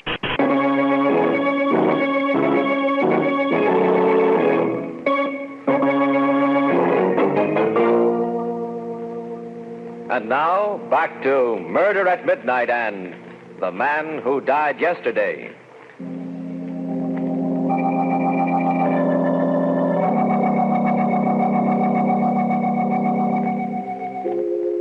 Goose pimples were standing out on me. Here I'd found the guy, been with him for hours through a hole-up in a kiln. And now I was hearing from his own lips that he was dead. It gave me the creeps. I wanted to take it in the land, but instead I was froze to the floor. I heard the doc saying... You've been dead since yesterday? Yes, Doctor. But that's impossible. There must be some explanation, some obscure heart condition. There is an explanation, but not that kind. You see... I was cheated out of 24 hours at the time of my birth, and I'm just making up for it now. How do you mean? This will sound fantastic to you, but nevertheless it's true. I was born on a ship crossing the international date line. I started coming into the world during the last moments of a Friday and finished up early on Sunday. So I skipped a whole day of my life. I've always been living 24 hours ahead of myself. But that's shit. Gospel, Doc. He can call the turn on anything like he was reading tomorrow's paper. I told you it would sound fantastic, Doctor. But it is true. When I realized it, I tried not to use it for selfish ends. I wanted to help people, but I never could. People would never listen to me, believe me. Finally, I realized that there was no place for me in the world, that man wasn't meant to know the future. So I went away, up into the woods. How long ago? About 10 years ago. Away from civilization, it was easier. I still knew what was going to happen, of course, but with no way to communicate my knowledge, my conscience was at rest. That is, until last night. Last night? I had caught a cold. It developed into pneumonia. I was deathly sick. I couldn't breathe and lost consciousness. Then suddenly, at midnight, I was well. Quite well. Not a trace of my illness. I knew what had happened, of course. I was dead. But I still had my missing day to live. I knew I must use it for the benefit of mankind. How? There's something I know. Something that involves the fate of millions of people. Unless some action is taken within the next few hours. What action? What is it? I'm sorry, but I can't tell you, Doctor. I can't tell anyone except the Secretary General of the United Nations. And I must reach him before midnight, before I'm really dead. It's getting on to 10 o'clock. Now do you understand why I'm in such a hurry? I'll say, let's get going, Hap. Never mind about my arm. That can wait. No, listen to me, Hap. You can't leave. What? As far as your being able to read the future is concerned, well, doesn't matter whether I believe that or not, but that heart condition of yours, that's something unique in medical history. Now, you've got to let me take you to a hospital where it can be studied properly. Lay off that stuff, Doc. I'll phone for an ambulance. Stay away from that phone. He's mine. Yours? But do you realize what this can mean to science? Don't give me that talk. You just want to grab him off for yourself. Nonsense! Stop it, both of you. I don't belong to anyone. I'm not a specimen to be examined. I've got a mission to perform for all of civilization. I've got to get to the United Nations before... Now, no matter how you've been deluding yourself, young man, you're terribly sick. I'm going to phone the hospital. Okay, you asked for it. I must get away from here. Hap, come back here. Come back here. Okay, if you're dead, it won't hurt you, and if you're not... Oh! Holy smoke. That bullet went right through you and only knocked you down. Let go of me, Walt. You tried to run away, huh? I've got to get to New York. Nothing can stop You're coming with me, Hap. I got plans for us as long as you last. You've got your 10,000. What more do you want? A chance to run it up to 100,000, and we can do it. I know the place, and you can call the cars. But there's no time. I'm figuring on only a couple of hours. That's plenty. Listen, Walt. I'm asking you for the last time. Let go. Do a decent thing for once in your life. Nuts. What I'm trying to do, it's for you as much for millions of others. I never gave a cuss about the others, and I'm not starting now. All right, Walt. Then it has to be this way. Hap, drop that gun. I'm sorry, Walt. Very sorry. I've known all along that you had to die tonight. But I didn't know that I'd kill you.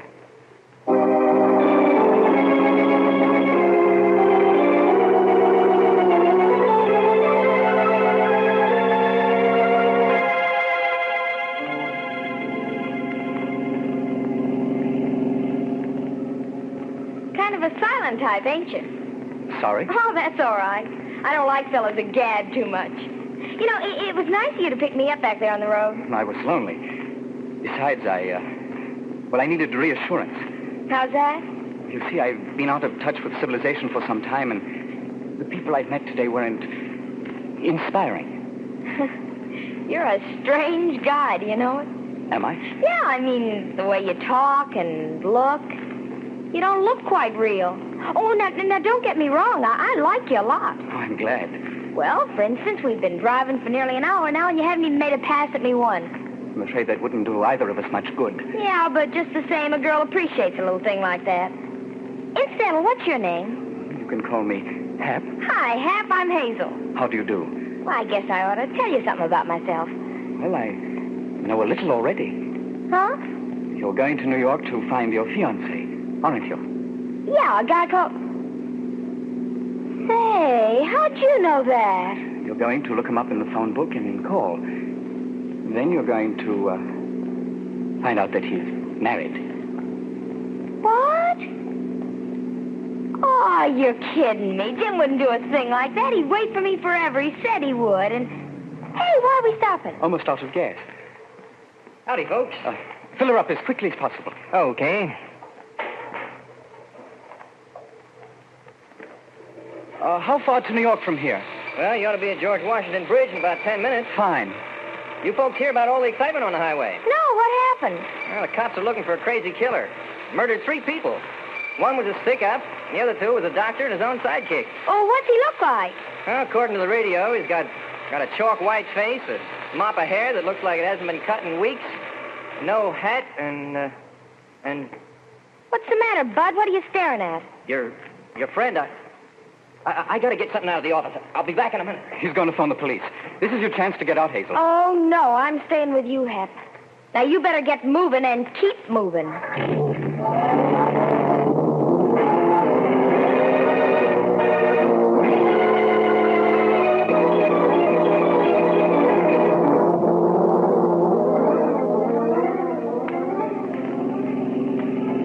No sign we're being followed. We may make it yet.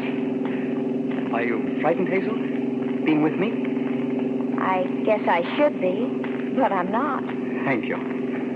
Somehow I can't believe you're crazy. If you killed anyone, you knew what you were doing and you had a good reason. Thank you again. You don't know what that means to me.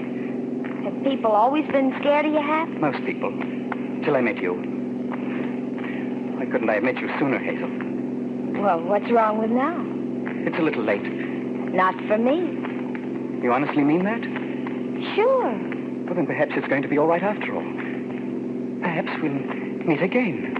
What do you mean? I didn't mean to tell you this. Perhaps I shouldn't now. It may cause you pain. Go ahead. I can stand it. After you call Jim your fiancé and find that he's married, you start across the street in a daze. A taxi is driving too fast and... It's got my number on it, huh? Yes, I'm sorry. And yet, in a way... What did that sign say, Hazel? George Washington Bridge, 2 miles. Oh, I'm going to make it. There's still time. The Secretary General is in his home. But let me in when they hear my message. I'll have most of an hour with him. It's not quite 11 yet. 11? Hey, your watch must have stopped. What? Well, look, there's a clock on the building. Where? Up to the right, there. 3 minutes of 12. Oh. Well, what's the matter, Hap? Oh, I can't make it. Oh, I've lost. Unless... a telephone. There's still time for that. Well, why are you stopping here? There's no phone. In that house, the family's all in bed upstairs. There's a telephone in the parlor. But the door's sure to be locked. They've forgotten to latch the parlor window. Hey, how do you know all these things? Never mind now. Goodbye, Hazel. But I'll be waiting here. No, you'd better start down the road. The police mustn't find you. But when you come back, I'll be here. I won't be back, Hazel. This is goodbye. For keeps. But you've got to come back. You've got to.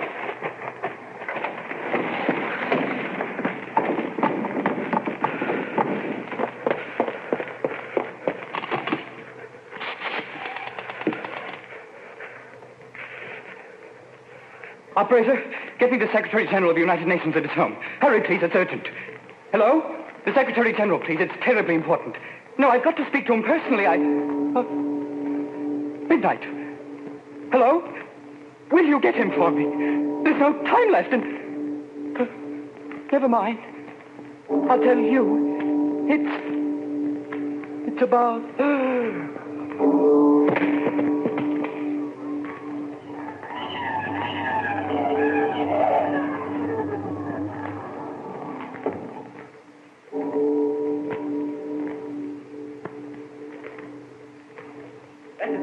Officer. I'll swear to that. He must have climbed in this window. You'd better go in and have a look.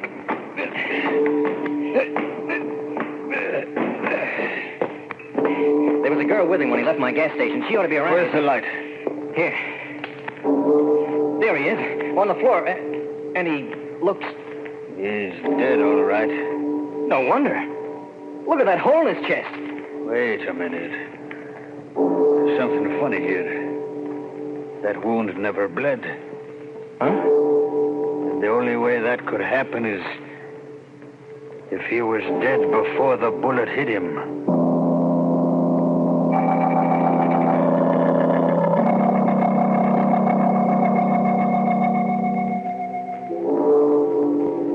Two men staring at a corpse that is finally still. Still forever. The corpse of the man who died yesterday. While outside, somewhere in the night, a restless spirit keeps a rendezvous that none can avoid. And the distant clocks chime the last notes in epilogue for... Murder at midnight.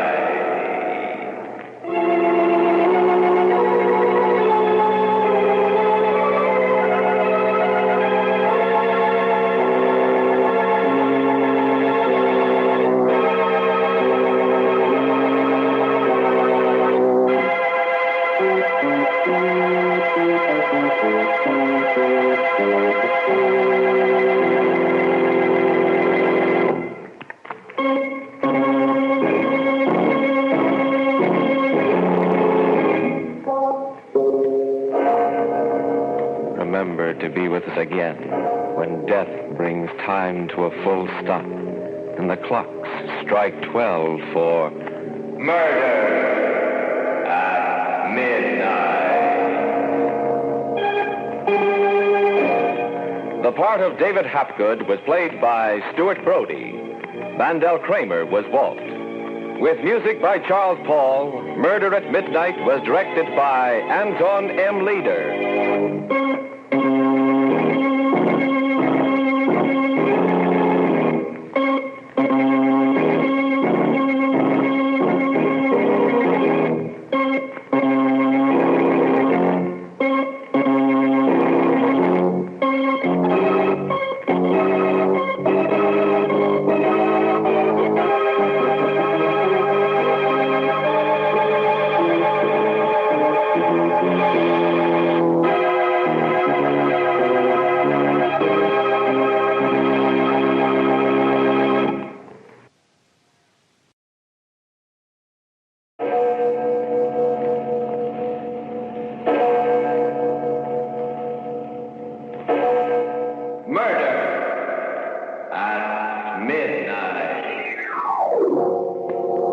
kind of glass tube was pointing at Matson's body. When the switch went in, there was a whining noise. And then a white light shot out of it. I know you won't believe this. When it hit the body, it went all soft. It was just like the bones had gone out of it. It just went all soft and kind of poured off the chair and onto the floor. Midnight, the witching hour when the night is darkest, our fears the strongest, and our strength at its lowest ebb. Midnight, when the graves gape open and death strikes. How? You'll learn the answer in just a minute in The Heavy Death.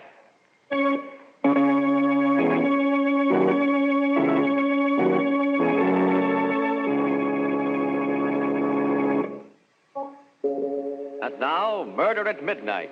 Tales of mystery and terror by radio's Masters of the Macabre.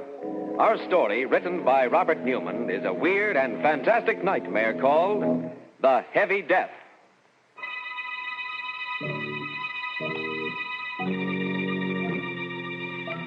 A road just outside the small town of Medford. And running up at his face white and terror-stricken in the moonlight is a small, slight man.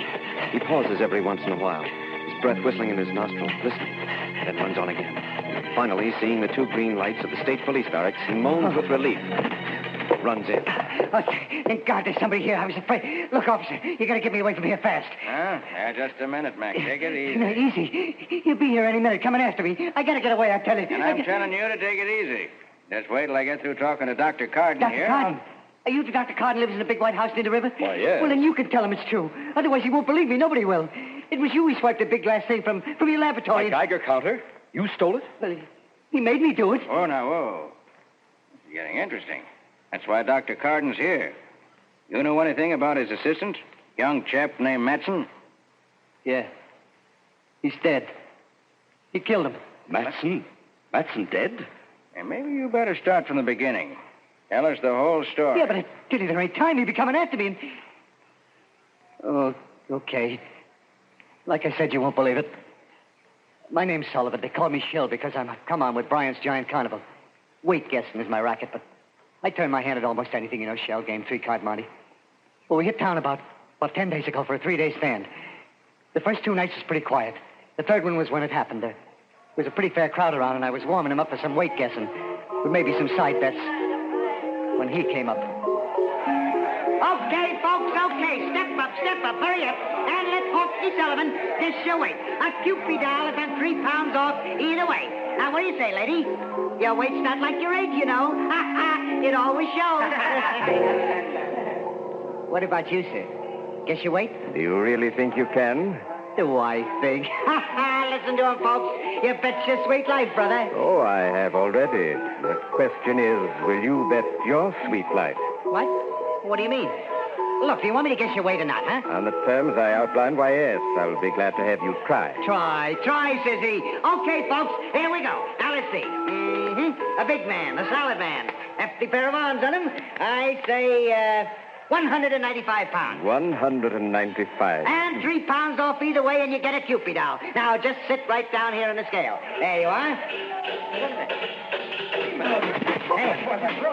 Hey, what goes on here?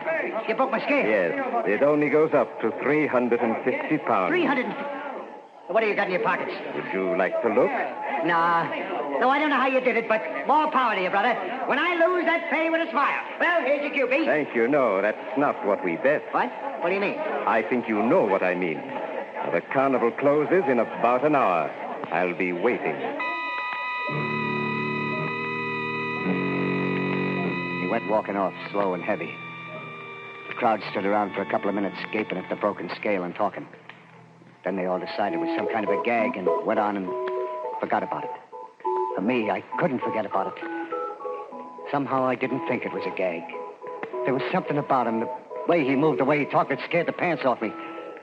I hung around for a while, getting my stuff together, and then I looked up Rube Thomas. Rube's a big guy. He used to be a wrestler, and he was just closing up his Wheel of Fortune. Hiya, Rube. How are they going? Not bad for a one-horse town. How's it you? Oh, not too bad.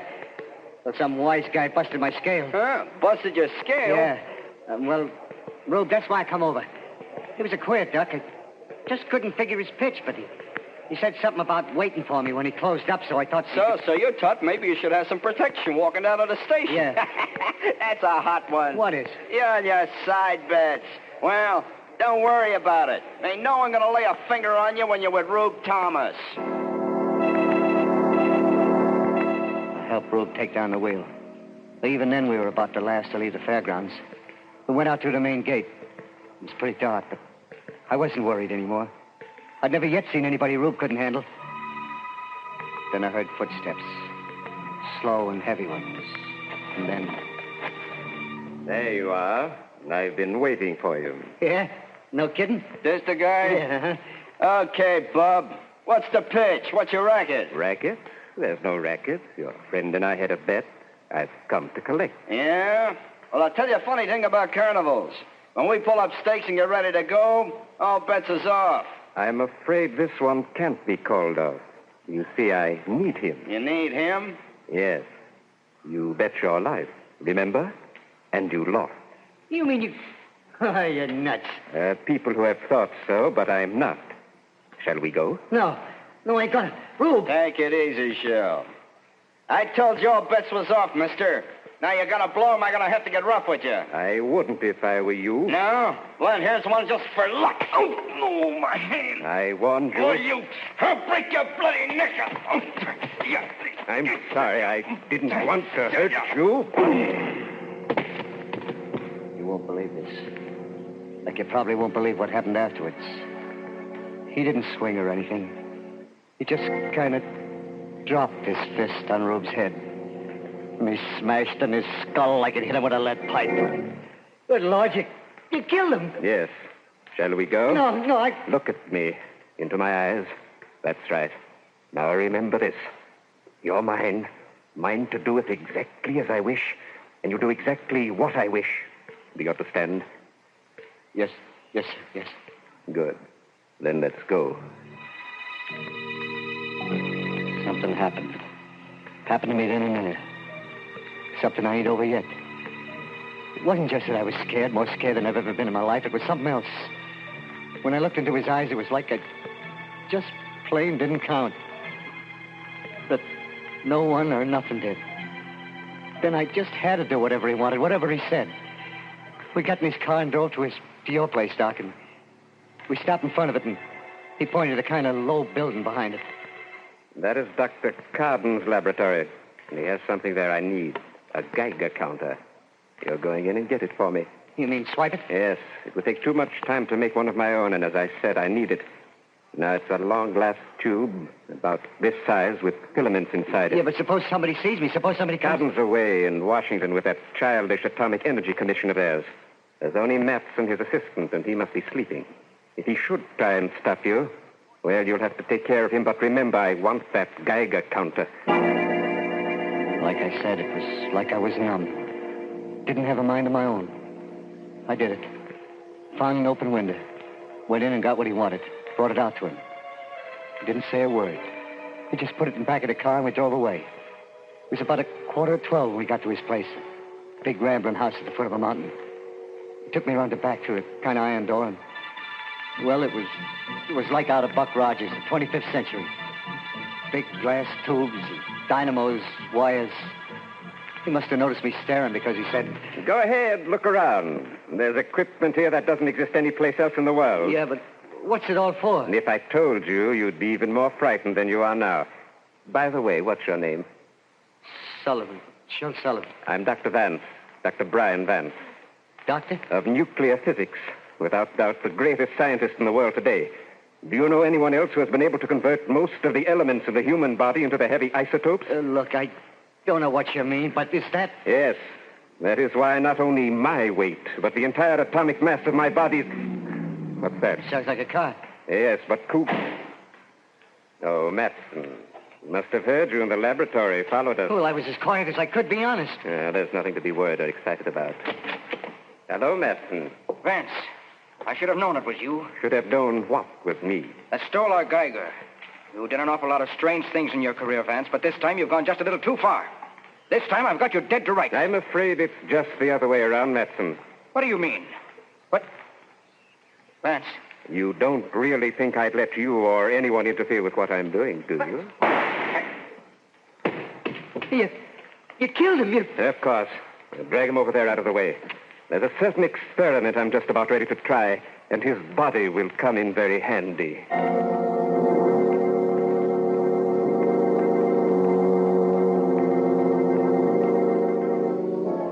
With Shil Sullivan staring at him in abject horror, Dr. Vance turns away from the body on the floor, lumbers over to one of his instruments, and begins examining it.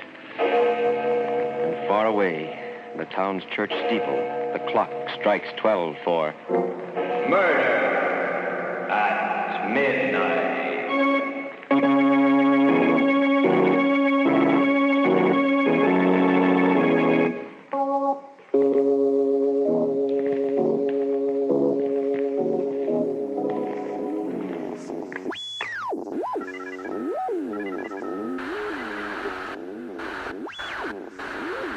We hadn't shown you a bit of our national game on this first transatlantic show, we'd never have heard the end of it.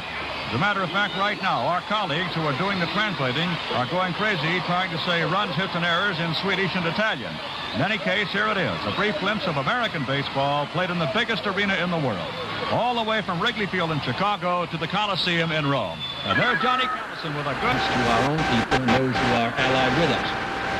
You will therefore have to wait. I'm sorry the Soviet Union is testing. They broke the agreement, tested in last fall. We tested in response.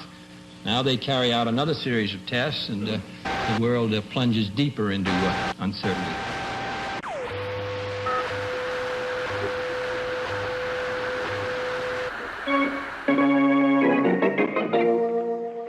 And now, back to Murder at Midnight and The Heavy Death. It's just a moment later. Sergeant Rowe and Dr. Carden are staring incredulously at Sullivan as he pauses for a moment in his terrifying story. Then the trooper says, We did find Thomas's body out by the fairground, but it was an accident. Hit by a truck or something. You mean this Vance killed Matson just like that? Shot him without turning a hair. Sure sounds to me like... Dr. Carden, what do you think? I don't know, Sergeant. I do know Vance. I knew that he had a laboratory somewhere near here, and... Well, it's true that he probably knows as much about nuclear physics as anyone in the world. We tried several times to get him to work with us during the war, but he laughed at us, said that what we were doing was childish. Yes, but this other business, this changing himself, making himself heavy. Yeah, even his voice was heavy like. Is that possible, Doctor? Theoretically, yes, I suppose it is. After all, Professor Urey did it with hydrogen, made heavy water. And we've done it with uranium. Yes, but why would he want to do it? Why? There I can only guess. For all his genius, I've always felt Vance was a little mad. It's possible he believes that by changing the atomic weight of his body, he can make it immune to disease. Yeah, that's right. It's true. He said he was going to live forever. Well, go on, Sullivan. What happened after that? He made me help him do things around the laboratory. Wire and stuff like that. Seems he got tired pretty easy, and his hands was too heavy to do work that was delicate-like. Maybe that's why he needed someone else around. Finally, I couldn't keep my eyes open anymore, and I fell asleep on a cot in the corner. I don't know if he ever slept or not. If he did, I never seen him. When I woke up, it was around noon, and he had Matson's body propped up in a chair against a kind of a silver screen. So you finally got up, eh, Sullivan? I was just going to wake you. Yes, sir. I'm kind of hungry, sir. Oh, yes, food. Well, you're going to help me with a little experiment first, and then we can eat. Yes, sir. What kind of experiment? You mean... Why, yes. An experiment on our friend Matson's body. He won't mind. Just a little calcium transmutation. First, we switch on our alpha generator here. Then we make a few frequency adjustments. What are you going to do? You'll see. Over there, stand by that master switch on the converter. When I give the word... Yes, sir. Let it climb just a little higher. A little higher. Now! Oh, look at Lloyd. No. There's a kind of glass tube pointing at Matson's body. When I threw the switch, a white light shot out of it. I know you won't believe this. But when it hit the body, it went all soft. It was like the bones had gone out of it. Just went all soft and kind of poured off the chair onto the floor. I must have fainted or something when I come to. Vance was standing over me, smiling. Anything the matter, Sullivan? Don't you feel well? Yes, sir. I'm all right. That was the most awful, most terrible thing. Sullivan, if you were a soldier and you saw that happen to the man next to you, would you feel much like fighting after that? What? You mean you're going to do that? I'd advise you not to ask too many questions. We'll dispose of the rest of the body later, but now let's eat. Like I said, it was just about a week ago. I can't really tell you what happened after that because I was in a daze most of the time. We worked, him showing me what to do, wire and solder and stuff. We ate. Sometimes he let me sleep. Then this morning it happened. I woke up at about 10. He was standing looking at this thing we've been making. Well, Sullivan, it's finished. Just a few adjustments and we were ready to go. Yes, sir. And I'm profoundly grateful to you for your help. I will show you how grateful in a very concrete fashion. You mean you're going to let me go? You're going to let me go? Go? Really, Sullivan? That's a little foolish, isn't it? Well, I don't know. I just thought... Yeah, I guess it is. Well... Where are you going? Inside to fix some breakfast. No, Sullivan, no food. No food? No, because tonight you're going to enjoy a tremendous experience. One I experienced myself several months ago. And the process is much simpler when the stomach is empty. Process? You mean you're going to make me like you? Heavy? Yes, Sullivan. I told you I was grateful to you and... Oh, no, Doc. No, please, will you? For heaven's sake... You're being rather childish. I'm not going to bother detailing what it will mean to you physiologically, the immunities it will give you. I will merely tell you that we'll do it tonight. Getting changed to become like he was. Heavy as lead.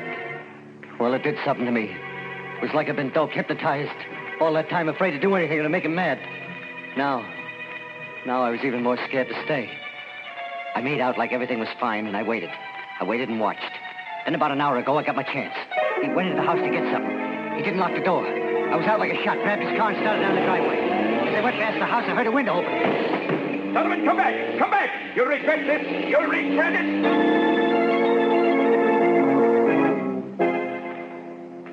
That's the story. I was so jittery, I went into a ditch just outside of town and had to run the rest of the way. I don't care whether you believe me or not, whether you think I'm nuts, what you do to me. I just want one thing. Get me away from here. Get me far away fast. Because he's going to be coming after me, I know it. Well, I'm not saying what I think. Not yet. What about you, Dr. Carden? I wouldn't like to say either. Knowing Vance, I believe he's capable of everything Sullivan told us. And theoretically, everything he described is possible. I told you, I don't care whether you believe me or not. Just get me away from here. I can't for an hour or so. Have to call Bridgeton, have them send down some men. Then we can really go into this. In the meantime, I'll put you in one of the detention cells. You'll be okay there. Are they strong?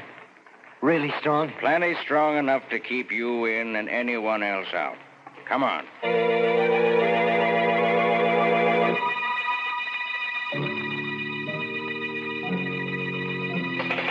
Sergeant! Hey, Sarge! Dr. Carden! Ain't it about time? Ain't it? Hey, can't you hear me? Sergeant! Dr. Carden! Oh, gee, Sarge. I was starting to get a little worried. You. Yes, Sullivan. You didn't really think you were going to get away, did you? Oh. What are you going to do? You can't do anything. The cell door is locked. Is it? Let's see. Hey, you see, you can't break it down. You can't. It's steel. Yes, Sullivan. But steel can be smashed if it has to be. No. I told you you'd regret running away, didn't I? No. Look, I'll come back. I'll do anything you want. I'm afraid it's too late, Sullivan. No. Too late for anything but this. Dr. Carden. Huh? Did you hear it, too? I'm not sure, but it did sound like... This way, quick. Good Lord. Look at that cell door. Oh, and Sullivan. His skull. Smashed like an eggshell. Well, Sergeant? I guess I must be nuts, too. Or Look, Doc. He must have just left here. If we wait for the men from Bridgeton, give him time enough to get back to his place to those blasted ray things of his, there's no telling what he'll do, how many lives he'll cost. But if we leave right now, the two of us, maybe we can get there before him, cut him off. What do you say? You game? I'm game, Sergeant. Let's go.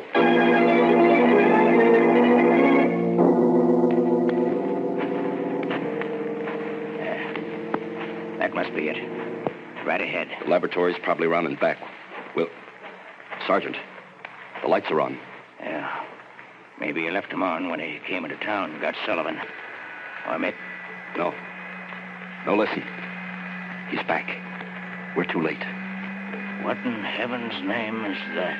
An electrostatic generator or a cyclotron. He's...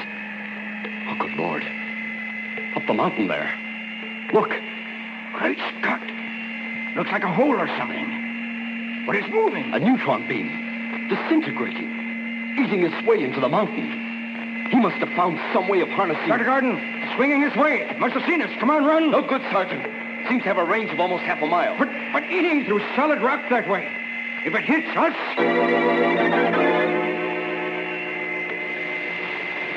You came to see just what Vance was doing, eh, Carden? Well, take a good look. The last one you'll ever take at anything. For you shall be the first to... Did you think that you were going to get away with it, Vance? Who's that? Take a look at the Geiger. Sensor. It's too much. Gotta cut that down. And what'll happen when you release the load? But I've got to cut it down. Besides, you're dead, Sullivan. Yeah. And it's because I'm dead that you'll join me. You can't do it alone. Too heavy. But I've got Too to slow. It climbs any higher. Good Lord, the generator. I've got to cut that down, too.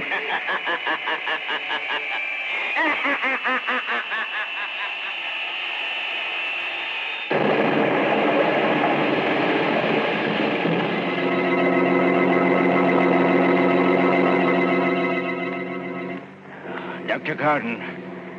Dr. Gordon, where are you? Over here, Sergeant. You all right? A little shaken up, but yes, I'm all right. Oh, the laboratory. A whole house. Look. Yes. What happened? Something got out of control. Too much centrifugal force, or the load released too suddenly, and the whole thing exploded. Now there are things that we'll never know. Except something we knew already. That science can either be man's servant or his master and his doom.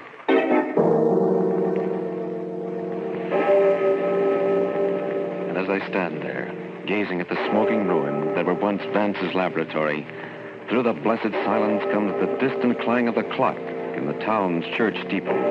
For the second time, striking 12 for... Murder at midnight.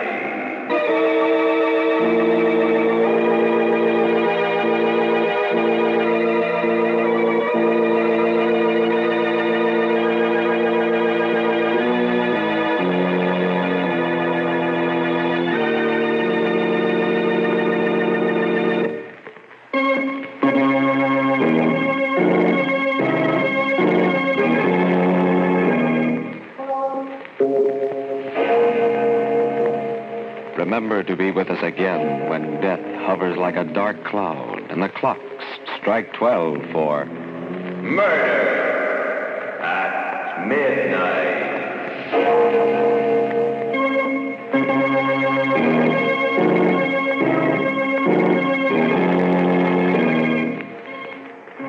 The part of Shill Sullivan was played by Frank Reddick. With music by Charles Paul, Murder at Midnight was directed by Anton M. Leader.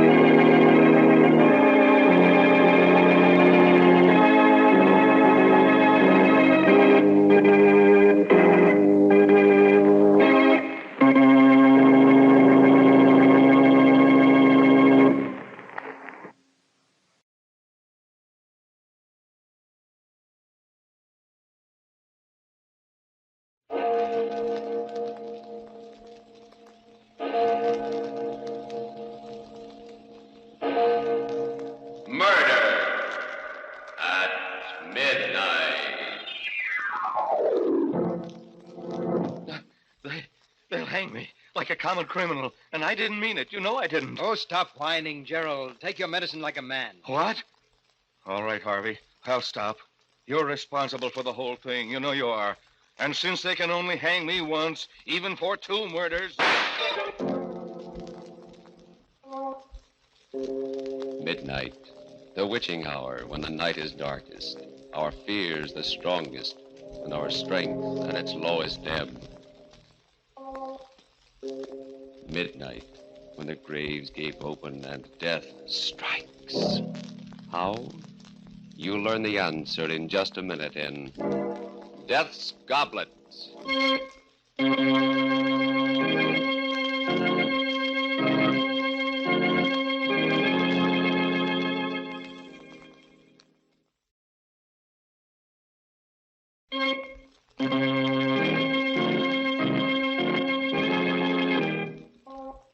And now, Murder at Midnight.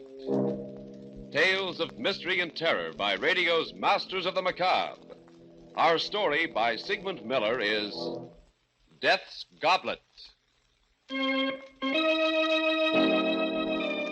It all began at one of Arthur Cunningham's parties. He always gave a party when he came back from one of his trips abroad. I went there with Gerald, my partner, and his wife, Susan. Beautiful Susan. Did I care for her? People used to say so. But she was too self-centered a woman for me. I like to look at her just as I like to look at anything that's lovely. That was all. As for Gerald, well, he was rich, which was the only reason he was my partner. But suppose I start at the beginning, at the moment we got to the party and Arthur came over. Well, hello, Harvey. Glad you came. Wonderful to see you back, Arthur. You know Gerald and his lovely wife, Susan. Of course. Hello, lovely wife, Gerald. It's nice to see you again, Arthur. Good trip, Arthur? Marvelous. And you're just in time for a drink. Let's get away from this mob. Come into the study. I just opened my last bottle of Chateau Albert. Oh, nice. Here we are. Oh, someone get the glasses out of the cabinet, will I'll you? get them. Large parties make me very nervous. You know, I much rather... Here we are. Yes. Hi. What an odd goblet this one is. Oh, put that one back, Susan. Why, what's wrong, Arthur? Use any of the others, but not that one. Oh, I'll be careful of it if that's what you're worried about. Oh, it's not that. I just don't want you to drink from it. What's all the mystery about, Arthur? Well, you'd all think I was mad if I told you. Take a look at it. It's a very strange-looking glass. Yes, looks Venetian, possibly from Murano. It is. This red spot here on the side. Yes, it's supposed to be a drop of blood. That's very odd. How do you know that? Well, Gerald, this goblet has a legend, a terrible legend. And, of course, none of you will believe it, but the story is that anyone who drinks from this goblet will kill someone. Oh, that's wonderful. And you believe it? Why, yes, Gerald. You see, I've had proof. Good heavens. I once drank from this goblet. What? Arthur, you're joking. You mean that Yes, Susan, it was justifiable homicide, but after I drank from it, I did kill someone. He was a thief and he attacked me, but still I killed him. Well, you never told us about that. Well, it's not anything that I care to remember particularly. Oh, how terrible for you, Arthur. Where did you get the goblet? From a murderer. A man who killed his wife. They were auctioning off his estate. Extraordinary. May I look at the glass, Arthur? Yes, if you like. Everyone stared at the goblet in silence as I held it to the light. It had a delicate brown tint, reminding me of old blood, except that it sparkled and glittered. The spot of red did look like a drop of blood about to roll down the side. It seemed ridiculous that this inanimate object would make men commit murder, and yet there was something about it that fascinated me, and suddenly I wanted to drink out of it. You seem very interested in my goblet, Harvey. Yes, will you pour some wine in it for me? What? Oh, no, Harvey. This happens to be one superstition I believe. Everyone who has ever put his lips to this goblet has killed. I don't know why it's so, but it is. Oh, it's silly, of course, but why tempt fate? Oh, nonsense, Gerald, nonsense. I'm going to drink out of it. You'll have to pour the wine yourself, Harvey. All right, I will. Well, here's, health and long life. No, Harvey, I won't let you. Oh, why, Susan. You shouldn't have done that. You've spilled some of Arthur's best burgundy and ruined a good tablecloth. It doesn't matter. I'm glad you did it, Susan. I won't let you or anyone else drink from that glass. It's strange to get so distressed about a ridiculous legend. I don't think murder is ridiculous. You know, I'd like to get rid of it. I was thinking of destroying it. Well, why don't you? Just fling it against the fireplace. No, I can't. Huh? I've tried several times, but somehow I couldn't. Arthur? Yes? How about giving it to me? I'd rather not. Oh, come on.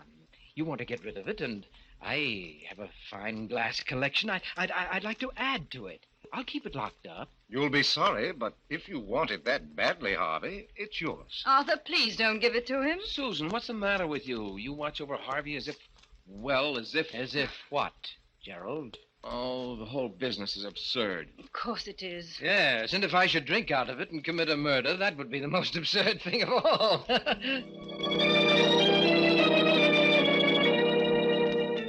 I kept the goblet on the mantelpiece in my library where the lamplight made it glitter. I discovered that the red drop was not paint. It was ingrained in the glass. Oh, very cleverly.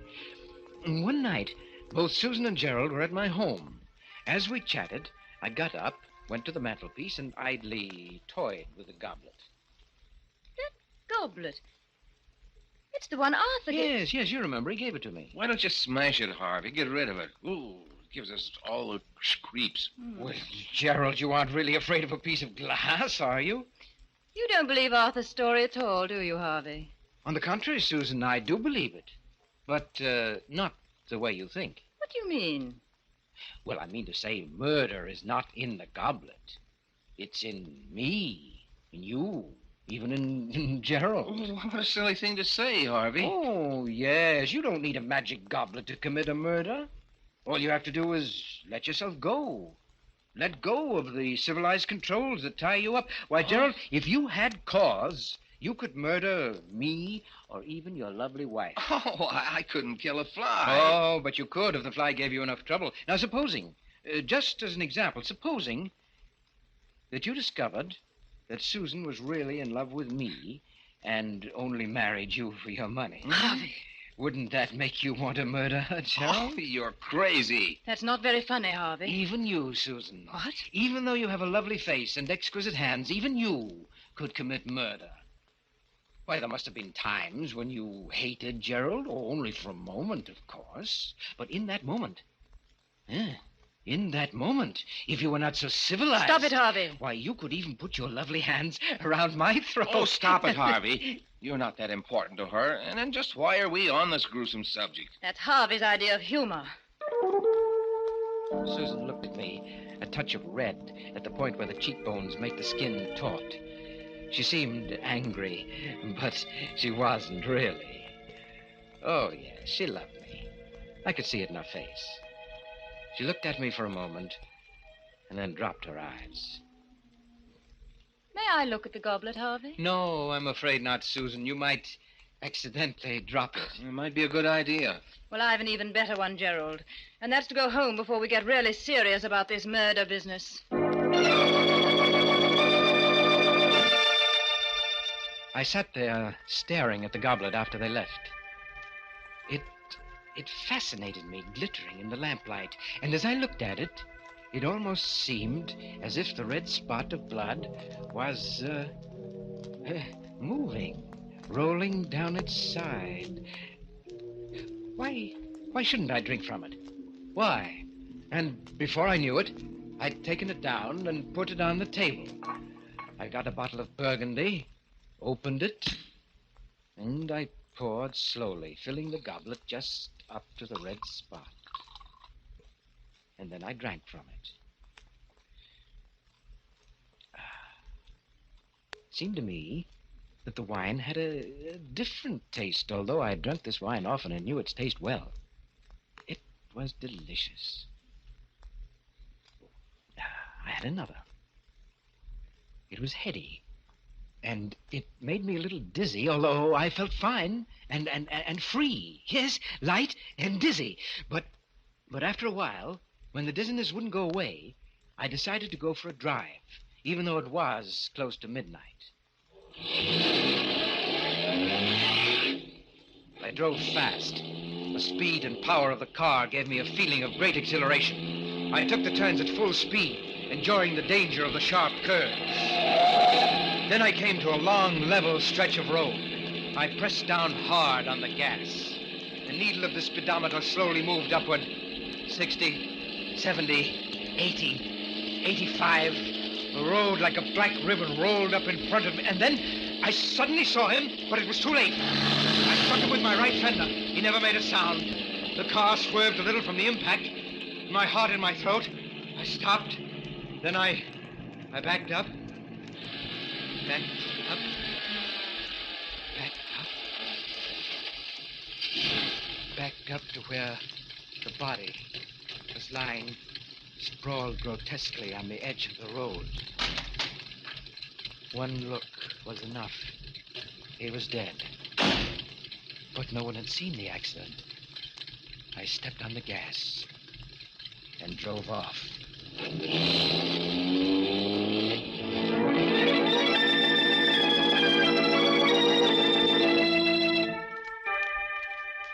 Death's goblet, and the man who drank from it.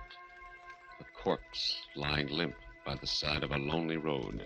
And a car speeding away as the clock strikes 12 for... Murder at midnight.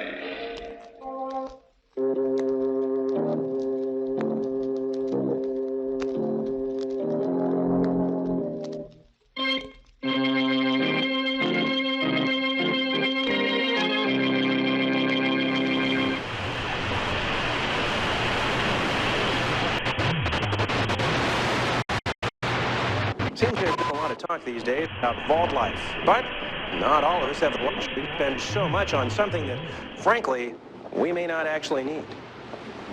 Unlike those other guys, the sensible folks at Pulaski Preservation Services have created an affordable line of personal protection products to make sure no one gets left behind. Personal protection, there when you actually need it.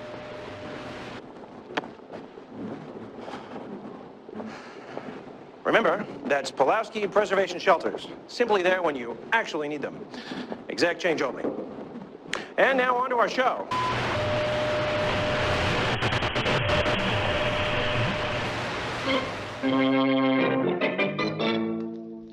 And now, back to Murder at Midnight. Harvey challenged the curse of the goblet and found it true. He had just killed a man after drinking from it. Let's listen to him as he continues the story of Death's Goblet. I knew now that the story of the goblet wasn't a myth, and I also knew what I was going to do about it. The next night, I got Gerald to come to my house to do some work. I can't make head or tail out of your cost estimates, Harvey. Well, now, really, Gerald, it's very simple. Just concentrate. Why can't you take care of it like a good fellow? I'm awfully tired. Well, all right, let's stop for a couple of minutes. Have a drink? Oh, what are you doing, Harvey? The goblet. Why, you don't really believe that story of Arthur's, do you? Well, you're much too intelligent for that. Well, you only pretended in front of Susan, didn't you? Well, oh, yes. Had to pretend, you know, women. Well, of course. And even if you did believe it, I've a feeling that basically you're pretty reckless, aren't you? Used to be pretty wild when I was a young fella. On a motorcycle once. And... Yes, I know, yes. Well, let's drink up. Find me a victim, will you, Gerald? Huh? Well, you know, according to the legend, I've got to murder someone. Maybe even you. Harvey the murderer. Yes. Very nice wine. How about another? Right. Well, here's to your lovely wife. And how about switching glasses? Huh? Well, you might as well get a kick out of it, too. Okay. Here goes. I watched the fool swagger as he drank down the wine. In an hour, when he was alone, he'd be shivering with fright at what he'd done.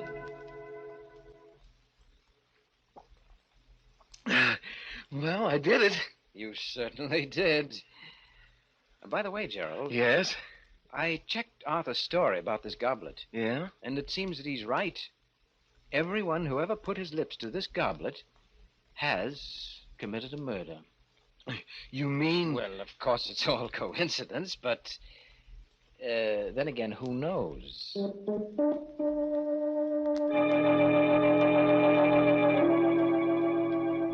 All the next week, I kept reminding Gerald about his drinking from the goblet. I wasn't really trying to get him to kill, but it was amusing to see him get upset and uneasy. And I noticed he was getting a little bolder, particularly with Susan, and had developed a temper. And one night, just as I was about to retire... Hello, is that you, Harvey? Yes, Susan, how are you? Oh, I'm fine. I'm just a little worried about Gerald. He usually gets home at about 6, and it's 11 o'clock now. Do you know where he might be? Why, he's having dinner with his sister. His sister? Yes, a tall, dark girl. She was in the office today, and... Harvey, Gerald has no sisters. Oh, he hasn't? No. Oh, I guess I got him mixed up with someone else. Yes. It was Les Gordon who was meeting his sister. Yes, Gerald had some business to take care of over in Milford. You're not very good at covering up, Harvey. I'm coming right over. Please wait up for me. Good. Things were beginning to happen. It was becoming very interesting. Now we'd see. Harvey, I want you to tell me everything. I must know. Who is this girl? Take it easy, Susan. Come, sit down. Oh, never mind that. What about Gerald? I don't know anything about Gerald's private life. And besides, you're not the one to talk. What on earth do you mean? You know perfectly well what I mean. You don't really care for Gerald. Actually, you're in love with me. Harvey. Well, you are, aren't you? Maybe. Sometimes I think I am. Oh, but you're too cold-blooded. I'd never be sure I could trust you. As a matter of fact, you'd like to get rid of Gerald. Why do you say that? Well, I'm just putting your thoughts into words. You never really loved him, did you? Oh, but Harvey... And he's finally become unbearable, hasn't he? Oh, Harvey, if you only knew. Do you know that the last time Gerald was here, he drank out of that goblet of Arthur's? It's possible that he wants to get rid of you, too. Oh, stop it, you hear? Well, I'm just telling you what I think you ought to know. Oh, we'll see. I left word at home that Gerald was to meet me here. And if he does come, well, we'll see. We sat and waited, not talking much. Susan's face was pale and agitated. It was most exciting. Susan, with all her charm and embellishments, was really a fierce animal underneath. I could almost hear her rage seething. Are you expecting anyone? Just Gerald. Well, let him in. Oh, hello, Harvey. Susan, what's up? Why did you leave word to meet you here? It's almost midnight. Where have you been all the evening? At Milford? With whom? What's going on, anyway? What are you so excited about, Susan? What were you doing in Milford? Why, I went there on business. Oh, really? You've been behaving very strangely lately, Gerald. If you don't love me, why don't you say so like a man? What? This is all your fault, Harvey. You've been filling her head with poison. I had nothing to do with this. I told her that you went to Milford. All he did was to make me see clearly something I've felt for a long while. And I think this is the time to do something about it. So, are you out of your mind? Put that gun down. You remember it, don't you? You gave it to me. Said it might be useful in an emergency. Harvey, take that gun away from her. She's liable to shoot. She won't shoot. She's only trying to frighten you. Am I? Let's see. Oh, my shoulder. Give me that gun. Give it to me. Harvey, she's dead. Yes, Gerald. And you killed her. But it was an accident. She shot at me, and I was only trying to get the gun away from her. You know that's what happened. I only know that you drank from that goblet and that you killed her. What? But... Oh, you dirty treacherous. You planned all this so that you could get rid of me, so that you could have Susan. You could have the firm for yourself. You'll have to do better than that to beat the gallows, Gerald. The gallows? Please, Harvey. We've been friends for a long time. You can't let me down. You wouldn't have pressed the trigger if you hadn't had murder in your heart, Gerald. You shot her because you wanted to. That's what I saw. I believe in telling the truth. Harvey, I'll turn over the business to you. I'll do anything if you'll just... I don't accept bribes, Gerald. All right. But I'll fool you. I'll call the police myself. Well, there's the phone. I'll prove my case in court. They won't convict me. Operator, give me the police. Hello? Police department? This is Gerald Hamilton. I just accidentally shot my wife. And my friend's home. Yes, she's dead. The address is 411 Grove Street. That's right. I killed her. Accidentally. Yes. I'll be waiting here. Cigarette, Gerald? Treating me like a condemned man, huh? Well, I'm not going to die. All I have to do is tell the truth about everything, including you. Oh, but you forget, Gerald, there must be fingerprints, your fingerprints on that gun. That won't look very accidental, will it? But Harvey... You did it, Gerald. I saw you. If you don't back me up, they'll hang me like a common criminal. Please, Harvey, don't let them do that to me, please. Oh, stop whining, Gerald. What? All right, Harvey, I'll stop. You're responsible for this whole thing. You know you are. And since they can only hang me once... You raised the gun, but I'd been expecting it. I grabbed his hand, pushed it against his chest. My finger pressed on his and on the trigger. And suddenly, he went limp. You won't get away. My alibi was perfect. All I had to do was wait for the police that he himself had called. The minutes ticked slowly away. And then...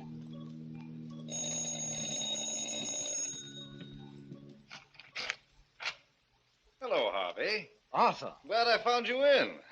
Say, you look as if you'd been in a fight. Arthur, you'd better not come in. Why? What's the matter? No, you'd better not come in. Well, but why? Well, Gerald and Susan, they had a quarrel, and he killed her. What? And then he shot himself. What are you talking about, Harvey? Well, all right, come in. Look for yourself. Good Lord. Tried to kill me, too. But why? It doesn't sound like him or like either of them. Well, I don't know why. Fit of insanity? Or maybe it was the goblet. Your goblet. He drank out of it, you know. The goblet? Why, that's ridiculous. As he spoke, he picked up the gun. It made me furious. All those fine fingerprints of Gerald's were now erased. Put that gun down, Arthur. There are fingerprints on it. Oh, I'm sorry. I didn't realize. I tried to get hold of myself. The stupid fool, he was going to ruin everything. But I had to keep calm. What were you saying about the goblet? Why, it has no curse or magic. I just made that story up. You made it... You mean... Of course, I bought the goblet in an antique shop. As a matter of fact, I have a whole set of them. The pulses hammered away in my head. A vast, uncontrollable anger seized me. Was it because of those precious fingerprints that he'd wiped out, or because I had believed in the goblet myself? I don't know. I only know that I had to fight to keep from grabbing him by the throat. You know, I don't think you're telling me everything you know about this horrible business, Harvey. In fact... A red-hot wave came over me. I don't remember exactly what happened. Let me go! Get your hands off me! Oh!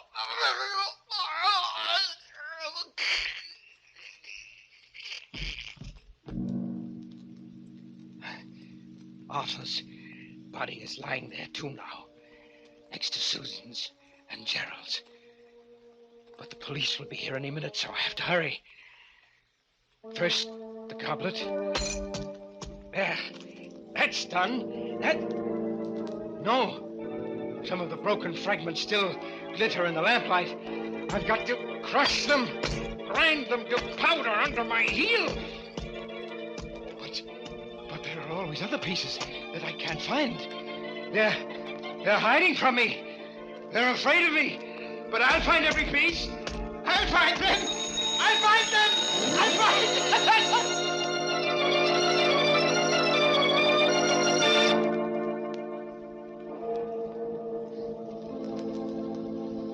bloody bodies lying huddled on the floor, and a madman crushing the fragments of the broken goblet to powder as the police car drives up and the clock strikes 12 for Murder at midnight.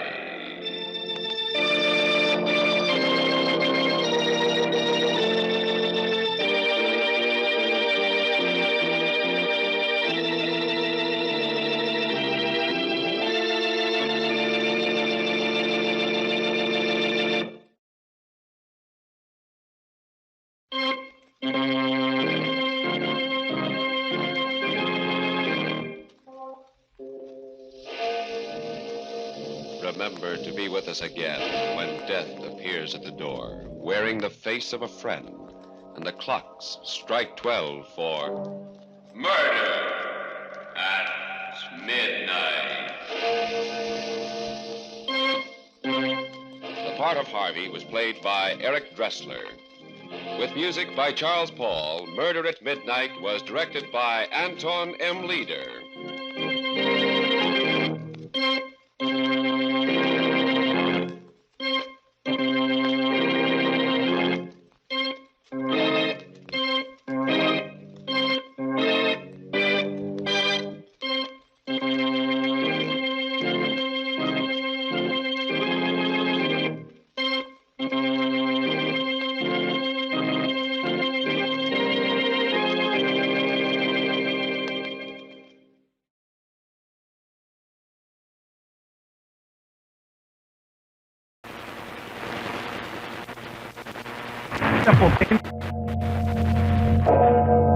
Murder at midnight.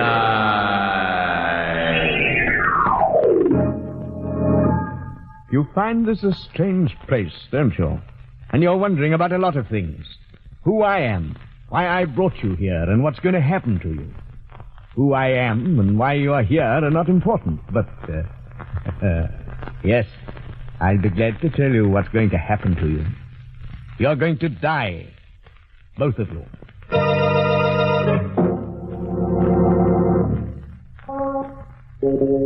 Midnight, the witching hour when the night is darkest, our fears the strongest, and our strength at its lowest ebb. And now, Murder at Midnight, tales of mystery and terror by radio's masters of the macabre. Our story by Robert Newman is The Dark Chamber.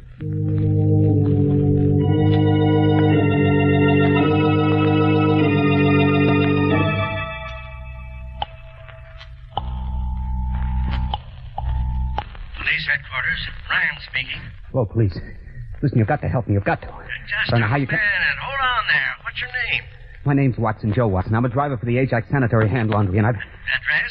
Where I am, you mean? I don't know. That's part of the trouble. Oh, now look, buddy. Now, wait, listen. I know it sounds crazy, but it's true. Check the laundry. Check the veterans. I'm an ex-GI. They'll tell you I'm straight. Well, I'm in a room someplace. I don't know where it is or how I got here or what I'm here for. I don't even know how long I've been here. It's a big room, but funny. No doors, no windows that I can see. Just a couple of chairs and a table with this phone on it. Walls are gray, rough, like soundproofing, and I'm scared. What do you expect us to do? Find me. Find out what this is all about and get me out of here. Well, I don't know. Listen, this isn't a gag, can't you tell? You don't know what it's like just sitting here waiting, not knowing where or why or what's going to happen. Can't you trace this call or something? Well, okay. Hang on. Thank the Lord. I was afraid that... Listen, I hear something. Someone's coming. I better hang up. I'll call you back later if I can.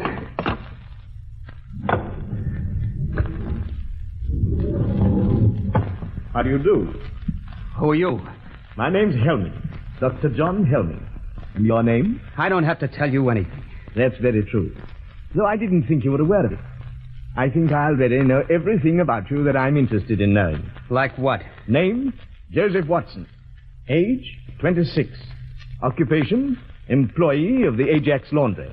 Honorably discharged from the Army 6 months ago with the Bronze Star and Purple Heart. What? So you went through my pockets, huh? Well, if you know that much, you know I haven't got any dough. Money? I'm not interested in money. Well, what do you want, then? Where is this place? The last thing I remember is making a delivery on Spruce Street. Noticing that the lights were out in the hall and hearing a noise behind me. You or somebody slugged me. That's right. Well, will you stop grinning like that and tell me what this is all about? Of course. I brought you here because I need your help in an experiment. An experiment whose details I've already worked out with mice, rats, cats, and other animals. What kind of an experiment? An experiment in fear. Fear? Yes. You fought in the war and you were wounded. That means you've probably known fear. And still you won the Bronze Star. That means you overcame it. The question is, can you overcome your present fears? What are you talking about? Do you think I have to take your blood pressure, calculate your skin tension and adrenal discharge to tell that you're afraid? Nothing has happened to you yet. Absolutely nothing. And yet you are afraid, aren't you? You're afraid because you're face to face with the unknown. Because you don't know what I want, what I'm planning to do. That is as it should be. And that is the way we will leave it. For the moment. Wait a minute. Come back here. Come back! You can't...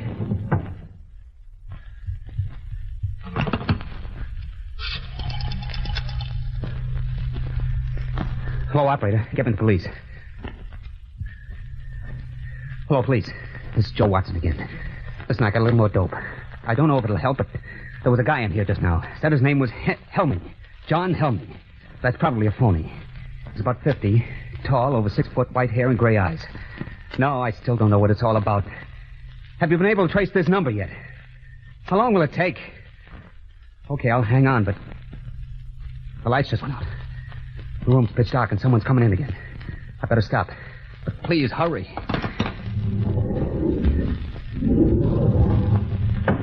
Who's that? Who just came in? Who are you? A girl. Keep away from me. Keep away, do you hear? Keep away. What's the angle now? Angle? Why did you bring me here? Wait a minute. You mean he put the snatch on you, too? When I was on my way home. Chloroform or something. And the next thing I knew... Why are you pretending? You're in on it, too. You must be. It's a trap. It's a trap, all right. But I'm not in on it. I'm in it, along with you. My name's Watson, Joe Watson. I'm Betty Grant. You swear? I swear. What would I lie about it for? I don't know. I don't know anything, but... No, I don't think you're lying. 2 of us now. I wonder why he put you in here, put us together. Who is he? What's he going to do? I don't know. He said something about an experiment in fear, but... Listen, we got to get out of here. Somehow, some way. He may be listening. Very astute, my dear. Of course I'm listening. But where are you? Right here. I've been here all the time. Who are you? No, Joe, don't. He must want you to go for him. He's probably got a gun. Right again, my dear. Not that I'll need it. This is stage 2 of the experiment. A new stimulus to action has been introduced. Man against the unknown has become man and woman against the unknown. Look, let's get down to brass tacks. Be sensible about this. Certainly, Joe. That's why I won't need my gun. This new stimulus has been negated by an increased sense of responsibility. Responsibility towards the girl. And therefore by increased fear. Why, you... Gun or no gun, if I can get my hands on you... Where are you? Where are you? Outside now. So you can relax. That was the final stimulus in this stage. Injured pride. The discovery that I could read your inmost thoughts. Knew exactly what you were going to do. But you mustn't let that bother you. I already know everything you're going to do. From now on till the end. Listen, you. Helming. Helming! Stop. Joe. I know. Hold on, baby. Don't let her get you. Must be a way, some way. Do you suppose he's still listening? Hard to say. But I'm going to take a chance. There's one thing he didn't figure on. The telephone. Here?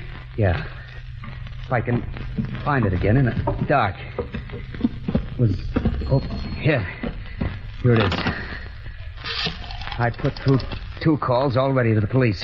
Told them what was happening and asked them to get me out of here. Had to hang on both times before they could trace the call to get this number. This time I'm going to... Hello. What? Operator. No, this isn't the operator. You're on a busy wire. It doesn't matter. Thank heavens I got somebody.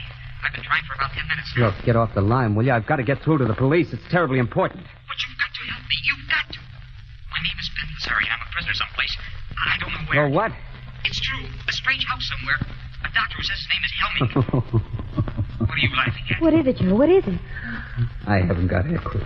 Hello? Got a guy named... I'm sorry, Ben. It's no use. What do you mean? We're in the same boat you are. Girl named Betty Grant and myself. Helming's got us locked up, too. Locked up? Yeah. Said he knew everything we were thinking, everything we were going to do. I did get through the police before, but I guess he caught wise. We're talking to each other over an inside line. Yeah, we're through. Don't say that, Joe. Don't even think it. Look, ask him exactly where he is. Just where are you, Ben? Do you know? Hard to say. I was out cold when he brought me here. It's a kind of a hall or passageway. Cement floor, ceiling. Stone walls. There doesn't seem to be any door or opening or anything like that. That's what I thought here, too, but there must be one. Or how would he have gotten you in there? Listen, start looking. See if you can find it. Okay. Then if the three of us can get together, we ought to be able to figure something out. Hold on. I'll start pounding on the walls. You see if you hear anything. Go ahead. What's he doing? He's going to knock on the walls to see if he's anywhere near us. If he is, if he can find a door and we can get together... You hear anything? I'm not sure.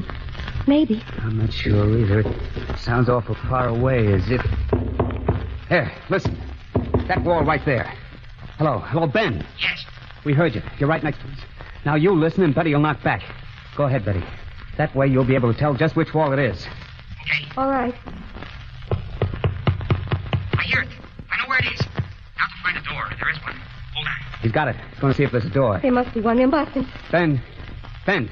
Hello. What is it, Joe? I don't know. I thought I heard something, a yell, and then... Joe, look. There is a door there. It's opening and... You. Dr. Hellman. Why, yes. Were you expecting someone else? An experiment in fear. Yes, I think someone else was expected. And still is. But not for a little while yet. Not until the clock strikes 12 for... Murder at midnight.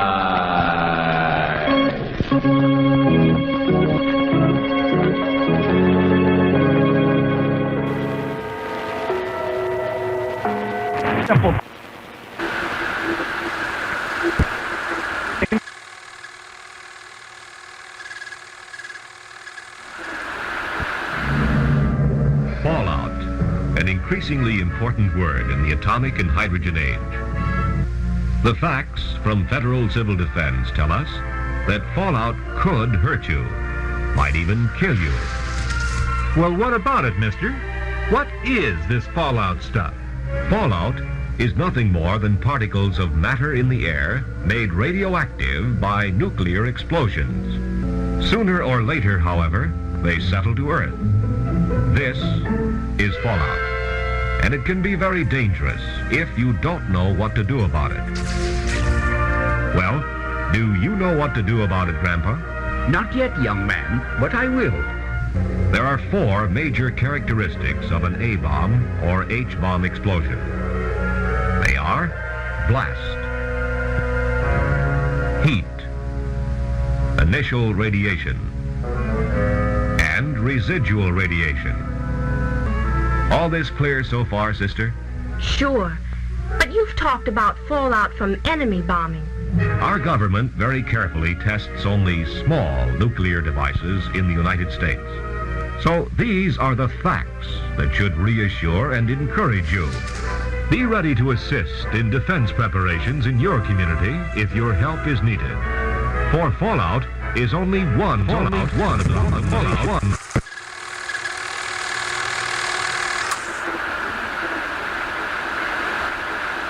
Just a moment later now. Standing in the darkness of the strange room, 2 frightened young people stare at the tall figure of the doctor, silhouetted against the dim light from outside. They catch a fleeting glimpse of a long corridor and of something lying on the floor. Then Helming steps into the room, shutting the door behind him. I asked whether you were expecting someone else. Then it was just a trick. It was you on the phone all the time. No, don't you think I'd know his voice? Where is he? Our friend, Mr. Lazari, right outside. What'd you do to him, Anthony? What'd you do to him? Don't you know? Sure I know. You killed him. Did you kill him? Quite a state you've gotten yourself into. Why? Is it because you finally tried to do something about your predicament and failed? Because getting together with Lazari would have been a kind of victory, indicating there was a chance of escaping? Or is it because you weren't sure whether I would kill or not? And because you still don't know? You're mad. Really mad. I wasn't sure before, but I am now. You're just not normal. Really? And just what does being normal mean? Doesn't it depend on geography, other factors? In Nazi Germany under Hitler, wasn't it the norm to hate, despise democracy, believe in violence, lies, and murder? It sure was. But this isn't Germany. True. And also true that by American standards, you are normal and I am not. And it's because you are normal, with normal reactions and inhibitions, that I brought you here for study. But you will be interested to know you have not done, nor will do, one thing that I did not foresee. Every move you made, every emotion you felt, was charted, outlined, and... What's that? That, I think, is probably the police. Police? Yes. I know that you're very anxious to talk to them, and, well, I'll see that you get a chance to soon.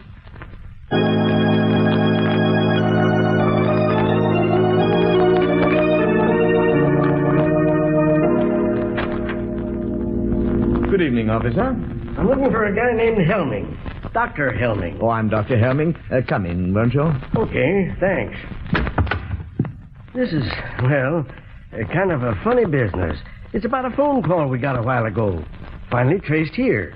From a guy who said he was a prisoner or something, and... that must have been Watson. Well, yeah, that was his name, Joe Watson. You know him? Of course. I can't tell you how sorry I am. It was really very careless of me, and I'll see that it doesn't happen again. What do you mean? Well, if you did any investigating, which I'm sure you did, then you know that I don't run a sanitarium exactly, but I do take a few patients, mental cases, for treatment. Oh, so that's it. A nut, huh? Oh, I wish you wouldn't say that. The war years have been a great strain on all of us. And there were those who just couldn't take it. Watson, for instance, and my other patient, Betty Grant. Two of them, huh? What's their trouble? Well, Watson's case is particularly interesting.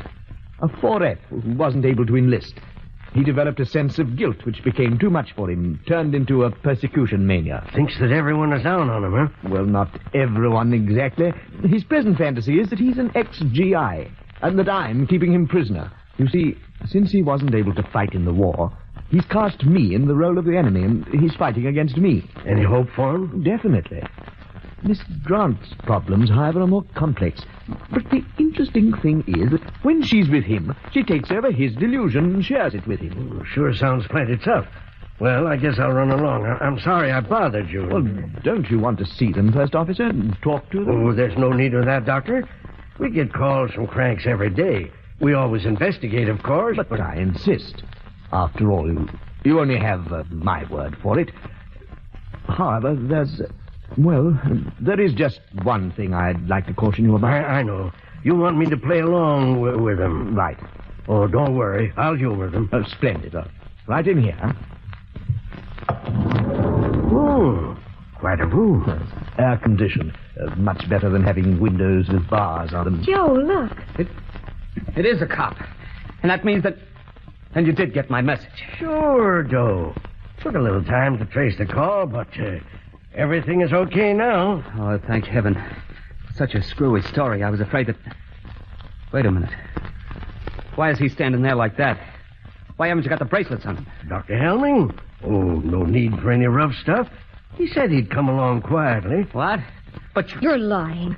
I don't know why, but there's something wrong here. You think we made the whole thing up, that we're crazy. Oh, now. It's true.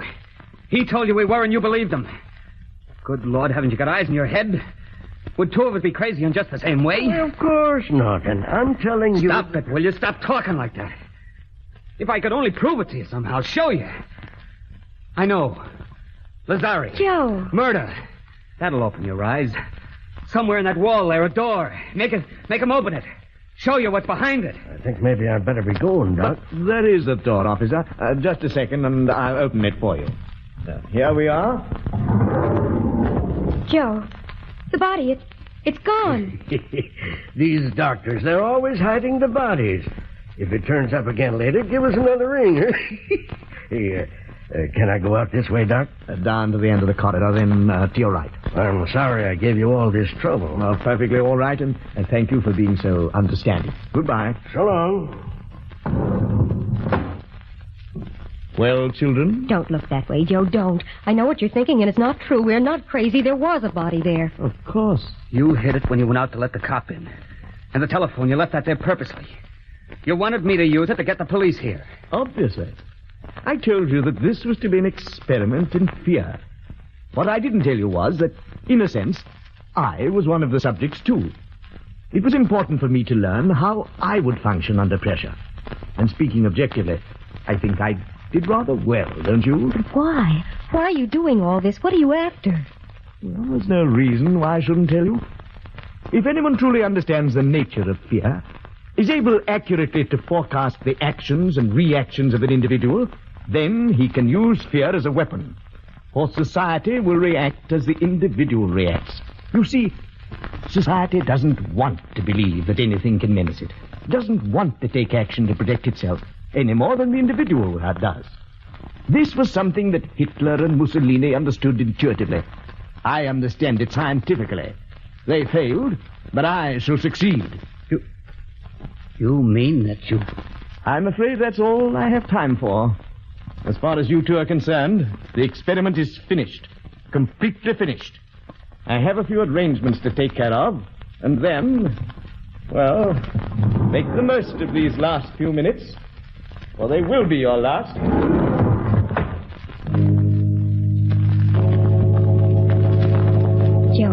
Joe, do you hear anything? Is he coming back? Not yet. He's going to kill us, isn't he? Just the way he killed Lazari. He's going to try to. Why are you sitting there like that, looking at me? I guess because it's the first chance I've had to look at you. How do you mean? Well, when he first put you in here, it was all dark. And so many things happened after that. It's funny. What is? The things that you can tell about a person even in the dark. I kind of thought you were little. I knew you were awful nice and had a lot of nerve, but I didn't think you'd be so pretty. I'm not so pretty, Joe. And I'm not very brave either. I'm scared. I'm awful scared. I don't want to die. Don't worry about it, baby. Don't think about it. But just sitting here like this, waiting. There's nothing we can do. Every time we did try to do something, it was something he knew about, was expecting us to do. Please, baby. Joe, something's happened to you. You were scared before, too. But now... This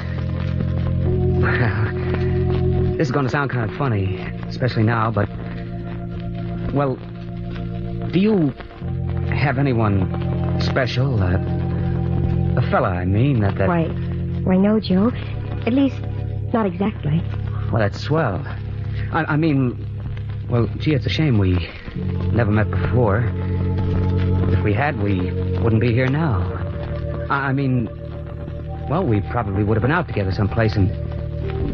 Say, what time do you get through work usually? About 6. The store closes at 5:30, but... Me too. I could have picked you up about 6 and... Joe, you still haven't told me what you're going to do. What's the difference? Just as long as somebody does something. But, Joe, I hear something. He's coming. Yeah, okay, get up. Open that corner of the room so he'll see you as soon as he opens the door. But what about you? What? I'll be waiting over here, behind the door. But, Joe... I know I haven't got much of a chance, but I'll wish me luck. Joe, no, please, you... All right, my young friends. Time. All my arrangements have been completed, and... Where's Watson? Right here. What are you doing? What? Joe, look how he's... It's okay, baby. He didn't get me. I had the barrel of the gun and... Good Lord, it got him in the chest. But you couldn't have done that. You couldn't have. Outside, Betty. See if you can find another phone. All right. Call the police again. And this time, tell them to bring an ambulance. All right. But you couldn't have done it, I tell you. It was all plotted, craft, worked out in detail. I knew just what you were going to do, how you would react. By this time, you ought to be in a state of complete frustration, resigned, ready to die. Why did you do it? Why? I don't know. Now just take it easy and... But I've got to know. You've got to tell me. Was it because of the girl? Out of desperation? Because you knew you were to die anyway? I tell you, I don't know. I just know that... Well, A guy will take just so much pushing around. Lying there, Dr. Helming stares uncomprehendingly at the young man who bends over him. Then suddenly, a look of fear comes over his face. And even as he tries to draw away, his eyes glaze. And he, too, passes into a dark chamber. A haunted room which has no exit. As the clock strikes 12 for murder at midnight.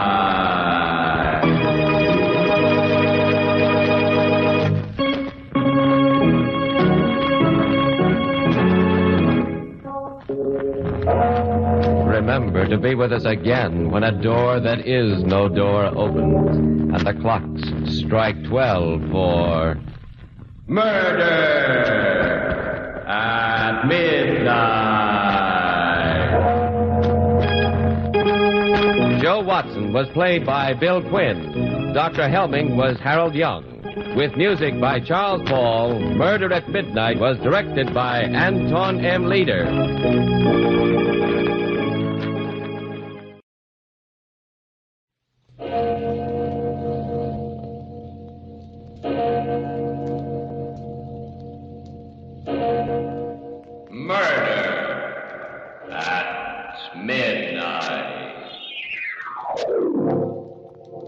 I was worn out, dead tired. But I kept on walking through the mist. And suddenly I started hearing footsteps behind me.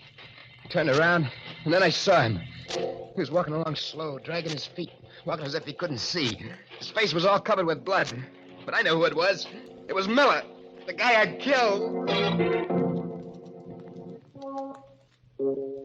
Midnight, the witching hour when the night is darkest, our fears the strongest, and our strength at its lowest ebb. Midnight, when the graves gape open and death strikes. How? You'll learn the answer in just a minute in The Dead Come Back.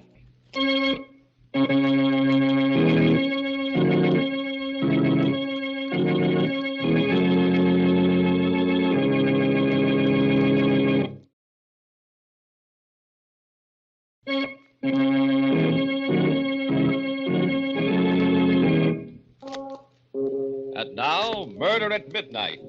Tales of mystery and terror by radio's masters of the macabre. Our story by William Morwood will threaten your sanity.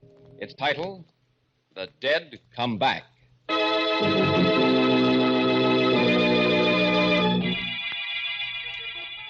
About 1 o'clock in the morning, on a dark, deserted street, standing in the doorway of a gloomy brownstone house, a man with a wild expression on his face rings the bell desperately. There is no answer, and he rings again. Then... Hey, Doc Paget. Why, yes. The brain doc knows what goes on inside a guy's head. Well, yes, I'm a psychiatrist. I gotta talk to you. It's very late. If you come back tomorrow during office hours... Now, Doc. Something's been happening to me. Something that's driving me nuts. I'm sorry, but... Get inside. Be careful with that. It won't go off till I pull a trigger.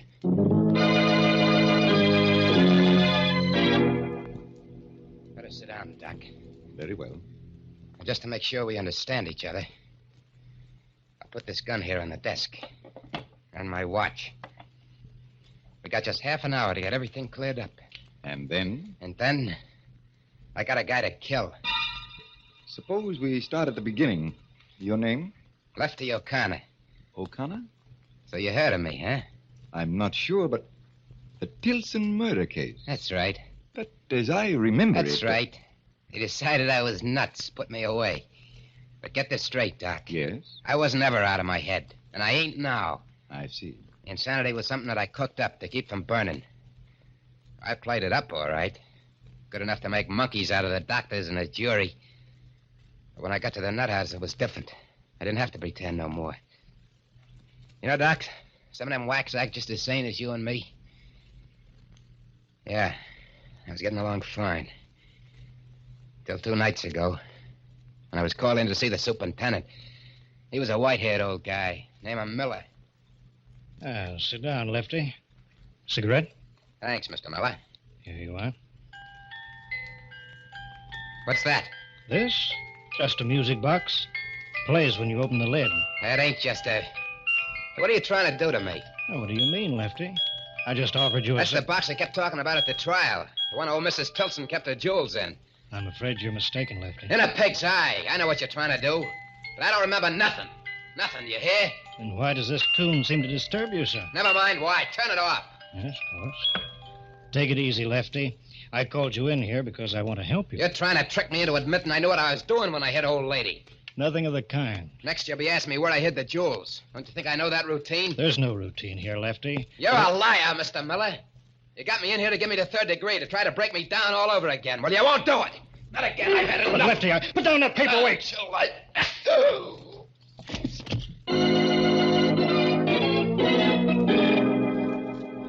I didn't have no idea of escaping when I hit him, Doc. I was just scared. I was scared of what would happen if he kept after me. When I found a gun in his desk drawer, I began making plans fast. I brought him around. I told him exactly what he had to do. We went out, got into his car, started for the gate. Okay, Miller, it's up to you now. I understand. Now remember, I'll be lying back here with this gun against your spine. Evening, Mr. Miller. Hello, George. Going out kind of late, aren't you, sir? Yes. Something unexpected came up. You wouldn't be smuggling out anyone under that rug and back, sir, huh? I might. Yep, looks suspicious. Just the right shape for a man. But I'll take a chance on you, sir. Okay, Charlie. Open up for the super. Okay. Open it up. Good night, Mr. Miller.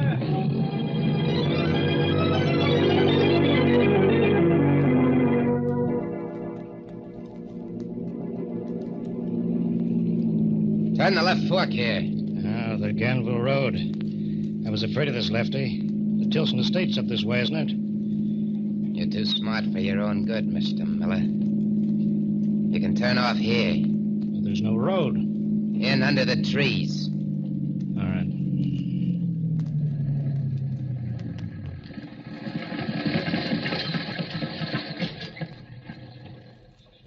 What happens now? Do we walk the rest of the way? One of us does. Get out. You're no use to me anymore. Let you know. Put that gun away. You can't. You fool. You won't get rid of me this way. You...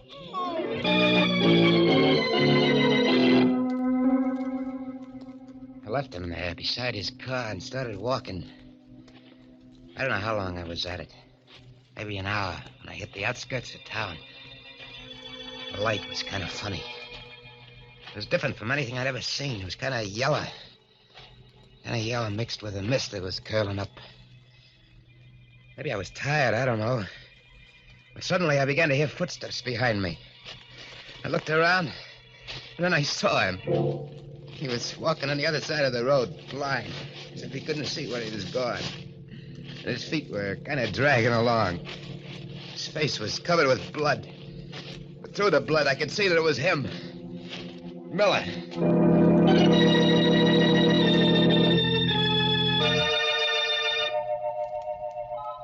I don't know what happened then, Doc. I must have passed out.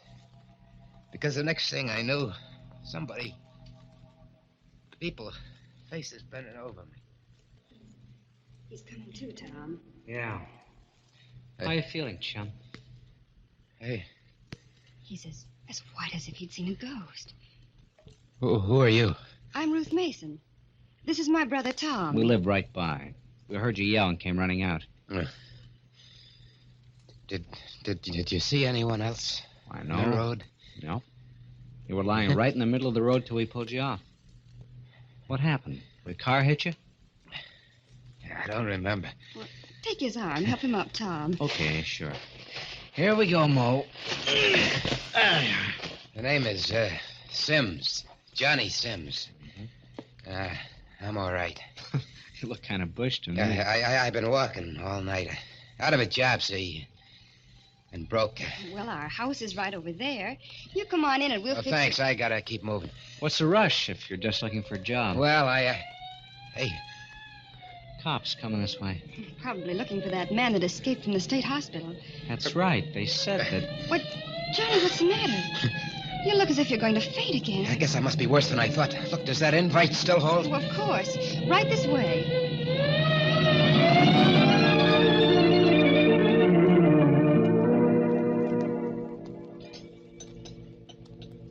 Something more, Johnny?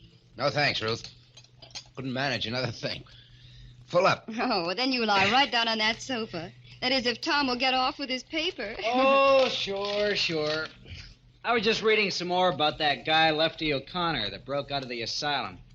Seems he forced the superintendent to drive him out in a car. Please, Tom, let's not talk about it. It gives me the creeps to think of anyone like that being loose. Maybe he ain't so bad. He's a murderer, Johnny. A homicidal maniac. How do you know? Maybe the super deserved killing. The super? Yeah. But the paper doesn't say anything about the super being killed. Well, Ruth said... I meant the old lady, Mrs. Tilson. Oh. Yeah, I guess I must have heard. Maybe I just thought... I'll try the radio. Maybe there's some late news on it. Though you're probably right, Johnny. The super wouldn't stand a chance. Sure. The way I figured... What's the matter, Johnny? Turn that off. What? I said turn it off. Why? Johnny. Hey, what gives? Well, I'm sorry. But I don't like radios. Oh, it's all right, Johnny. We understand. Now suppose we show you to your room and you take a good long sleep.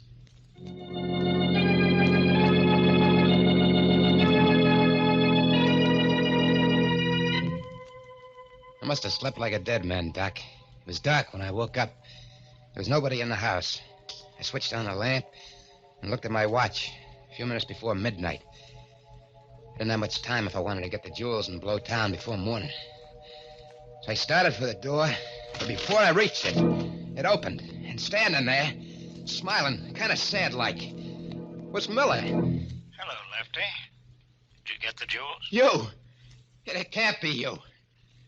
You're dead. I told you wouldn't get rid of me so easily. What do you want with me? Nothing, Lefty. Just what I wanted before, to help you. You're lying. You still think you can break me, get me to confess, but I'll show you. I must have hit the lights, Doc, or maybe they were never on, because suddenly the room was all dark.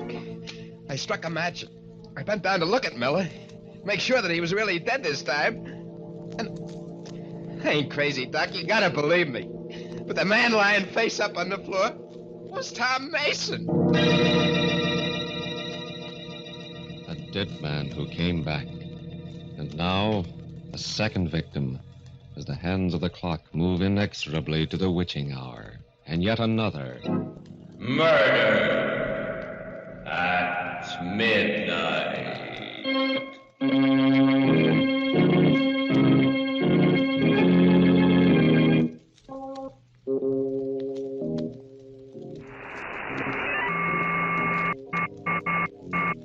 Answers are in sight. Pip-boy, 3,000 part of your life. Pip-boy, 3,000 part of your life. With Pip-boy, all the answers are in sight. That's right. Our American way of life. Isn't it grand? Peace, freedom, and bacon and eggs. Seems perfect. But what if it's not? Friends, your future may not be as secure as you think. Where will you be when the atomic bombs fall? You can secure your family's future by reserving a spot in a state-of-the-art underground vault from Vaultec. That's right, Bob. Act now, and your family can wait out the horrors of nuclear devastation. And Doris, the vault will have all the amenities of your modern-day home, and it's attractive.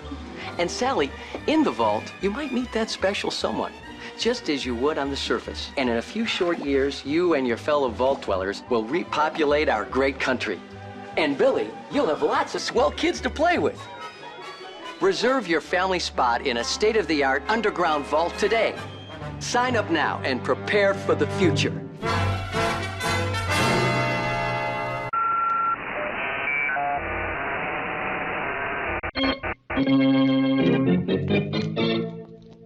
And now, back to Murder at Midnight. To Lefty O'Connor, sitting in a psychiatrist's office with a gun in front of him, trying to convince the doctor and himself that he is sane. My hand was shaking so much that the match went out. It was Tom, all right. Tom Mason, dead. But it was better that way than what I'd thought, because it meant that Miller hadn't come back from the grave. I'd probably just imagined I heard him talking to me. I frisked Mason, I got the keys to his car, and went out. It was a little coupe parked in the driveway. I opened the door. I was just getting in when... Hello, Johnny. Ruth. You look a little better than you did before. How do you feel? Oh, fine. Oh, that's good. You were sleeping so soundly when I left it. Are you going somewhere? Well, yeah. There was something I had to do, and Tom told me I could borrow his car. Oh, all right. I'll go inside. No, you can't go in there. Oh, what do you mean? Why not? Well, I mean, such a swell night. How about a little drive, Ruth? But what about your errand? Well, that'll just take a minute. It'll be swell having you along. Well, I don't know. I don't suppose Tom will mind. I'm sure he won't. Well, then, all right. I guess that's one of the wonderful things about life. You just never know when something completely unexpected will happen. That's right, baby. You just never know.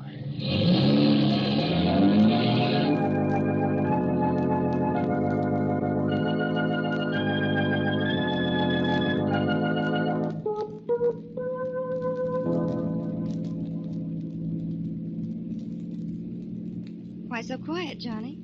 Huh? You asked me to come driving with you, and I do, and you don't say a thing to me. What should I be saying? Well, you might start by telling me something about yourself.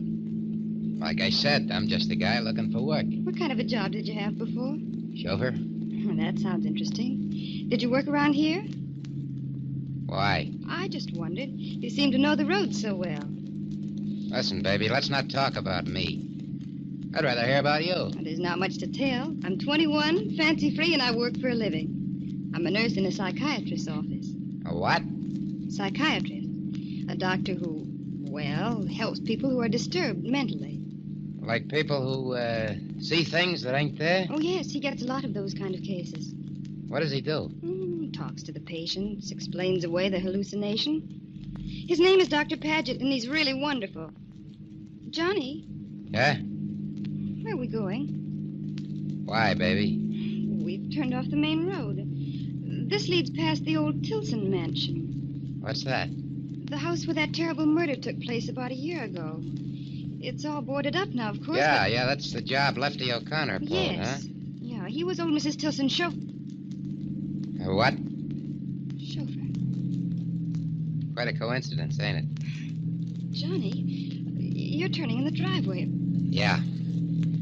See, a couple of nights ago, I broke into this place to sleep. It was just an empty house to me. I didn't know anything about no murder.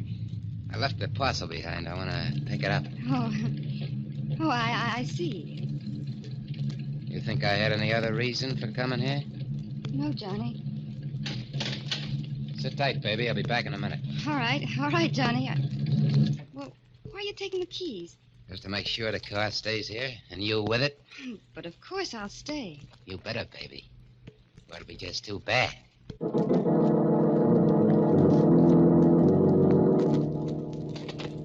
pulled the board loose from one of the windows, climbed into the old house. It was black as pitch inside, with that musty, shut-in smell. Felt my way along the wall to the stairs, climbed to the second floor. The old lady's room was at the head of the stairs. It wasn't so dark in there. Windows hadn't been boarded, and the moonlight was coming in. And I saw that marble fireplace with a gargoyle in the middle grinning at me. So I picked up the poker and smashed into it. And there, behind where I pushed it past a loose brick, was a paper bag containing the jewels. I looked inside to make sure that everything was safe. Moonlight sparkled on them shiners. And then, Doc, suddenly, out of nowhere it started. That music started. Stop it! Stop it! Johnny, where are you? What? Who? Ruth! Ruth, get her to stop. Get her to stop. Oh, get who to stop? Mrs. Tilson, that tune. Oh, what tune? You mean you don't hear nothing? Well, no, Johnny. But you must. It's gone now. Johnny, you're shaking all over. Johnny, what's that? What's what? Well, they're all over the floor. They look like diamonds, jewels. Didn't I tell you to stay in the car? What are you doing up here? I heard noises and you You were yelled. spying on me. No, I wasn't, Lefty. What did you call me? Nothing. So you guessed it, huh? Okay. I am Lefty O'Connor, and I came back for the jewels. But that information ain't traveling far. Not with you, anyway. What do you mean? No! Oh, touch me! Yours is your throat. Oh, yeah. Oh.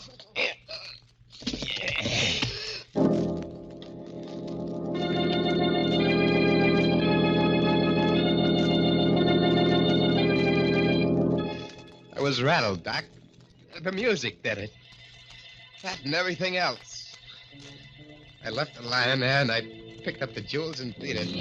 I started the car fast. I just about hit the main highway when the wheels started acting funny. I stopped and got out to look. It was a flat. My luck had played out. If I took the time to change it, someone might come along, and just then I did hear a car coming. I froze, waiting for it to pass. Instead, it stopped, and... Hi, Johnny. Tom, miss! I got out as soon as I could. Which is the flat? What? How did you know? How did I know? Why, you just called me. You told me you couldn't find the tools. I called you? Why, yeah. Don't you remember? No, I don't. I couldn't have. Of course, it's none of my business, Johnny, but... Look, you've been acting awful funny. I'm beginning to think maybe you ought to go see a doctor. Someone like Doc Paget that Ruth works for. There's nothing wrong with me. Nothing. Okay. Get started with this, Jack. The rest of the tools are under the front seat. I'll get them. No, wait. Hey, what's this paper bag doing? Give me that! You're going in for pebble collecting, huh? Pebbles? Yeah, look at them. Oh, they are pebbles. Yeah.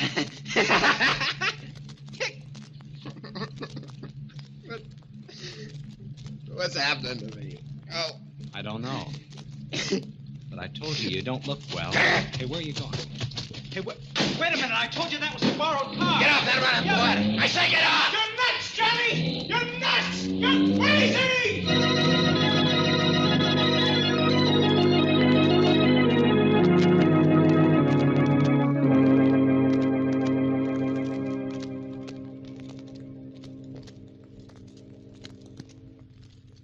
Well, there it is, Doc.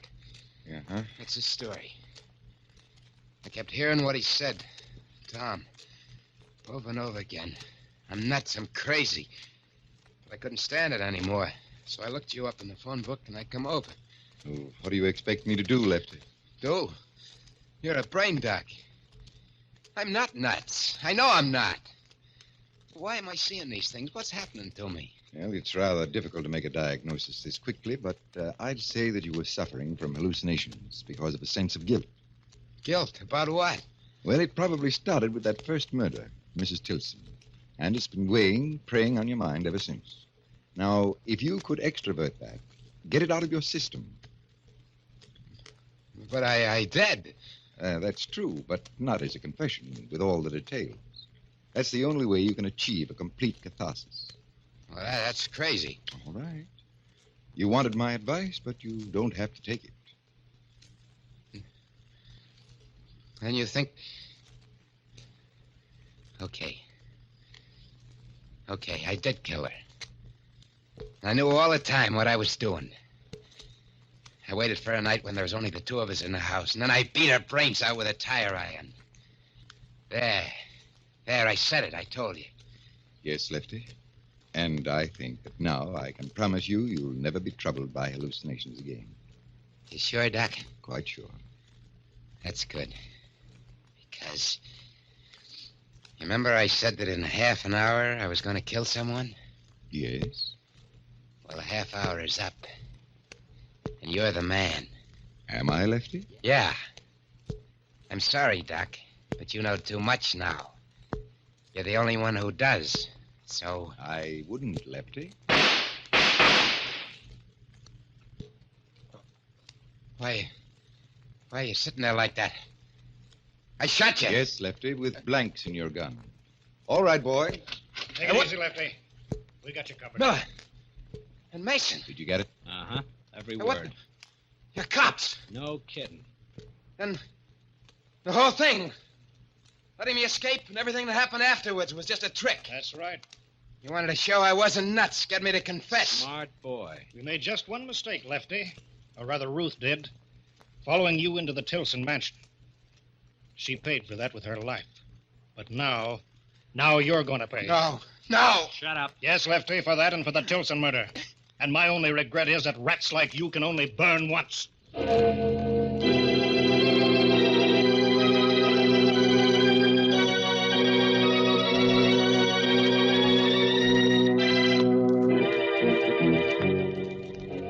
Moving forward, the two grim-faced men take hold of Lefty O'Connor. And Lefty knows that he has come to the end of the road. A road that began when he first heard the clock in the old Tilson mansion strike 12 for Murder at midnight.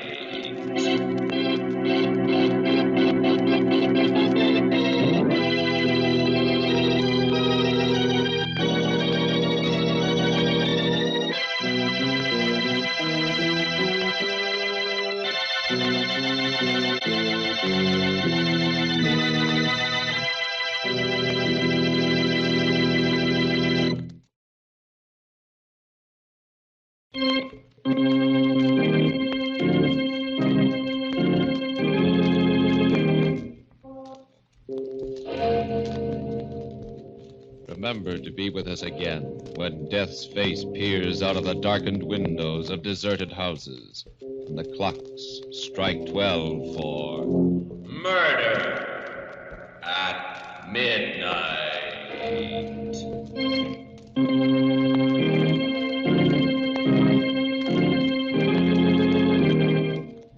The part of Lefty O'Connor was played by Joseph Julian. With music by Charles Paul, Murder at Midnight was directed by Anton M. Leader.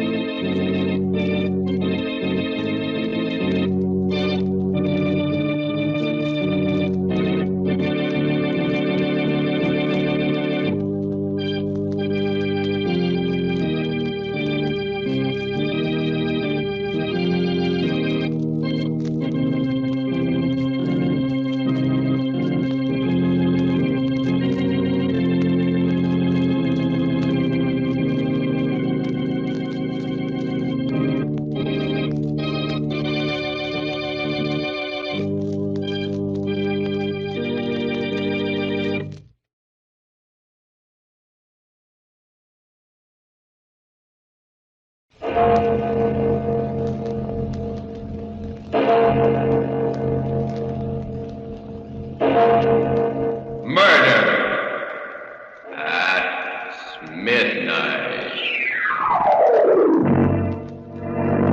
So you're dropping a chicken, huh? Hey, guys. Yeah, What do you know? Chicken's turning out to be a rooster all of a sudden. Cock-a-doodle-doo. Cock-a-doodle. In case anybody here is interested, from here on in, the name is just plain Charlie Nix.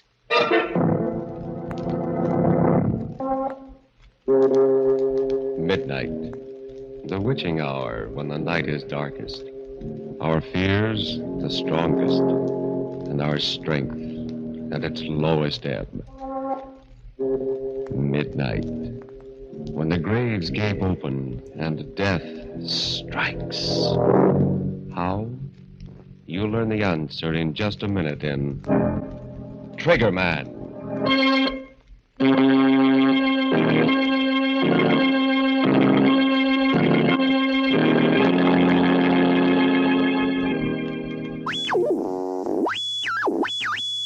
I'm a doctor. I'm a housewife. I'm a vault inspector. I don't know what I'm gonna be. Now, finding your future is easy with the Generalized Occupational Aptitude Test. Get a job at 6. See how easy it is. Find your new career.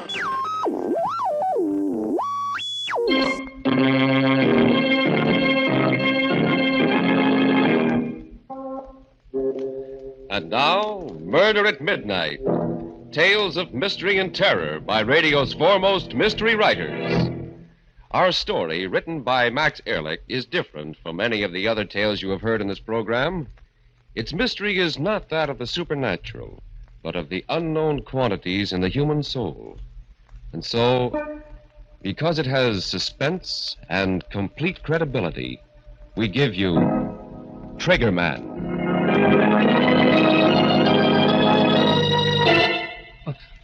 Was that the door? No. No, not yet. Not that it matters. You can't get very far with a slug in your guts. But I can sit here. And when I come through that door, I'll show him what Chicken Charlie Nix can do with a gun. Sure. Maybe it'll be for the last time. But what can I lose now?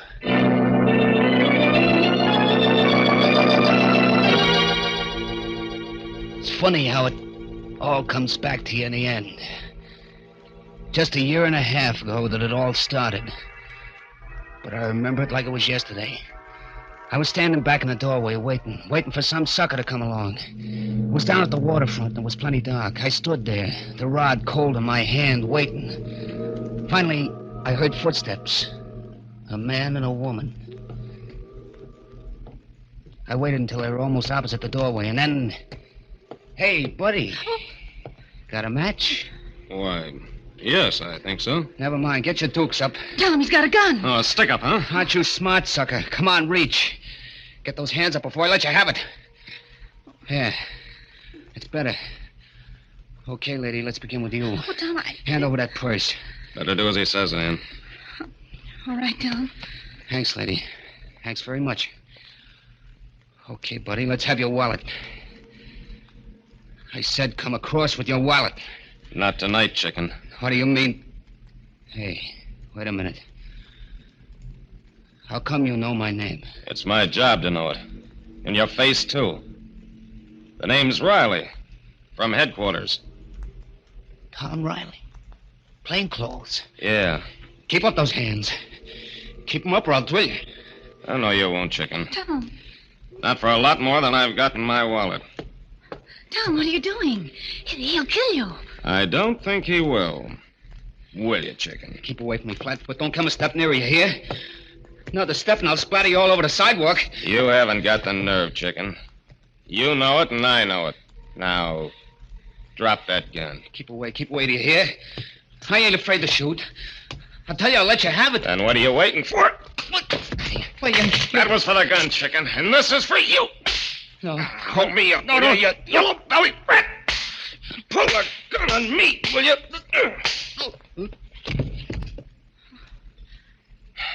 Oh, Tom. It's okay, Ann. It's all over. You could have been killed. Walking straight into a hold-up man and knocking the gun out of his hand. Well, I knew he wouldn't shoot, Ann. You knew? But how? His name is Charlie Nix. Chicken Charlie. Well, He carries a gun, yeah, but he's not a gunman. Because he's never used it and he never will. Just plain chicken-hearted. Yellow. That's why they call him Chicken. Still, you took an awful chance, Tom. There's always the first time. Not for Chicken Charlie.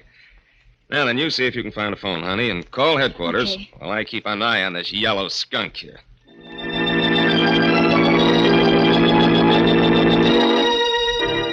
Yeah, that's the way it was. I just didn't have the nerve to put the blast on anyone. Sometimes in my room, I'd put my gun on the table and just look at it. I keep thinking, if I only had the nerve, I'd be one of Angelo Dinelli's triggermen instead of his errand boy. The rest of the mob would respect me instead of slapping me around and calling me chicken. That's what got me more than anything else, the way they laughed and called me chicken. It wasn't that I didn't try. That time I held up Riley, I was going to let him have it. I wanted to, but I don't know, at the last minute I got all cold inside. My fingers got stiff and numb. And it cost me a year in a pen. The day after I got out, I was sitting in the Boulevard Cafe having myself a beer when in walked the boss, Angie Dinelli. It's great having you back, chicken. Thanks, Angie. Thanks. By the way, I saw an old pal of yours the other day. Yeah? Who? Tom Riley. Riley, huh? Yeah, it's too bad you didn't knock him off that night, chicken. Yeah. But one of these days, Angie, I'm going to meet him, and then I'll... Sure, kid, I know how you feel. After all, when a guy takes your gun away, it makes you look like a chump. Yeah, he made me look like a chump, all right. But I'm different now, Angie. That year in a clink, well, I got a different kind of nerve now. Wait and see. Sure, but take it easy, kid. There's plenty of time, plenty. You just got out of stir, and you got yourself to worry about. What do you mean, Angie? I did my time, didn't I? I'm in the clear? Sure, chicken, sure. But if you ask me, the pen didn't do you any good. You look kind of all in. You don't feel so good, do you? What makes you say that, Angie? Oh, I don't know. Your face ain't got any color, and you're breathing hard all the time. Well, I feel okay. Sure. I ain't saying anything's wrong with you, chicken. But you never can tell until a good doc checks you over, huh? Yeah. Maybe you're right, Angie. Maybe I ought to see a doctor, huh? Now you're talking sense, kid. Tell you what I'll do. I'll take you to my own doctor, Dr. Leonard. He's a big specialist, and he'll give you the once-over right. Yeah, but he probably comes high, and Forget it, chicken, forget it. I'll take care of it. Won't cost you a dime. Hey, that's pretty white of me, Angie. Think nothing of it, kid. After all, you're one of my boys, ain't you? Yeah. Yeah, I am. Well, if there's one thing Angie Dinelli does, it's to take care of his boys.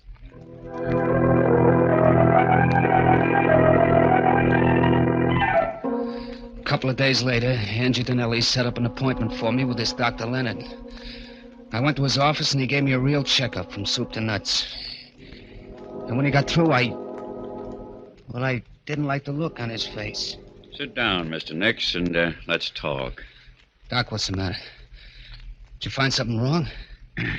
Care for a cigarette? Never mind the stolen, Doc. Give it to me straight. Is it good or bad?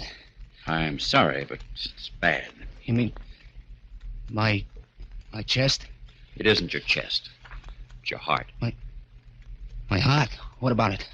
Now, you've got a severe aneurysm there. A what? What's that mean? Yeah, it means that you've got a serious weakness of the heart muscle wall. Yeah, but how serious? I'm sorry, Mr. Nix, but you haven't got more than 6 months to live. 6 months. Yeah, that's what he said.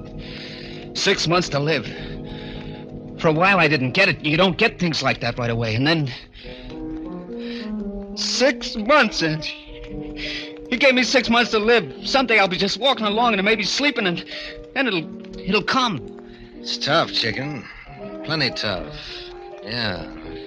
Know how you feel. Nobody knows how I feel. Except maybe a guy in a death house. Yeah, that's what it's like. Like knowing when you're going to burn, waiting for it. Take it easy, chicken. Here, have another drink, huh? Yeah, thanks. Thanks, Andy. You're okay. Maybe the doc was wrong. There's always a chance. No, Angie. Check me twice just to make sure. There ain't a thing I can do, not a thing except wait for it. Just sit around and wait to croak. Listen, kid. You've got 6 months to live. Okay.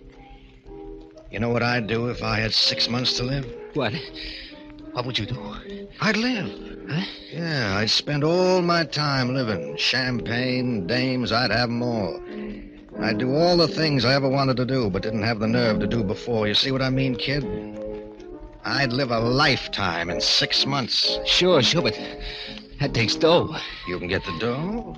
How? From me. Huh? Look, chicken. You always wanted to be a trigger man, didn't you? Yeah. Well, I'm hiring you right here and now. At $500 a week. 500? But, Angie, you know I ain't got the nerve. Sure you have, but it's different now. You don't have to be afraid of a thing. Not a thing. Well, you can go around blasting guys like clay pigeons if you want to. But suppose the cops nail me. What do you care? Suppose they send you to the death house. You got nothing to lose anyway, have you? Your heart's bad, ain't it? You've only got a little while anyway, either way. Yeah. That's right, Angie. That's right. What can I lose? Denelli was right. This was my chance. I packed a new gap and started to look for Riley. Riley, the dick who'd set me up. Yeah, he was gonna be number one. He'll be coming along here any minute, kid. Yeah. This is it, chicken. There's Riley. There he is. No, chicken, not yet. Wait till he comes closer. Look, Angie, I first one that comes hardest, kid. The rest are easy. Look at him, pal. He knows from nothing. Take your beat on him. You can't miss. Okay, chicken, go ahead. Let him have it. Go ahead, blast him. You did it. Yeah, I guess I did. Flat on the sidewalk, colder than yesterday's hash. You did it, Charlie. Angie, You just called me Charlie. Sure, kid, why not? You're not chicken anymore. Now, maybe we better get out of here.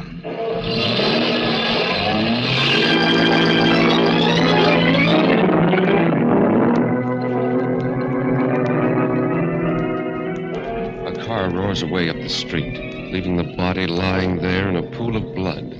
As the clock strikes 12 for Murder at midnight.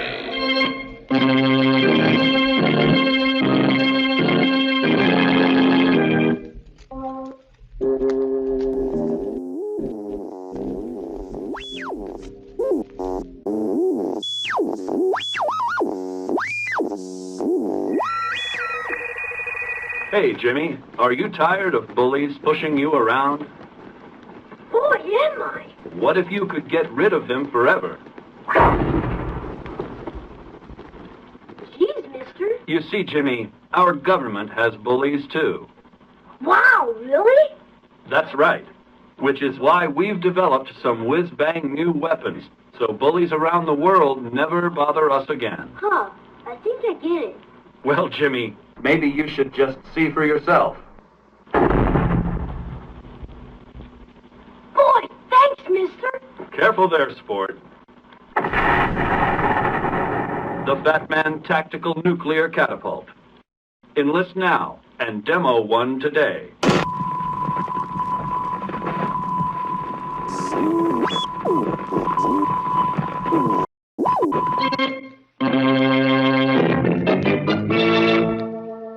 And now, back to Murder at Midnight, to the story of Triggerman.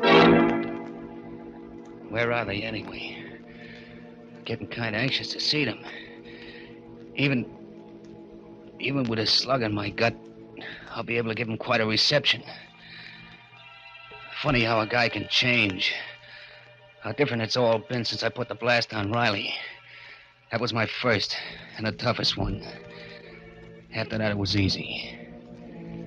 There were plenty of guys in Angie Denelli's way, and I aimed to please. Whenever I watched one of them fold up with that funny expression on his face, why, it kind of helped. It helped me to forget how it was with me. It was like a champagne drunk. But then the hangover would come, and I'd remember that I had less than 6 months to live myself.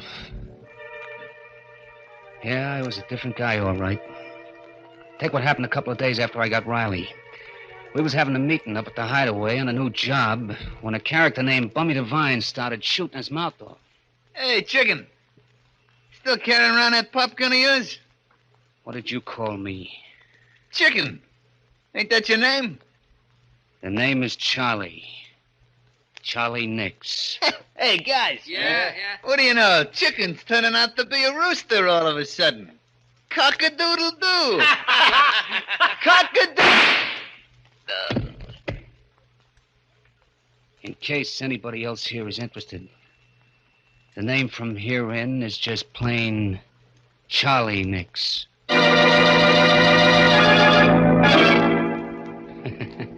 They didn't laugh after that. No one did again, ever. I was it. I took chances where no other trigger man would. Why not? What'd I have to lose? In a few months, I'd be through anyway. There was a difference. Meanwhile, I lived. I painted the town red, bought myself tailored suits, hit the clubs every night, the gambling joints. And the dames, why, I had to fight them off. You can do a lot with $500 a week. Sure, I was hot, plenty hot. The cops couldn't figure out at the beginning who was doing all the fancy gun work, but they were getting warm, and they were getting close. I had to watch myself. And then one night, we were knocking off a fur warehouse. I was in the lookout car out front when suddenly... Hey, Charlie, a prowl car. Yeah, come on, Mike. Let's get out of here.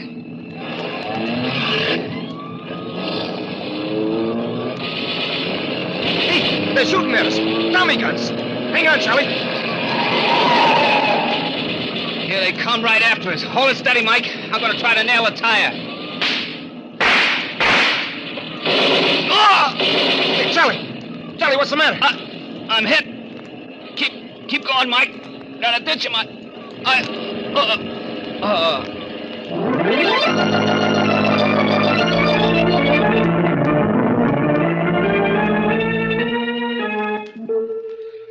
When I opened my eyes, there was a smell of chloroform, and the doctor was just putting away some instruments. Mike was there, too, with a gat in his hand, making sure that the doc would cooperate. Hello, Charlie. How do you feel? I don't know. What happened? The doc here just dug a slug out of your chest. Oh. How am I doing, Doc? You'll be all right. Lucky you've got a good heart. Otherwise, you'd never have made it. What? Did you say my heart was good? That's right. But I don't get it. I thought I had a bad ticker. They told me I didn't have more than a few months to live. With that heart, my friend, you can live to be 100. That is, if the police don't interfere.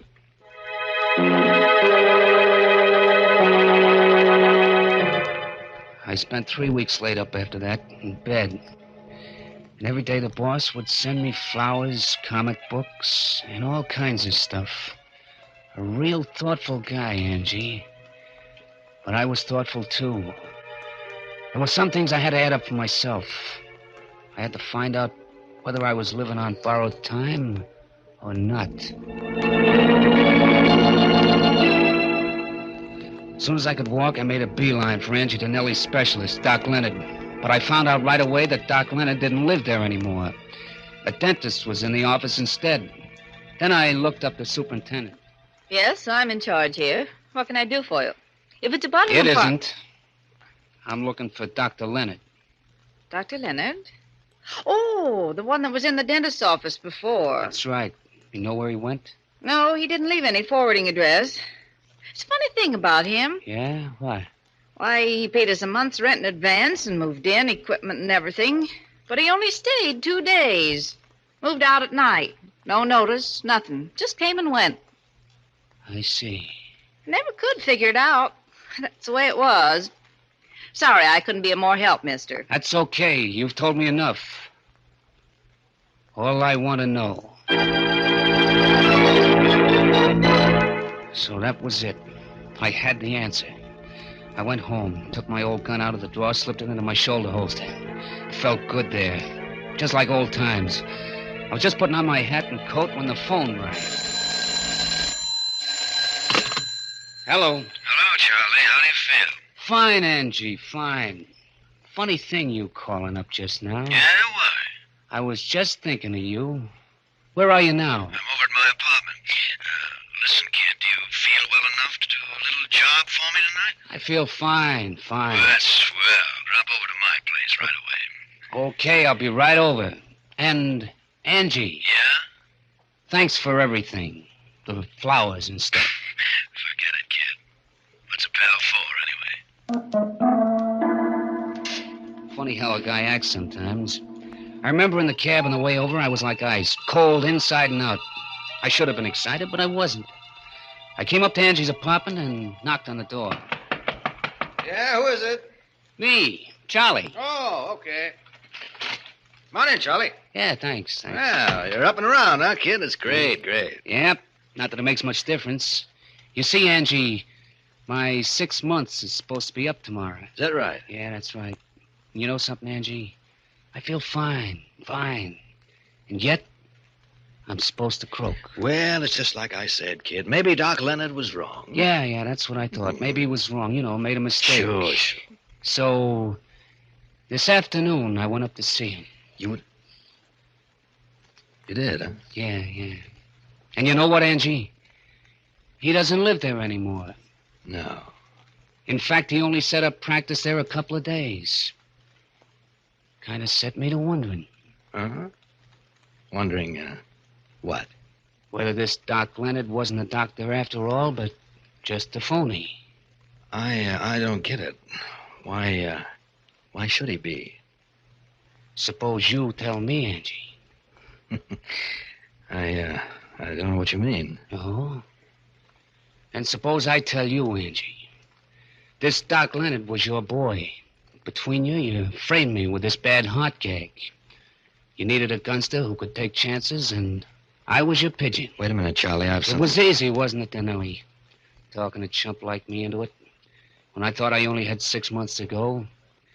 You knew I wouldn't be afraid anymore. Sure. What could I lose? And so you got me to do your dirty work for you while you were somewhere else with an airtight alibi. And when the heat was turned on, you knew it'd be on me. You're wrong, kid. You see, you were supposed to live 6 months. And that's all you're going to live. Don't do any reaching, Angie. Don't!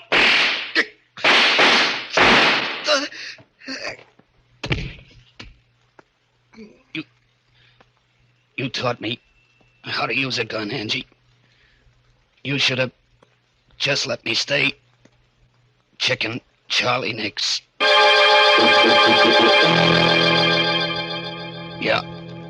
Yeah, he got me in the belly with his first one. But I got him before he could repeat. There he is, lying on his own rug, soaking in his blood. As for me, well, there ain't much I can do but wait. Somebody must have heard the shots, called the cops.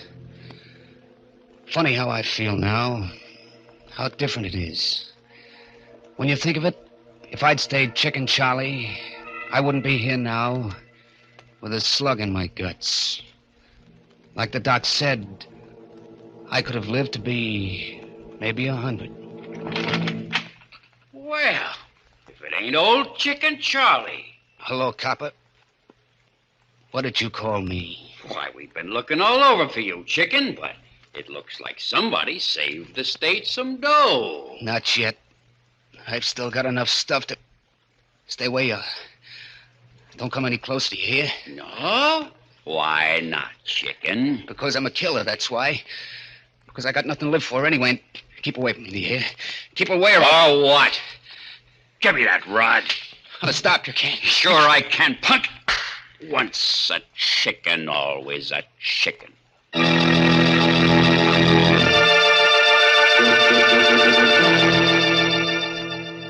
His eyes wide and incredulous, the hunched figure slips from the deep armchair, falls to the floor, next to the body of the man he killed. And somewhere in the distance, a clock in a church steeple starts chiming for... Murder at midnight.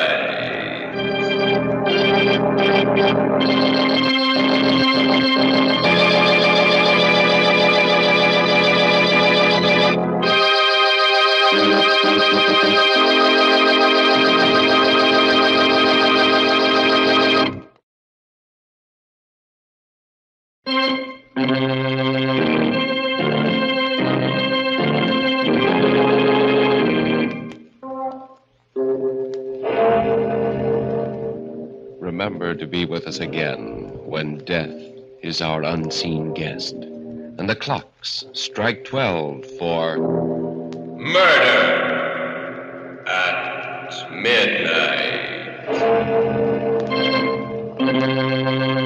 The part of Chicken Charlie Nix was played by Bill Quinn. With music by Charles Paul, Murder at Midnight is directed by Anton M. Leader.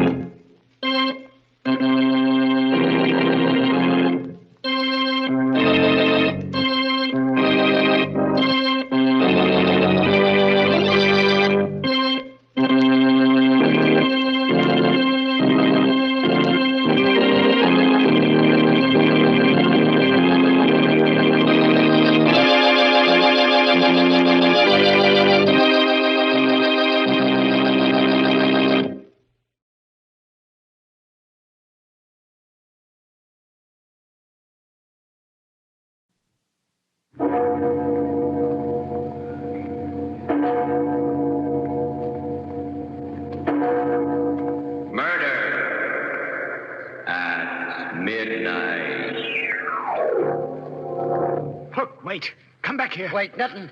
I said you were nuts, crazy. And... No, don't. I'm sorry, Hook. Very sorry. But I had to have it. I'm going to have it. And once you're dead, you'll never miss it.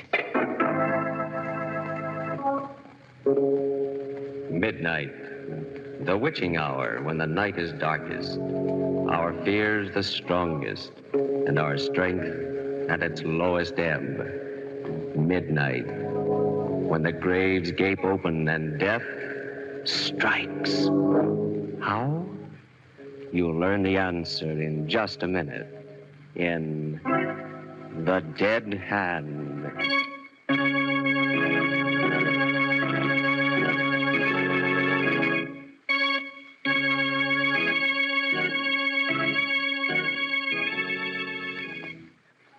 And now, Murder at Midnight.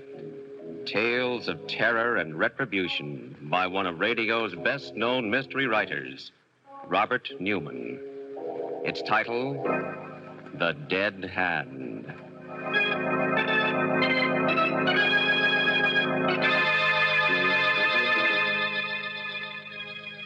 The small studio cottage on Dr. Martin Trent's estate. Seated at the piano, alone in the gathering darkness, is Roger Blaine, the famous pianist, and playing as only he can play.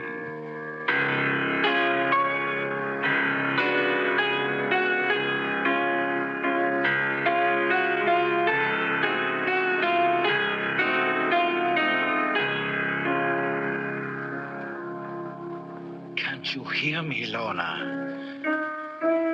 You must hear me. And you must come here now to me. I'm calling you, Lorna. Calling to you in a way you could never resist. With my music, making your heart beat faster, your breath come quicker. Lorna. Hello, Roger.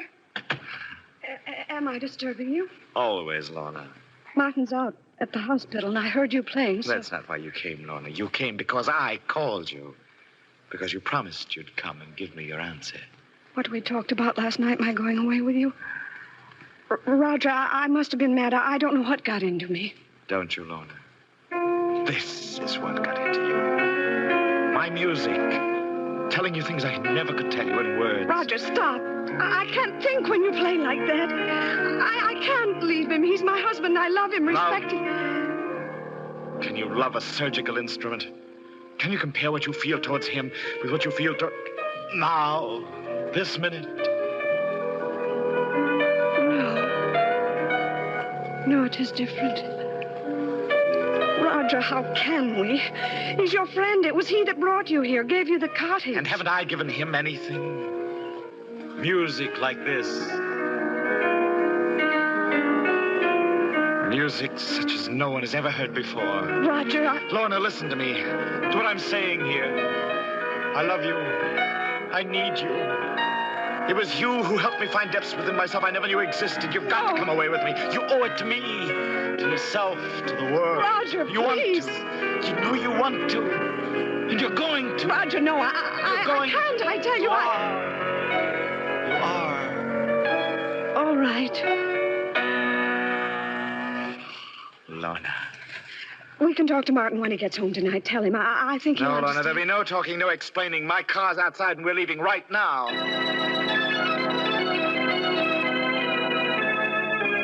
The music, my music, was still with me as we drove out through the gates, down the highway, pulsing, throbbing. Yes, I could hear it, but could Lorna? I glanced at her sitting there beside me. Happy, dearest? What? I don't know, Roger. You don't know? Don't you realize what this means, Lorna? I'm playing better than I ever played before, and this is only the beginning. After my New York concert, South America, then Europe. Roger, are you sure you love me? Me as a person. Oh, what do you mean, Lorna? I know you've said you do, but whenever you've talked about it, Roger, about us, you've talked in terms of your music. Roger, are you sure that's not what you love? Well, of course I'm sure. If I didn't have my music, if I couldn't play, I don't think I could live. But it was you. You who lifted me to heights I never dreamed of, technically, emotionally. Roger, stop the car. Turn around. Take me back. What? Take me back. I don't understand. I do, for the first time. With Martin away so much, I was lonely, flattered by your attention. And your music was like a drug, keeping me from thinking. But now I can think. And I know you don't love me, and I don't love you, so please, Roger, take me back. No. But, Roger, can't you see? This whole thing was a mistake. It was not a mistake, and I won't take you back. Well, I'm going back, whether you take me or not, and if you won't stop the car... Laura, no, let go of that brake. Let go of that ditch. Look out. We're going to...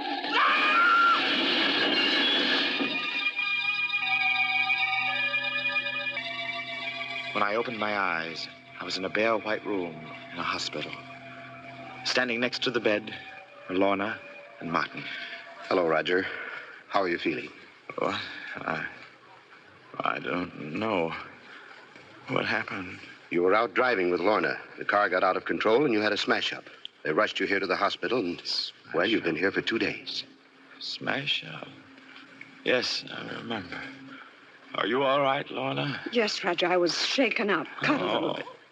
My hand hurts. Especially the fingers. Nothing happened to it, did it, Martin? I've got a concert in a few weeks, you know. Roger, don't stop it. What? What? Why are you looking at me like that? Oh, Don't worry about it, Roger. Not now. But I've got to know. I've got to see. Roger, please.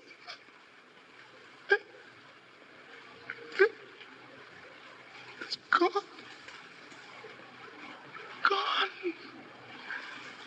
My hand. My left hand. Martin, what did you do to me? Roger, I think you know how I feel about you, about your music. You've got to believe me when I tell you there was nothing I could do about it. Nothing. It was your hand or your life. My life? And what is my life without my music? There's nothing, worse than nothing. A living death.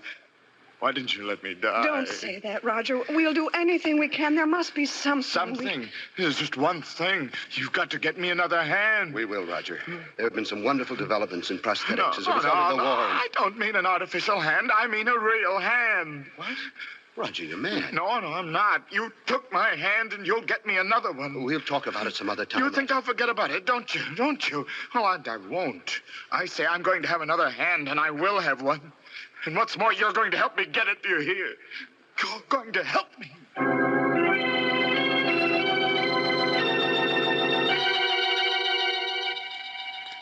I was able to get up and around a few days later.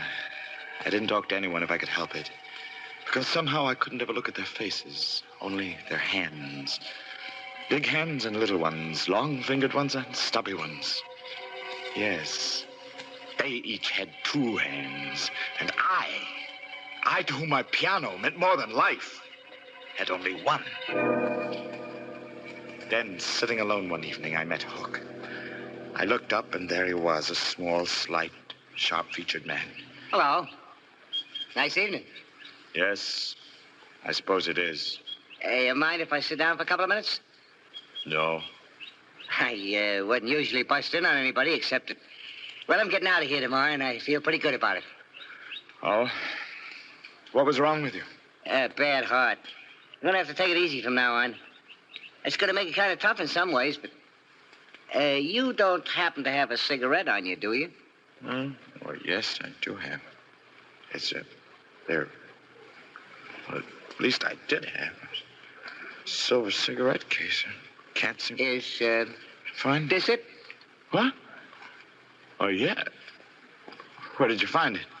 In your pocket. You mean you took it? My name's Harris, Joe Harris. You usually call me the Hook. This is my racket. Or rather, it was until, You're a pickpocket. Well, one of the best in the business. But now with my ticket going bad, I guess I'll have to lay off, except now for a gag. You didn't mind, did you? Why? Well, certainly not. I'm very impressed. As a matter of fact, do you mind if I look at your hands? Look at it? What for? They're beautiful. As beautiful a pair of hands as I've ever seen. It occurs to me that you say that you don't know what you're going to do when you leave the hospital here. Well, I just hadn't thought about it much. Why? I've got a proposition that might possibly interest you. No kidding. What? Well, I'd rather not discuss it with you here and now, but I expect to be leaving here myself on Friday. If you'd like to come and see me sometime after You that. say where and when? Well, I've been staying at a little cottage on Dr. Martin Trent's estate. I'll probably be going back there. How about Saturday night, late, around 11:30? Fine. Okay with me. Then it's a date. I left him there, hurried back to my room. I wanted to be alone. Had to be alone, for I was afraid that what was on my mind might show in my face. It certainly was a date. A date with death. A man obsessed, half mad, and his unsuspecting victim. Will both of them still be alive to hear it when the clock strikes 12 for... Murder at midnight.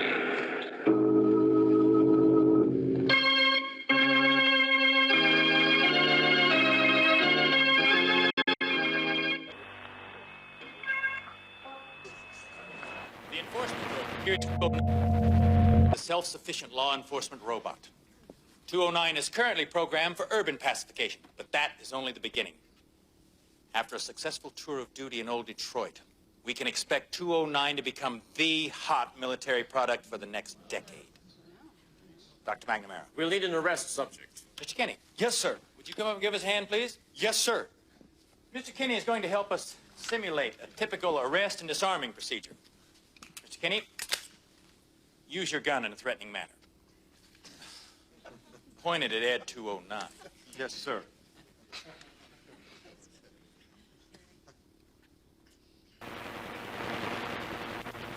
Please put down your weapon. You have 20 seconds to comply. I think you'd better do what he says, Mr. Kinney.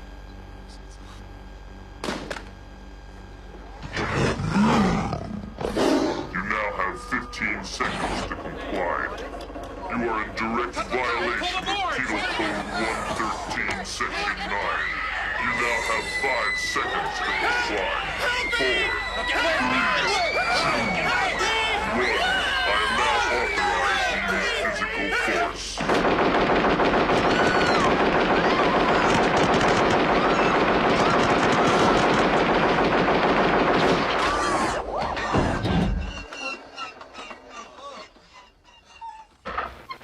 Here is Roger Blaine to continue Murder at Midnight.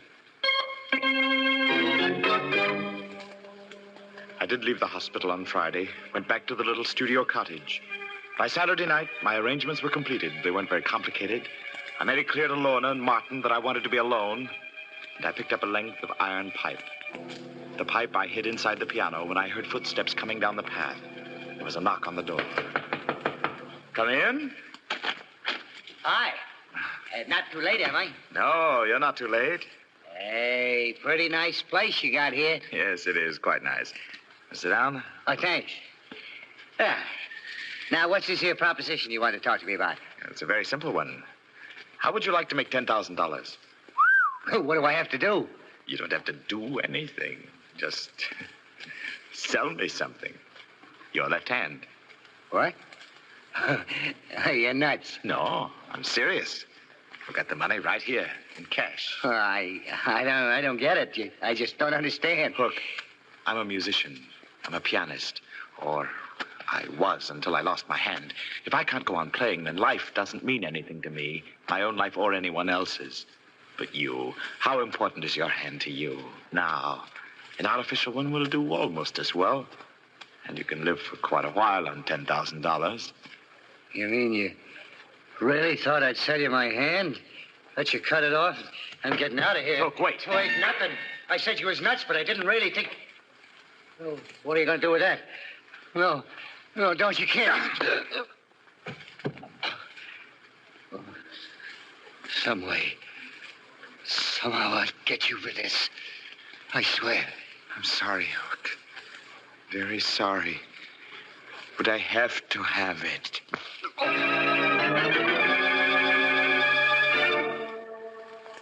I'd rather not go into what happened after that. I got rid of the body, and then I went to see Martin. You don't look well, Roger. Anything the matter? No, I just came to see you about your promise. My promise? Oh, your debt, whichever you choose to call it. I told you I wanted another hand, that I was going to get another hand, and that you were going to help me. Well, now you can help me. What do you mean? Look in here, in this package. See? Good Lord. Where did you get this? It might be better if you didn't ask too many questions. I'm fighting for my life, for more than my life. You took my hand away from me. Well, now you can give me this one. You mean you honestly, seriously think that I can perform an operation of this sort, do a graft, and that after I'm finished, you'll be able to use the hand? Why not? Operations of this sort have been done, haven't they? With other parts of the body? The eye? The cornea, not the eye. And some nerve grafting has been done.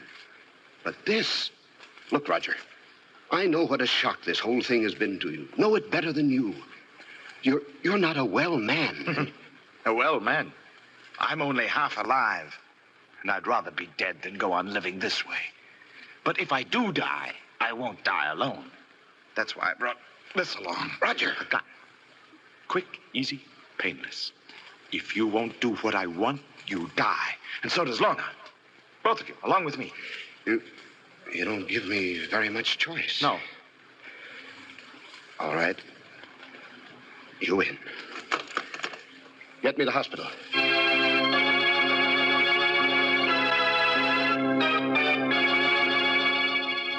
Even before I became fully conscious, before I opened my eyes, I knew that it had been done.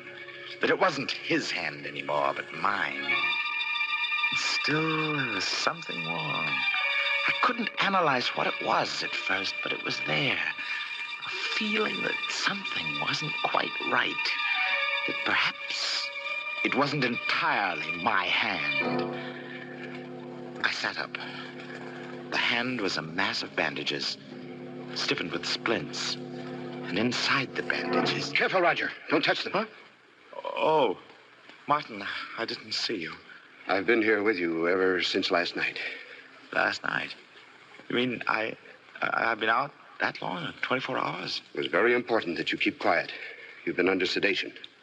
Oh, yes, of course. But this isn't the hospital. No. I brought you home with me, back to the house. Oh. I thought it would be best for several reasons. Oh, that's very smart, Martin. We don't want any questions, do we? Not yet. You did do it, didn't you? What? Yes. I knew you would and could. And it's going to work. It is working. I can feel it. Please, Roger, you must be careful with that bandage. You can't touch it, move it, disturb it in any way. I won't, Martin. But I don't have to. I tell you, I can feel the fingers moving, even inside this. And in another week or so... We'll see. Yes, we'll see. Got a cigarette, Martin? Of course, I have it right. That's funny. What is? My cigarette case. It was right here in my breast pocket. I must have left it downstairs or at the hospital. It doesn't matter. I can do it. Martin. Yes? I think... Here. Yes, here. Here it is. Under my pillow. What? How did it get there? I don't know. It must have fallen out when you bent over. But... No. Why are you looking like that? Because... I think I know how it did get under my pillow. What do you mean? When fingers learn something, a special skill, they don't forget it, ever.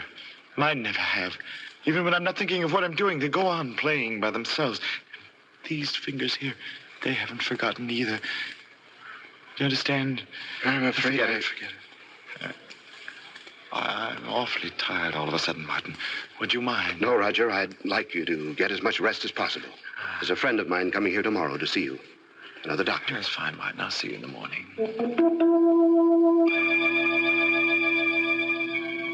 Yes, I was tired, but that wasn't why I asked Martin to go. I did it because I wanted to be alone, because I had to be alone, because I knew now what it was that I'd only sensed before. The hand, Hook's hand, had a will of its own. It had picked Martin's pocket without my even being aware of it. I lay there alone in the darkness after Martin went, not touching the bandages, but flexing the fingers, forcing them to obey my will. I had to do that. I knew I had to do it because I suspected what might happen. And what did happen proved that I was right. I fell asleep finally. And while I was asleep, I dreamed. I dreamed I was walking down a dark, labyrinthine corridor somewhere under the earth. Then... A little closer, Roger. Huh? Just a little closer. Who's that? Who's there? Just me.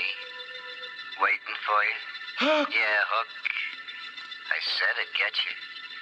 Well, out of the darkness came a hand that clutched me by the throat, gripped it tighter,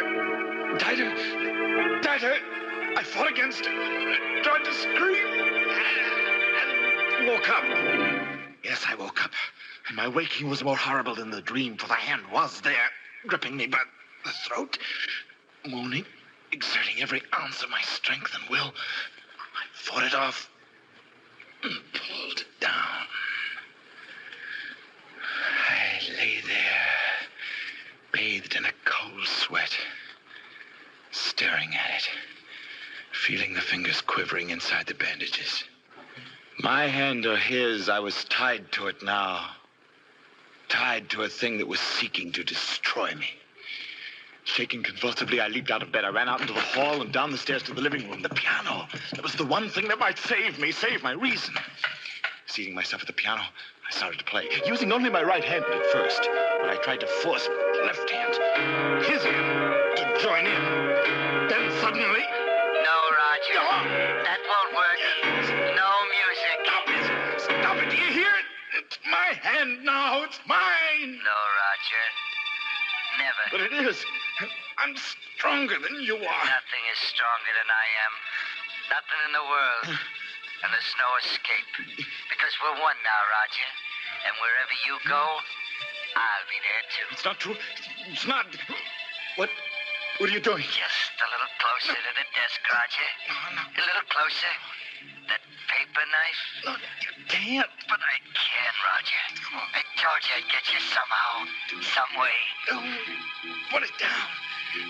Drop it. You can't fight against me, Roger. I told you. I'm too strong. Martha! Martha! Quick! For heaven's sake! The hand! Where is he, Martin? The living room. I heard the piano and... Good Lord. Roger. He's dead. Why? How? He was saying something about a hand. He was in a completely psychotic state as a result of shock and a sense of guilt. The state psychiatrist was coming tomorrow to commit him. Oh, Martin. That hand he brought me wanted me to graft on. I don't know where he got it, but I suspect that was behind the whole thing. Behind it? Yes. Well, what do you mean? You don't really think I did graft it on, do you? Well, He was desperate, and I had to do something to quiet him. I splinted his left wrist, wrapped it in bandages, and told him not to touch them. But, Martin, that paper knife in his chest. Which hand is holding it? His right one, his good one. Yes. And still, in a way, it's possible that the dead hand, the one he was so concerned about, did guide it. Her eyes wide with awful comprehension, Lorna stares at her husband, then down at Roger Blaine's body as somewhere in the silent house, a clock starts chiming for murder at midnight.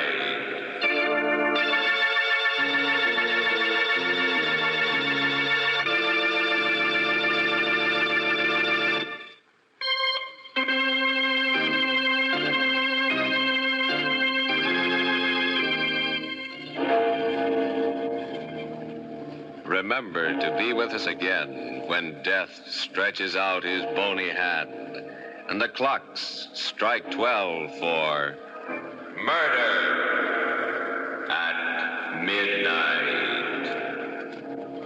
With music by Charles Paul, Murder at Midnight is directed by Anton M. Leader.